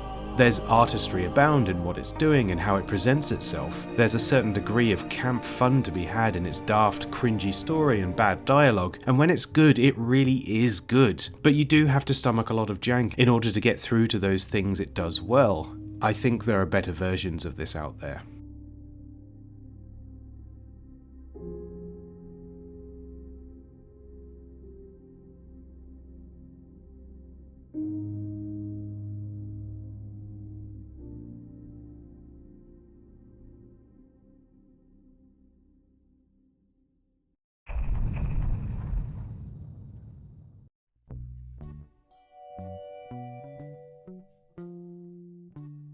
When I talked about Costume Quest in the previous volume of the Backlog Diaries, I mentioned that I had already started playing its sequel and thought it was a marked improvement on the formula. Having now completed the game, I still stand by this statement, but need to give a few caveats. Once again, Double Fine have excelled at all the things they do really well, while struggling at the things they don't. A studio of big ideas, but often not quite enough experience in specific elements of game design to properly facilitate those ideas. There are elements of Costume Quest 2 that feel like an escalation of the ideas of the first game, but at the same time it's an experience that has devolved in other areas, namely in its combat options. A great setting, a future dystopian state where a fascistic dentist uses time travel and the power of voodoo to take over your hometown. The inventiveness of this sci-fi world is matched by a more grounded and culturally interesting backdrop, channeling Louisiana jazz chic and prohibition-era speakeasies alongside high-tech surveillance state nightmares. There's a version of this game from another universe in which they doubled down on the Halloween themes of the first, and I think I would have been okay with that, but Double Fine's willingness to break the aesthetic mold and just get silly with its setting is an admirable creative choice that truly kept me guessing throughout my time with the game. Mechanically, it's more of the same loops: exploration, point-and-click style conundrums coupled with thematically appropriate interactions with the environment. Trick-or-treating still features, but there's a much greater emphasis on using the unique abilities of the costumes to navigate and progress, and the flavour of these things marries up really well with the costumes made available here. Negotiating around security guards as George Washington, ridding the way of pigeons and leaves as a pterodactyl, using zip lines with your pharaoh's staff. It's never more complex than this, but it's immensely enjoyable nonetheless. I'm less enthusiastic about the combat this time round. While it retains those Mario RPG style timing based attacks, the combat mechanics have been consolidated into a much narrower and arguably less interesting format, where the first game had a load of small but impactful customization options in the badges you could equip. What's replaced them is this global pool of playing cards with different effects that have a frankly absurd cooldown period, and basic combat loops that never evolve in strategy or complexity. There's a rock paper scissors system in how certain costumes react to certain enemy types, both in positive and negative ways, but I found what would happen a lot is that you'd switch to a specific costume to navigate an obstacle, then get locked into a combat encounter where the types don't marry up well, and you just have to struggle through doing less damage and taking more damage without any way to mitigate this. It's a shame because although I was never really that in love with the combat in the first game, I did appreciate the value that each individual costume brought and the way I could tailor my party to try out different strategies for different enemy types. Here, I just found each fight to be a bit tedious. While it seems wildly unlikely that we'll see any more entries in this franchise, I do find myself wondering what a Costume Quest 3 would end up looking like, especially in a world where Double Fine seems more confident in tackling areas they've previously struggled with before. The leap from Psychonauts to Psychonauts 2 was astonishing, and this is a studio that very clearly has more ideas up their sleeves than they have time to execute them. On the other side of this coin, I've always been fascinated by what they bring to the table with their extensive background as masters of the adventure game genre, what lessons we should learn from their willingness to tackle other types of game from this incredibly particular background. The two genres are far from incompatible. What's found here can also be found all the way back in the first Final Fantasy game, which too married combat encounters with find the right item adventure game puzzles. The whole appeal of a role-playing game in general is that it can be molded into whatever genre and style you wish, as long as it's engaging, and as long as there is some degree of player-directed expression, it's all good. In spite of my grumbles, this was a really fun and engaging experience, and playing it in October of all months had me feeling all cozy and festive for a more cutesy, spooky game like this, I say, as I try to avoid making eye contact with fear and hunger leering at me from the corner.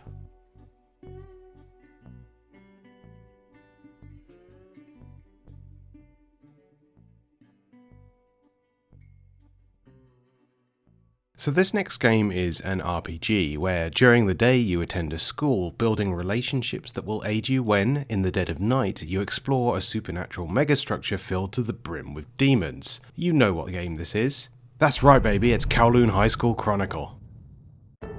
Persona gags aside, I went into this game knowing a fair bit about what to expect. A while back, YouTuber Thor High Heels made a video about the game and I was enticed by how cool it seemed, so I bought it and then, well, like many of the offerings in this project, I got sidetracked. The thing about Kowloon High School Chronicle is that while it's very good, it's also a game that requires you to invest, and I've struggled with finding the time to do just that. Sometimes there'll be large stretches of the game that are just text dumps. The dungeon at its heart is gargantuan and labyrinthine. The portability factor with me playing this on Switch helped out a lot, but out of all of the RPGs I've played this year, this is the most unwieldy and cumbersome. And yet, when I did find the time to get properly stuck in, I couldn't help but love it. Kowloon High School Chronicle is a game of two halves. One is a moderately engaging visual novel with a unique and slightly baffling dialogue wheel. The other is a grid-based dungeon crawler in the vein of Wizardry, albeit one with a heavy emphasis on progression through puzzle solving. The whole thing has a mix of anime melodrama and Indiana Jones-style tomb raiding, and it's just a very unusual and engaging experience. Is it as good as the Persona games? Atlus's flagship franchise is certainly snazzier and more polished, but there are things about this plucky little entry that I think does better. More than this, I think this is a game that is committed to a particular creative vision, sometimes beyond its own capabilities. It's a way more ambitious game than it has the capacity to execute. You quickly see the parts stitched together and the compromises made in order to attempt these ideas, but the result has its own particular style and somehow it makes it all work.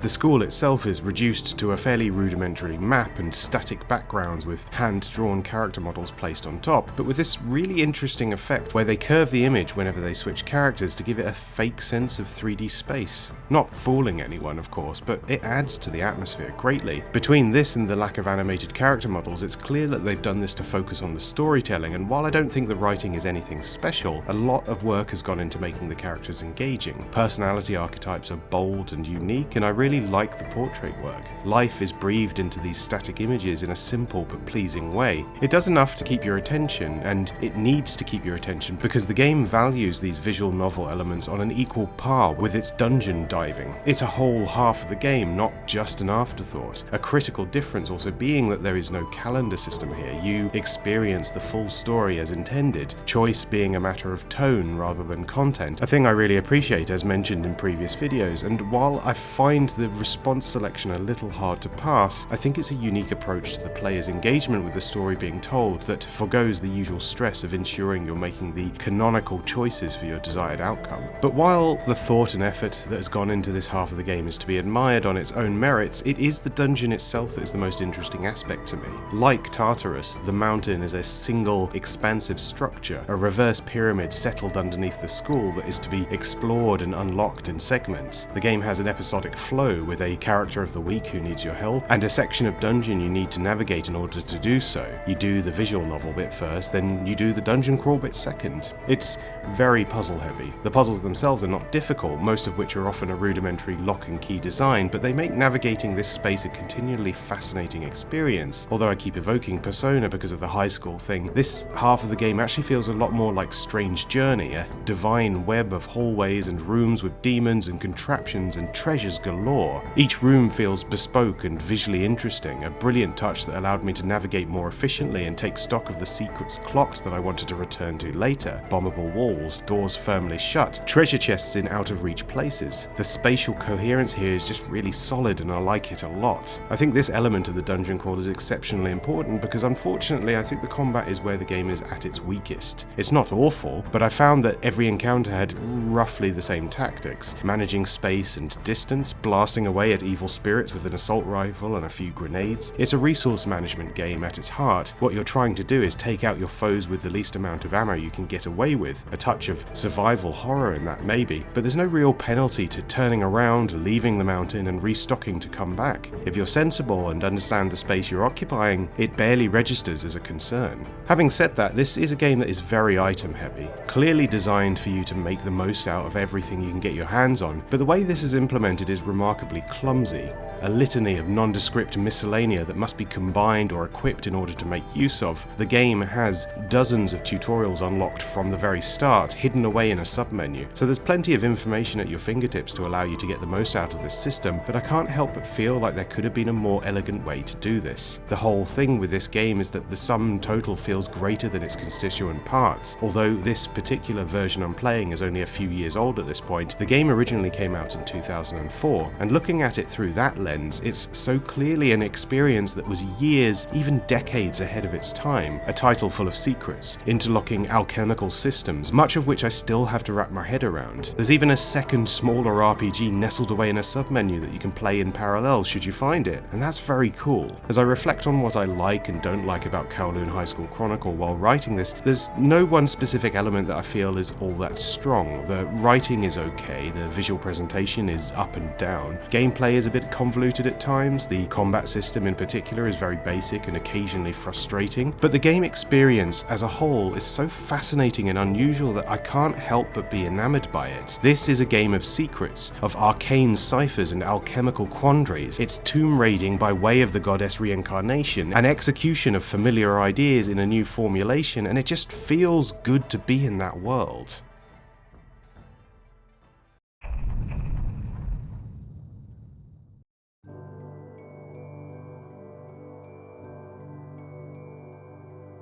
There's something about a really polished interactive experience that you can rattle through in a single setting, and this is exactly what I did with Little Nightmares, a macabre and chilling survival platformer that has you navigating the bowels of an enormous oceanic vessel, staving off hunger and ultimately trying to escape from a litany of grotesques who want little more than to eat you. I say survival, this is all in narrative implication rather than mechanics. Little Nightmares is a linear experience, much in the vein of Limbo or Inside. There is a single immutable solution to almost all obstacles, although the game does occasionally grace you with options, and getting caught or falling to your death just sets you back to the most recent checkpoint, your little avatar stirred violently awake as though the failure by your hands was some inscrutable nightmare. It sells itself extremely well. This is a very good looking game, with brilliant lighting, animation and sound design, entirely wordless but not without a fable to tell. It sort of resonates in that weird space that Phil Tippett's Mad God does, where the story is about evoking the experience of being in hell, a very specific kind of hell for which it's entirely unclear what your role is as victim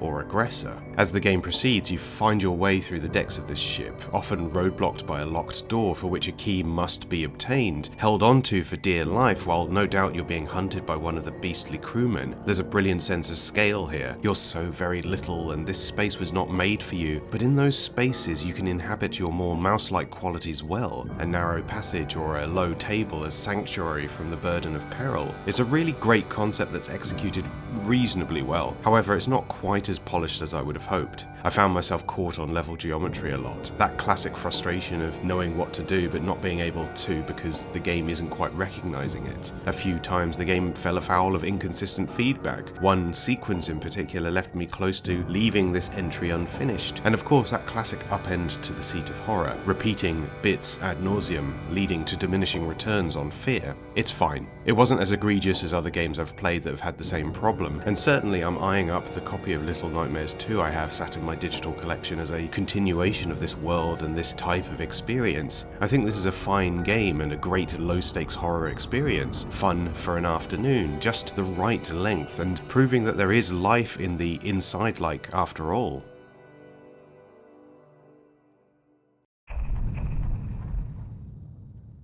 Okay, so chances are if you found my channel, you're already at least tangentially familiar with many of the much bigger creators who have covered this game. Chances are you know what this is, what you might be expecting my response to it to be, and I'm going to be honest with you, I don't really have anything new to say about Fear and Hunger. An RPG Maker project from a solo developer, Fear and Hunger is a brutally difficult and fascinatingly esoteric experience, rammed to the gills with ideas you rarely see in the genre, systems built in ways the original framework barely manages to support. It's creative and easy to obsess over, but I don't necessarily think it's a good game. One of the key pieces of information I already had going into this game is that it's essentially all about knowledge. In order to survive its many, many ordeals, you need to understand how it works under the hood, what things can be mitigated with the right choices, and what has to be left to fate. You need to reckon with how its combat system works, how deadly its status effects can be. You need to understand that this is a game you can lose at any time, and in many cases be forced to restart from scratch. Coupled with this is the fact that the dungeon you're inhabiting has a certain degree of randomization.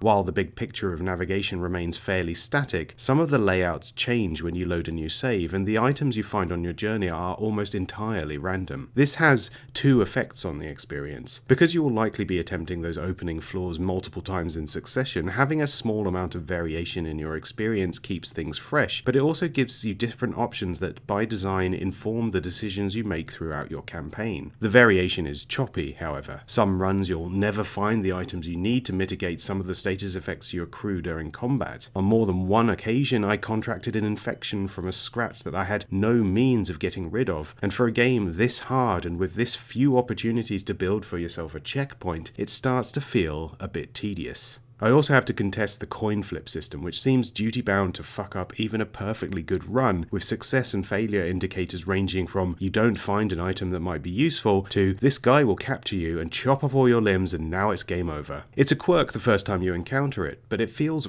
really messily implemented. My big issue with Fear and Hunger, beyond anything else, is just how morbid it is. Taking cues from a lot of dark fantasy staples, it presents an uncompromising portrait of a world that has completely given itself up to evil. Everything that happens to you, and to everyone else in this place, is the nastiest stuff I've seen come out of an RPG Maker project, or any game for that matter. The dungeon is littered with naked corpses, enemies can easily dismember you in combat, and I feel like anyone talking about this game at any length should caveat absolutely by giving a content warning about the graphic depictions of sexual assault throughout. It's grim, but not in an interesting way, because it neglects a fundamental aspect of what makes dark fantasy appealing, namely the strength of the writing and an element of hope tucked neatly in plain sight that carries the audience along with it. Just look at Kentaro Miura's Berserk as an example of this, perhaps one of the grimmest manga I've ever read, and yet so much of the darkness of that story is moulded around an unwaveringly compelling central protagonist in Guts, a man who can slice somebody in two, but has the capacity for love and empathy, and even the willingness to be a little goofy from time to time. That levity is almost wholly missing from this experience. I don't think the writing is up to scratch. I don't have a purchase on who the cast are or why I should care about their myriad plights, and not to be a total prude, but there are way too many dicks in this game. You can call them stingers all you want, but that doesn't stop this section of the video becoming a total bastard to edit because of this. It's puerile. Worse than that, it's juvenile. A teenager's understanding of dark and edgy. I feel like there's a general lack of cohesion to how any of this comes together. A disparate template of dungeons and flesh pits in a nondescript medieval European setting.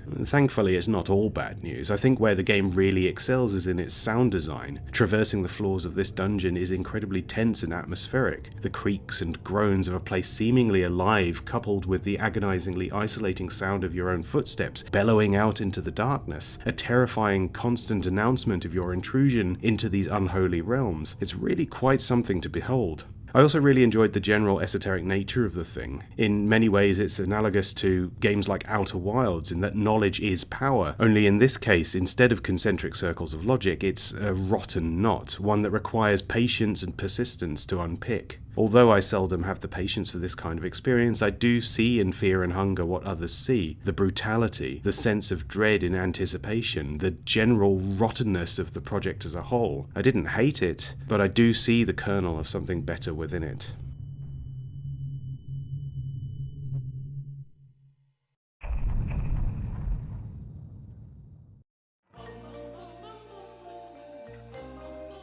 Stubbs the Zombie in Rebel Without a Pulse is a frustrating game, which is a shame because its setting is colourful and unique. Night of the Living Dead in the world of tomorrow, rotting limbs, 50s diners, pink ladies and the boys from Brazil. There's a lovely playfulness in the execution of its tone and energy. This is not a serious game, and in that determined silliness, it's willing to poke holes in the American dream. The general gameplay loop follows you as you make your way through this Bioshocky futuristic society, traversing small-town America and robotic labs in pursuit of what? I'm not quite sure, although I imagine chaos is an optimal goal in and of itself. You're a zombie, and you can do zombie things. You attack your prey, supping upon their grey matter, in the process healing your own wounds and creating fellow ghouls to join you in battle. Later abilities are unlocked, such as an exploding spleen and being able to possess your foe and utilise whatever tools they have at hand to aid you in your fight. So far so good, right? There's some ludonarrative synergy, a fun, colourful setting, a wee bit of satire, and a really expressive and brilliantly executed central character design. I think Stubbs is one of the all-time great video game characters. It's just a shame he's been shackled to such a duff experience. The problem with Rebel Without a Pulse is that it's boring. Everything takes just a little too long to come to a conclusion. Every encounter is drawn out, every space obnoxiously large. It's a game that I would strongly argue could have done with being at least 40% less across the board. This is not to say that it doesn't do anything right. While level design itself is a bit whatever, the flavour of the whole thing keeps things interesting, with residential areas, science labs and police stations all offering their own charming approach to decor and environmental implication. However, with this aforementioned issue of everything being too big, the result is a lot of copy-pasting in these environments, often resulting in me getting myself turned around or wholly lost in an attempt to reach the next objective. Although Rebel Without a Pulse was released quite close to Dead Rising, this was very much a late 6th gen game. Due Due to the constraints of the hardware at the time, these spaces were seldom populated, meaning that you'd often spend a good deal of time simply closing the gap until the next encounter. It's just a really baffling decision. Poor feedback is the game's other biggest sin. It's kind of horrible to play. Not without its moments, of course. There is some joy to be had from letting out a toxic fart or going bowling with your own head, but the combat loop itself feels like you're fighting the controls more than you are the police shooting at you. That's the big thing, actually. One of the fundamental disconnects when it comes to approaching zombie media from the other side of the conflict. How do you make a game fun where they have guns and you don't? Stubbs gets about 3/4 of the way there with this unfurling toolkit of abilities designed to supplement the core mechanics of turning your opponent's allies into weapons, but unfortunately it's just not quite polished enough to pull it off. I found myself having to input button prompts multiple times in order to get the game to register them, and due to how stingy the game is about refilling your special abilities, a lot of my time spent was essentially hopping between flailing wildly at a gang of men with guns and hiding behind plant pots waiting for my health to regenerate while my own necrotic goons took care of things. And again, the arenas are far too big to properly take advantage of everything on offer.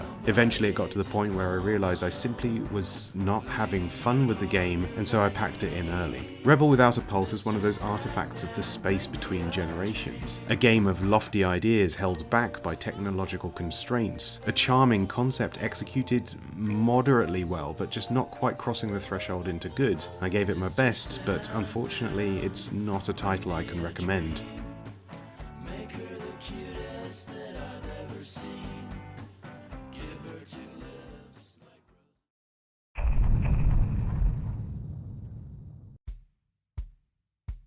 There's an unfortunate consequence to being terminally online. You inherit the burden of knowledge in a way that makes it harder and harder to come to new experiences completely fresh. Alongside this, especially if, like me, you follow a lot of game creators and have an emotional stake in how well the indie sphere is doing, you might find yourself going into a game with a certain degree of baggage and a base level of willingness to overlook flaws. For my experience of Where the Water Tastes Like Wine, I went in knowing that the game didn't do too well financially at launch. Received moderately well by critics and definitely something on a lot of folks' radar, I myself felt a certain pang of guilt that I didn't come to it sooner, that I didn't champion its existence and use what little clout I have to drive a few more folk towards it. Unfortunately, I don't really like the game. On paper, Where the Water Tastes Like Wine should absolutely be my kind of thing. It's set up in the same vein of titles like 80 Days, where you're traveling the continent and experiencing stories, ones that evolve and change over time.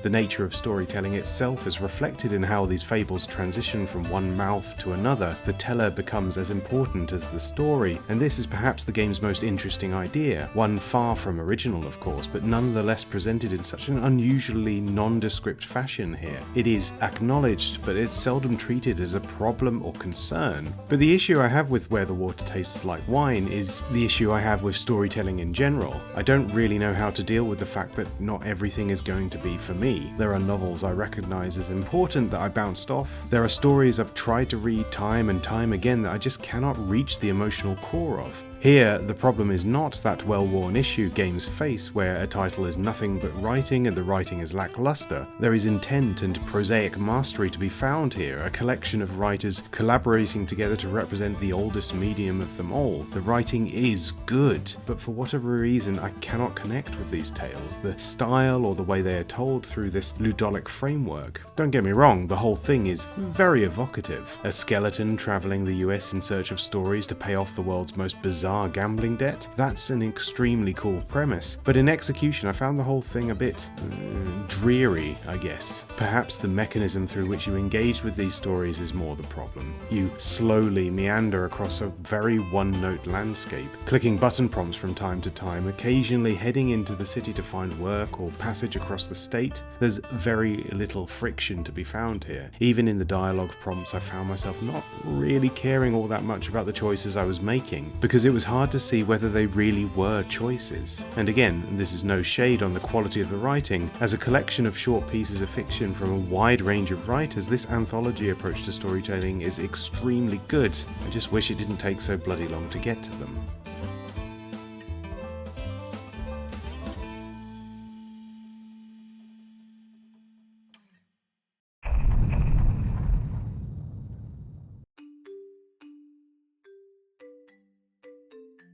You know, for someone who spends all day, every day on computers, I am remarkably ignorant about how they actually work. I get the basic principles of code, if and then statements, although actually compiling comprehensive information sentences is something I will have to leave to the experts. And the underlying philosophy of how machines rationalize, collate, and disseminate information is something I thought I understood. But playing a chirpy little game called While True, Learn made me realize just how much of a dark forest this world really is to me. This is a game that gives you a series of puzzles to solve, transferring information of one sort from a central bank into relevant boxes via a sequence of splitters, sorters, and connective tissue, all at your discretion as to how you do this, but it needs to be fast, it needs to be accurate, and it needs to be efficient, using as few moving parts as you can get away with. Critically, this isn't a sandbox approach to puzzle design. You are very much locked into a specific array of options for each job. More often than not, the most useful component for your desired outcomes is not there. But I understood implicitly that this was neither a punitive measure nor a sadistic rug pull, but rather an instructive constraint designed to teach you how to get around these peculiar roadblocks. It's a fascinating experience, trying to make sense of how each component works in relation to one another, how to skirt around the imperfect nature of many of these constituent parts. It has you asking questions like, what is needed to get the red square down one path and the blue circle down another, and what the hell am I supposed to do with all these green triangles? I'm certain that this travels along the easier pathway of games like these, a sort of baby's first opus magnum. It has ample tutorials and a brilliantly readable user interface, but I have to admit that I'm still struggling with what the game expects of me. This is a game, however, not an instructional document on how to comprehend its underlying principles, and if you don't get it, you don't get it. I'm trying my hardest to avoid looking up solutions online because that doesn't help me in the long run, but it has been a bit frustrating hitting my head against a brick wall so early on in this experience. It's still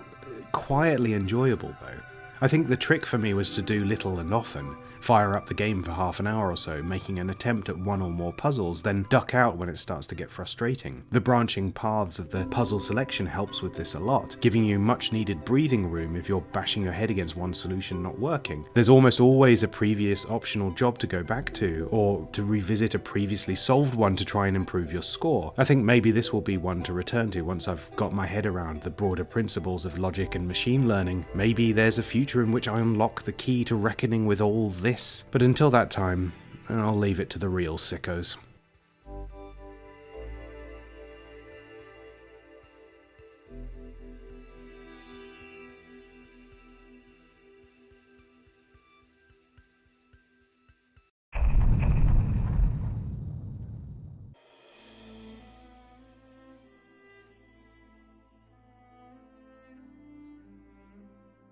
I'm quite new to the Professor Layton series, having only recently played the previous two entries this past year. They are games I find incredibly endearing for a number of reasons, even though I have issues with some of their core design principles. They are playful and bite-sized, easily digestible over time, with little investment required, and The Lost Future is no different. This time, the eccentric academic and his child protege are tackling the age-old predicament of travelling to the future to discover you have become evil. Don't you just hate when that happens? The Lost Future is another collection of puzzles wrapped up in these luscious pre-rendered backgrounds, gorgeous interstitial animations, and very cute asides that stitch the whole thing together. Where does this sit in my personal ranking of the series so far? About equal with the first two, really. This is as traditional a sequel as you can get. A few key differences this time round, though. The first is that on the whole I found the puzzles significantly easier than in previous games. I was less reliant on using the hint coins, and in most cases managed to solve things without resorting to a cheeky Google search.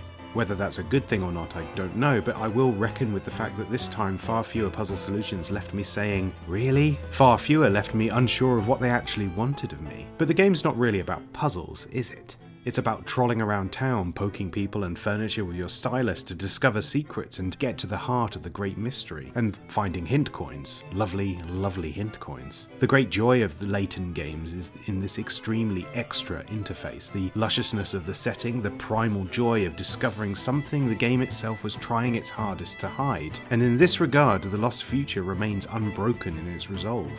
While not massively invested in Layton lore, what I did appreciate about the previous games is the general silliness of the scenario was always used to great dramatic effect, and no matter how outlandish the circumstance, there was always a heartfelt moment at the story's core. In The Lost Future, this is taken up another level by telling a tale of the past through this window into the future, portraits of men and how they process their grief, how they make peace with the things left unspoken. I am wholly unashamed to admit that this eventually got to me during an extremely emotional climax, which again tied the outlandish scenario back into a starkly human story, culminating in an ending that genuinely made me weep. I went out and immediately bought The Spectre's Call. I could play a million of these.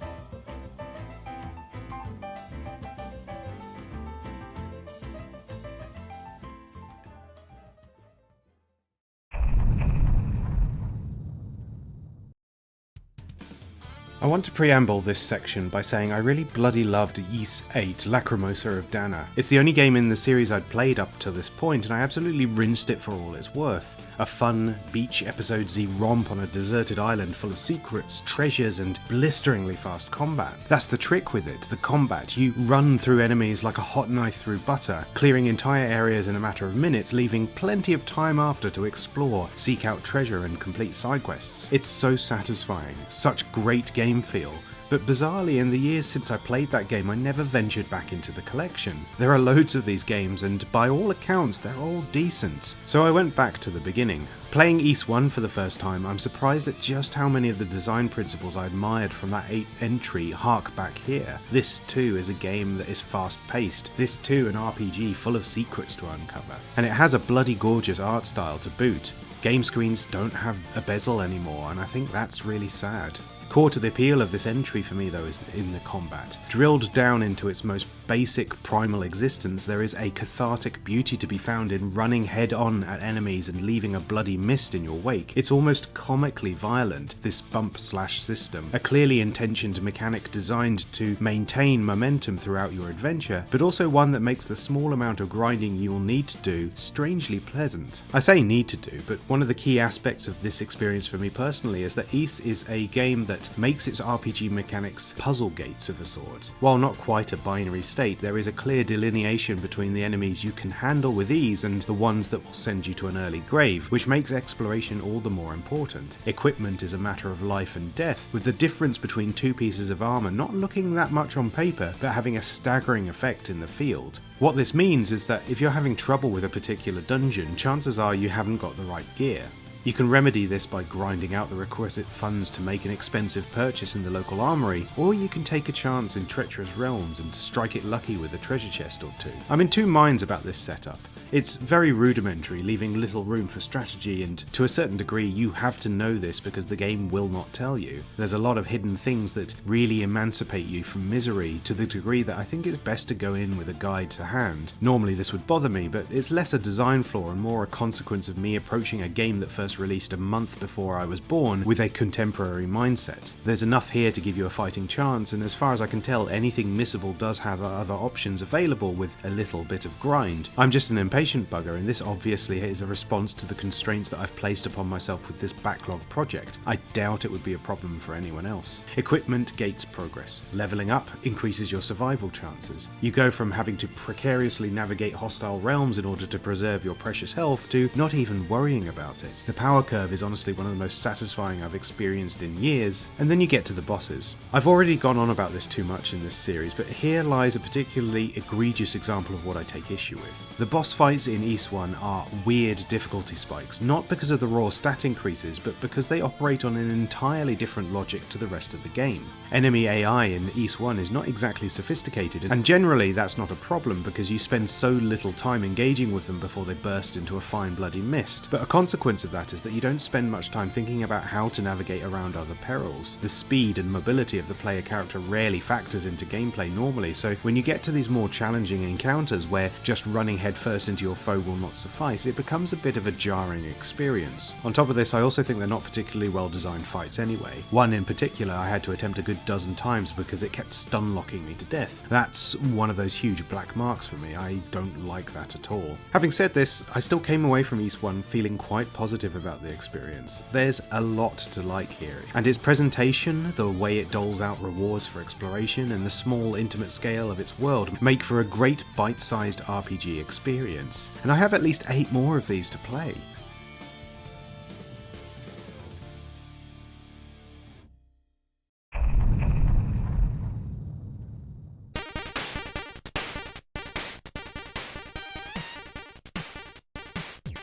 Most folk will now know Sabotage Studio from last year's Sea of Stars, a lavish love letter to the 16-bit JRPG that, while a little anemic on the writing front, was packed full of great ideas and had a brilliant momentum to it. It is this momentum in particular that I myself championed in a video about the game, in which I talked about how it honoured not necessarily the mechanics, but the sensation of movement from their previous work, The Messenger, a game that I had played a bit of, but now wanted to go back to and give it the attention it deserves. And unfortunately, as the last game I played for this project, it fell afoul of me running out of time, and also not being able to play for long stretches due to a minor wrist injury, which is a shame because I really like it, and although I already know it does something fascinating in its second half, it's something I wanted to experience firsthand. With that in mind, this section should not be taken as gospel, but I did want to talk about some of the elements of the game that I think are really interesting. The Messenger is a game that feels really good to play, and consistently builds on its core mechanics to give you the sensation of mastery with relative ease. An action platformer at heart, it's a game about moving through a hazardous landscape, leaping from platform to platform, taking out demons along the way, and in turn, trying to stay alive. What you end up with is a really slick experience where combat and navigation are one and the same, taught to you right from the beginning with your first lesson. Attacking resets your jump. The world around you is littered with opportunities to execute this at first fiddly but eventually intuitive move before eventually expanding your abilities and the challenges that require you to make use of them. What's brilliant is that with each new addition, very little is required to incorporate it into your existing language set. Climbing walls, deflecting projectiles, gliding across chasms, all built around inputs you're already doing in relation to obstacles you've already experienced. While entirely mechanical in output, it still gives the sensation of a more organic form of mastery, putting you in the shoes of this titular messenger as they begin to clock the extent of their own abilities. It's quite a tough little experience though, and you'll likely fall afoul of your own human nature before that mastery eventually worms its way into your grey matter, and here is where something interesting happens. When I said that ability progression is entirely mechanical, what I mean is that those new actions and the assorted parameter upgrades are unlocked via a skill tree, one requiring an increasing volume of crystals to unlock. Crystals, as you can imagine, are obtained within the world, from fights, from seeking out secret areas, and basically attacking everything in sight. Very satisfying in its own right. Great animation on those things, curving across the screen into your pocket. 10 out of 10, no notes. Now you might be thinking in this post-Dark Souls world that the penalty for dying is going to be a chunk of change, or even the whole swag bag going missing each time. And that's where you're wrong, because instead what the messenger does, and this is something I think is absolutely ingenious, is that it saddles you with a debt that must be repaid before you can collect crystals again. Essentially the same penalty, but what this does for the player's mindset is remove that discouraging sense of grief that comes from losing a potentially massive stockpile of resources each time you fall afoul of the Reaper. You keep what you accrue, meaning that if you're really struggling with a particular section, you might be able to eke enough to give yourself a tasty upgrade to better weather those obstacles currently giving you grief. And the characterization of this mechanic as a little devil dude who's nabbing what's rightfully his for services rendered gives it a wonderfully immersive feeling. There's a great synergy between mechanics to be found here. There's momentum to how you navigate challenges. You have to think 2 steps ahead, but for every roadblock there is an upgrade or ability that will help to mitigate it. Not automatically, but by a test of your own awareness, and as I said before, using already existing button inputs. I'll even give credit where credit's due, the bosses in this game are exactly what they should be.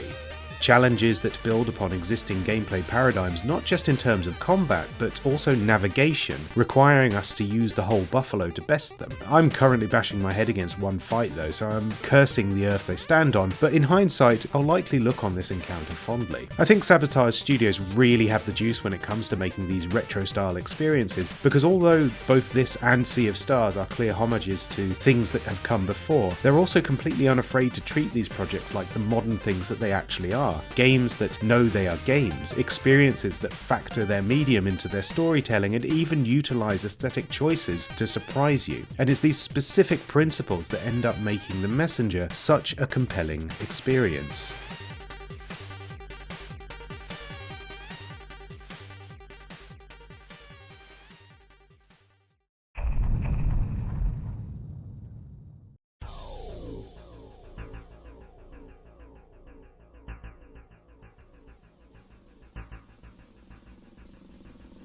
John Romero is obviously one of the all-time big dogs of the game industry, and for good reason. As one of the architects of the original Doom, his design legacy is something both inspiring and envious. But Romero, the game designer, was frequently overshadowed by Romero the icon, the caricature of a man defined historically by an arrogance that might not necessarily be founded in truth. But how easy is the truth discernible from mythology, especially when ideas spread like the plague? Assumptions made based on the opinion of an opinion, subjective thought manifested into absolute decree. Exhibit 1. Daikatana, an artifact of nearly Icaran hubris. A real bad game by all accounts, but is it really though? Yeah. Kind of. But it takes first-hand experience to really get to grips with why. My first encounter with Daikatana was a really rough one, banging my head against the same seemingly impossible stretch of gameplay as I died over and over. The loading time is weirdly long even on my relatively powerful PC, an incessant cacophony ringing in my ears the whole time thanks to some really awful sound effects. Half the time I felt like I was playing Banjo-Kazooie, not a grim dystopian shooter. Horrible feedback, floaty controls, the whole thing is just generally disgusting to look at. I know the game opens in a swamp, but this is rough, mate. Half-Life had been out for 2 years at this point. Eventually the frustration got to me and I very nearly made the decision to fuck this entry off completely and just slot another game in here. But again, I was thinking about this enduring legacy, a truth built from 1,000 misremembered thoughts. I was still curious. This was still a game made by one of the forefathers of Doom. Unfortunately, because this is a PC game from a certain time, it was relatively easy to just fire on God mode and plow through the game, because despite everything, this is a fascinating thing to experience. On paper, it does everything wrong.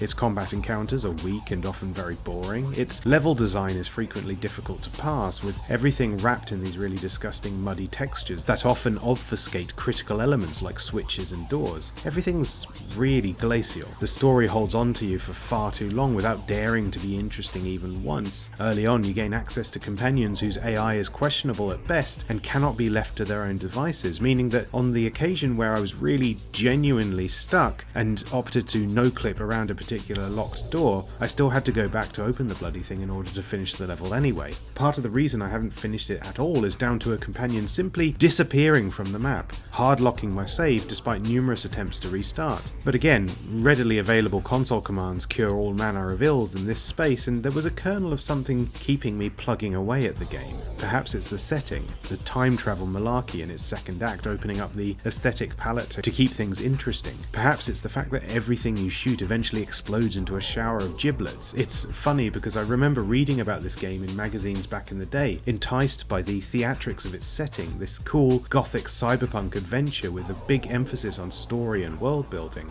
I never took the plunge at the time. There was always something more enticing. I can't help but wonder what my relationship with the game would have been had I experienced it in its console form back in the day, because this was an N64 title too, and that's how I would have encountered it first. Christ, I can't even begin to imagine how bad the frame rate must have been. But what would my enduring impression have been? Would the experience hold a black mark forevermore? Or would my younger, more tolerant self have stuck with it, endured better its challenges in order to get to the heart of what makes Daikatana really tick? It's a mess, but at the same time I think it's a product of ambition rather than arrogance. That marketing campaign, with the eternally damning slogan, "John Romero is about to make you his bitch," did a huge number on everyone's impression of this game. And yes, it did turn out to be a bit duff, but some works of art from great artists are. We all know about that difficult sophomore hit, don't we?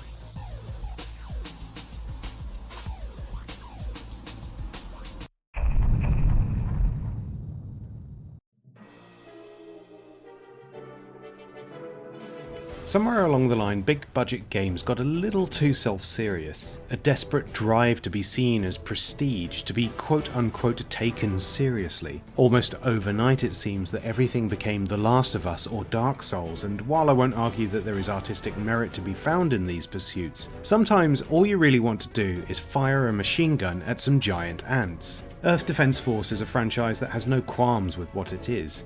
Arcadey goodness, bite-sized chunks of entomophobic catharsis as you lay siege to waves and waves of giant insects and more.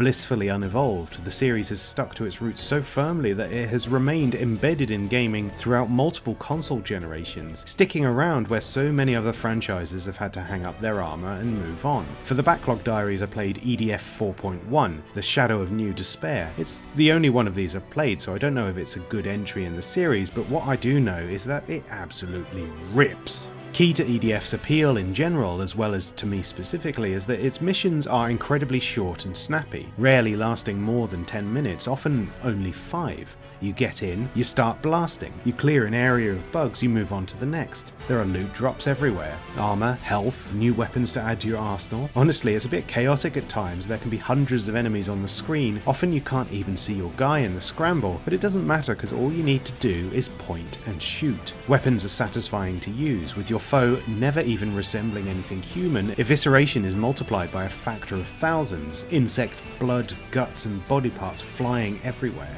Big chunky sound effects accompanying your bullets hitting flesh. Buildings collapse around you. Explosions pepper the landscape. It's all very... well, this game would have been catnip to a teenage me. The escalation of ideas is also impressive. Starting off with giant insects, the game expands into a full-on alien invasion. Gargantuan laser-blasting automatons, dropships, megastructures, this weird shield generator thing that looks a bit like one of the Boston Dynamics engineers watched too much Phantom Menace when they were younger. It's clear that there is a lot of economizing that went on in the development process of this game, with models and assets and even whole areas reused multiple times, but that smart recontextualizing of ideas, coupled with a sprinkle of fresh locales and enemies every half dozen missions or so, means that the game keeps things interesting throughout. Although this is far from the best looking game of its generation, there is something quite appealing about the assets built for it. Navigating the cityscape in between bouts of insecticide, I was surprised at all the little details I spotted along the way. The characterful locales coupled with very specific detritus, the mundane objects of everyday living. It at once reminded me of the Yakuza series, as well as the set designs of Shin Godzilla, a really clever prioritizing of models over particle effects and high definition textures. It makes the game look far richer than it actually is. EDF is never going to win any major awards for innovation or execution of ideas, but it is a smart game, and it's so very generous with what it offers players. Not a one and done experience. This is something to gnaw away at over the months, to be used as a cathartic palate cleanser for when you don't have the mental energy for something more cerebral, and for this I am happy to give it my own personal seal of approval.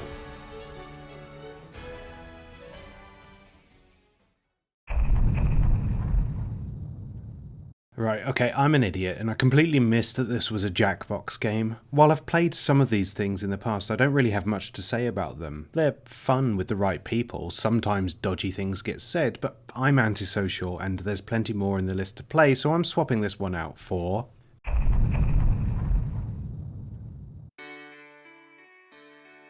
a bit of an oddity, this one. A short, sharp narrative jaunt through a 70s-era Italian landscape. You drive, you talk, you muse on the things that once were and the things that will be. Caught in the vice-like grip of political corruption and historical fascism mid-swing, it's a journey whose destination is not fixed, having this sort of nice 80 Days-esque feel to how you navigate the world. Locked in and flying free, the choices you make do matter, but how much can choices matter in a world that has little concern for autonomy? This is a game designed to be played multiple times, which is why I found its apparent brevity quite a relief. Hitting the credits for the first time after only 40 minutes, only to realise that there were more paths to take and that they propose meaningfully different experiences, that, to me, is the essence of good game design. If nothing else, it respects the sanctity of the world it inhabits by only letting you see certain paths on any given run. I'll probably go into this in more detail in a future video, but one of the things I despair about games with large explorable spaces is so many of them fail to reckon with how that freedom interacts with the pacing of the more formal stories they usually tell. It's a matter of urgency, but hey, don't worry, go fuck around in this corner of the map for 5 hours first. That sort of thing.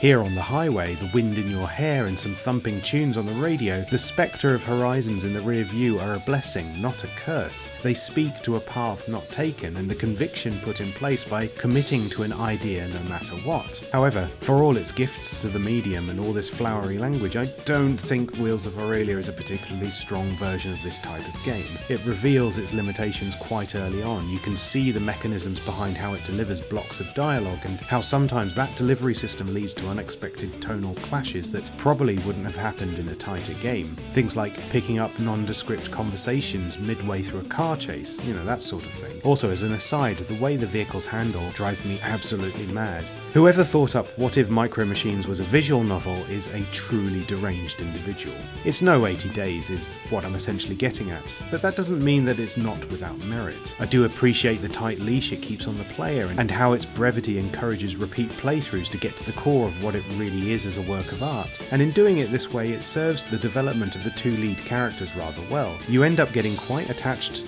to the journey of Layla and Olga across multiple playthroughs, and the simplicity through which their stories are driven by your choices is a good narrative decision in my books. Plus the soundtrack is a banger. That's like 75% of the work, isn't it?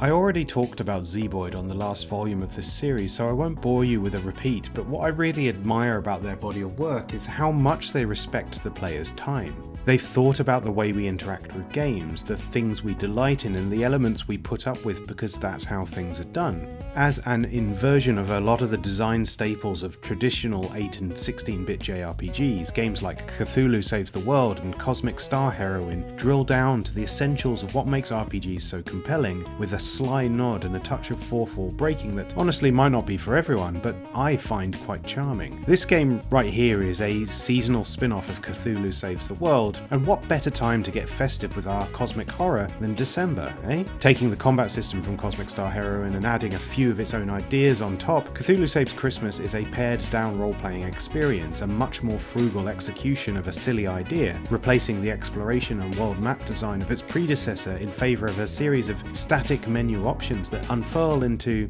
shall we say, economically designed vignettes that move the story forward. It's sort of Persona-esque. You have restrictions on what you can do each day. You choose from a selection of locales to visit to help bolster your chances when at the end of the week a touch of dungeon diving is in order, facing off against one of the festively themed big bads and progressing the story along in tow. Much like the vignettes present throughout, this is a static loop. I finished the game in under 5 hours, and what you see in hour 1 is what you see in hour 4, and I think it's important to reconcile with that understanding as early as possible, as this is the key to getting the most enjoyment out of this experience. The only thing that moves along is the combat, with later abilities unlocked allowing a greater deal of synergy and a very pleasing power curve.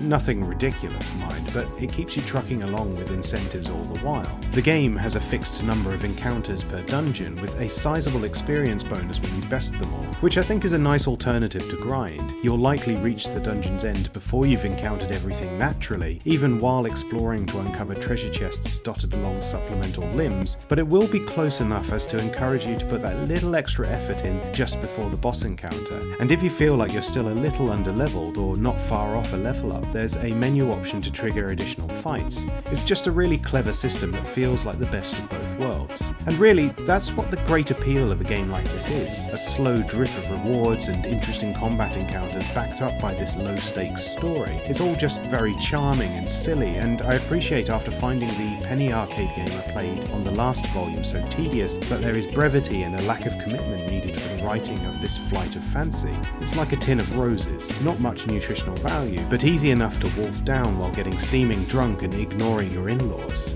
The perfect Christmas game, really.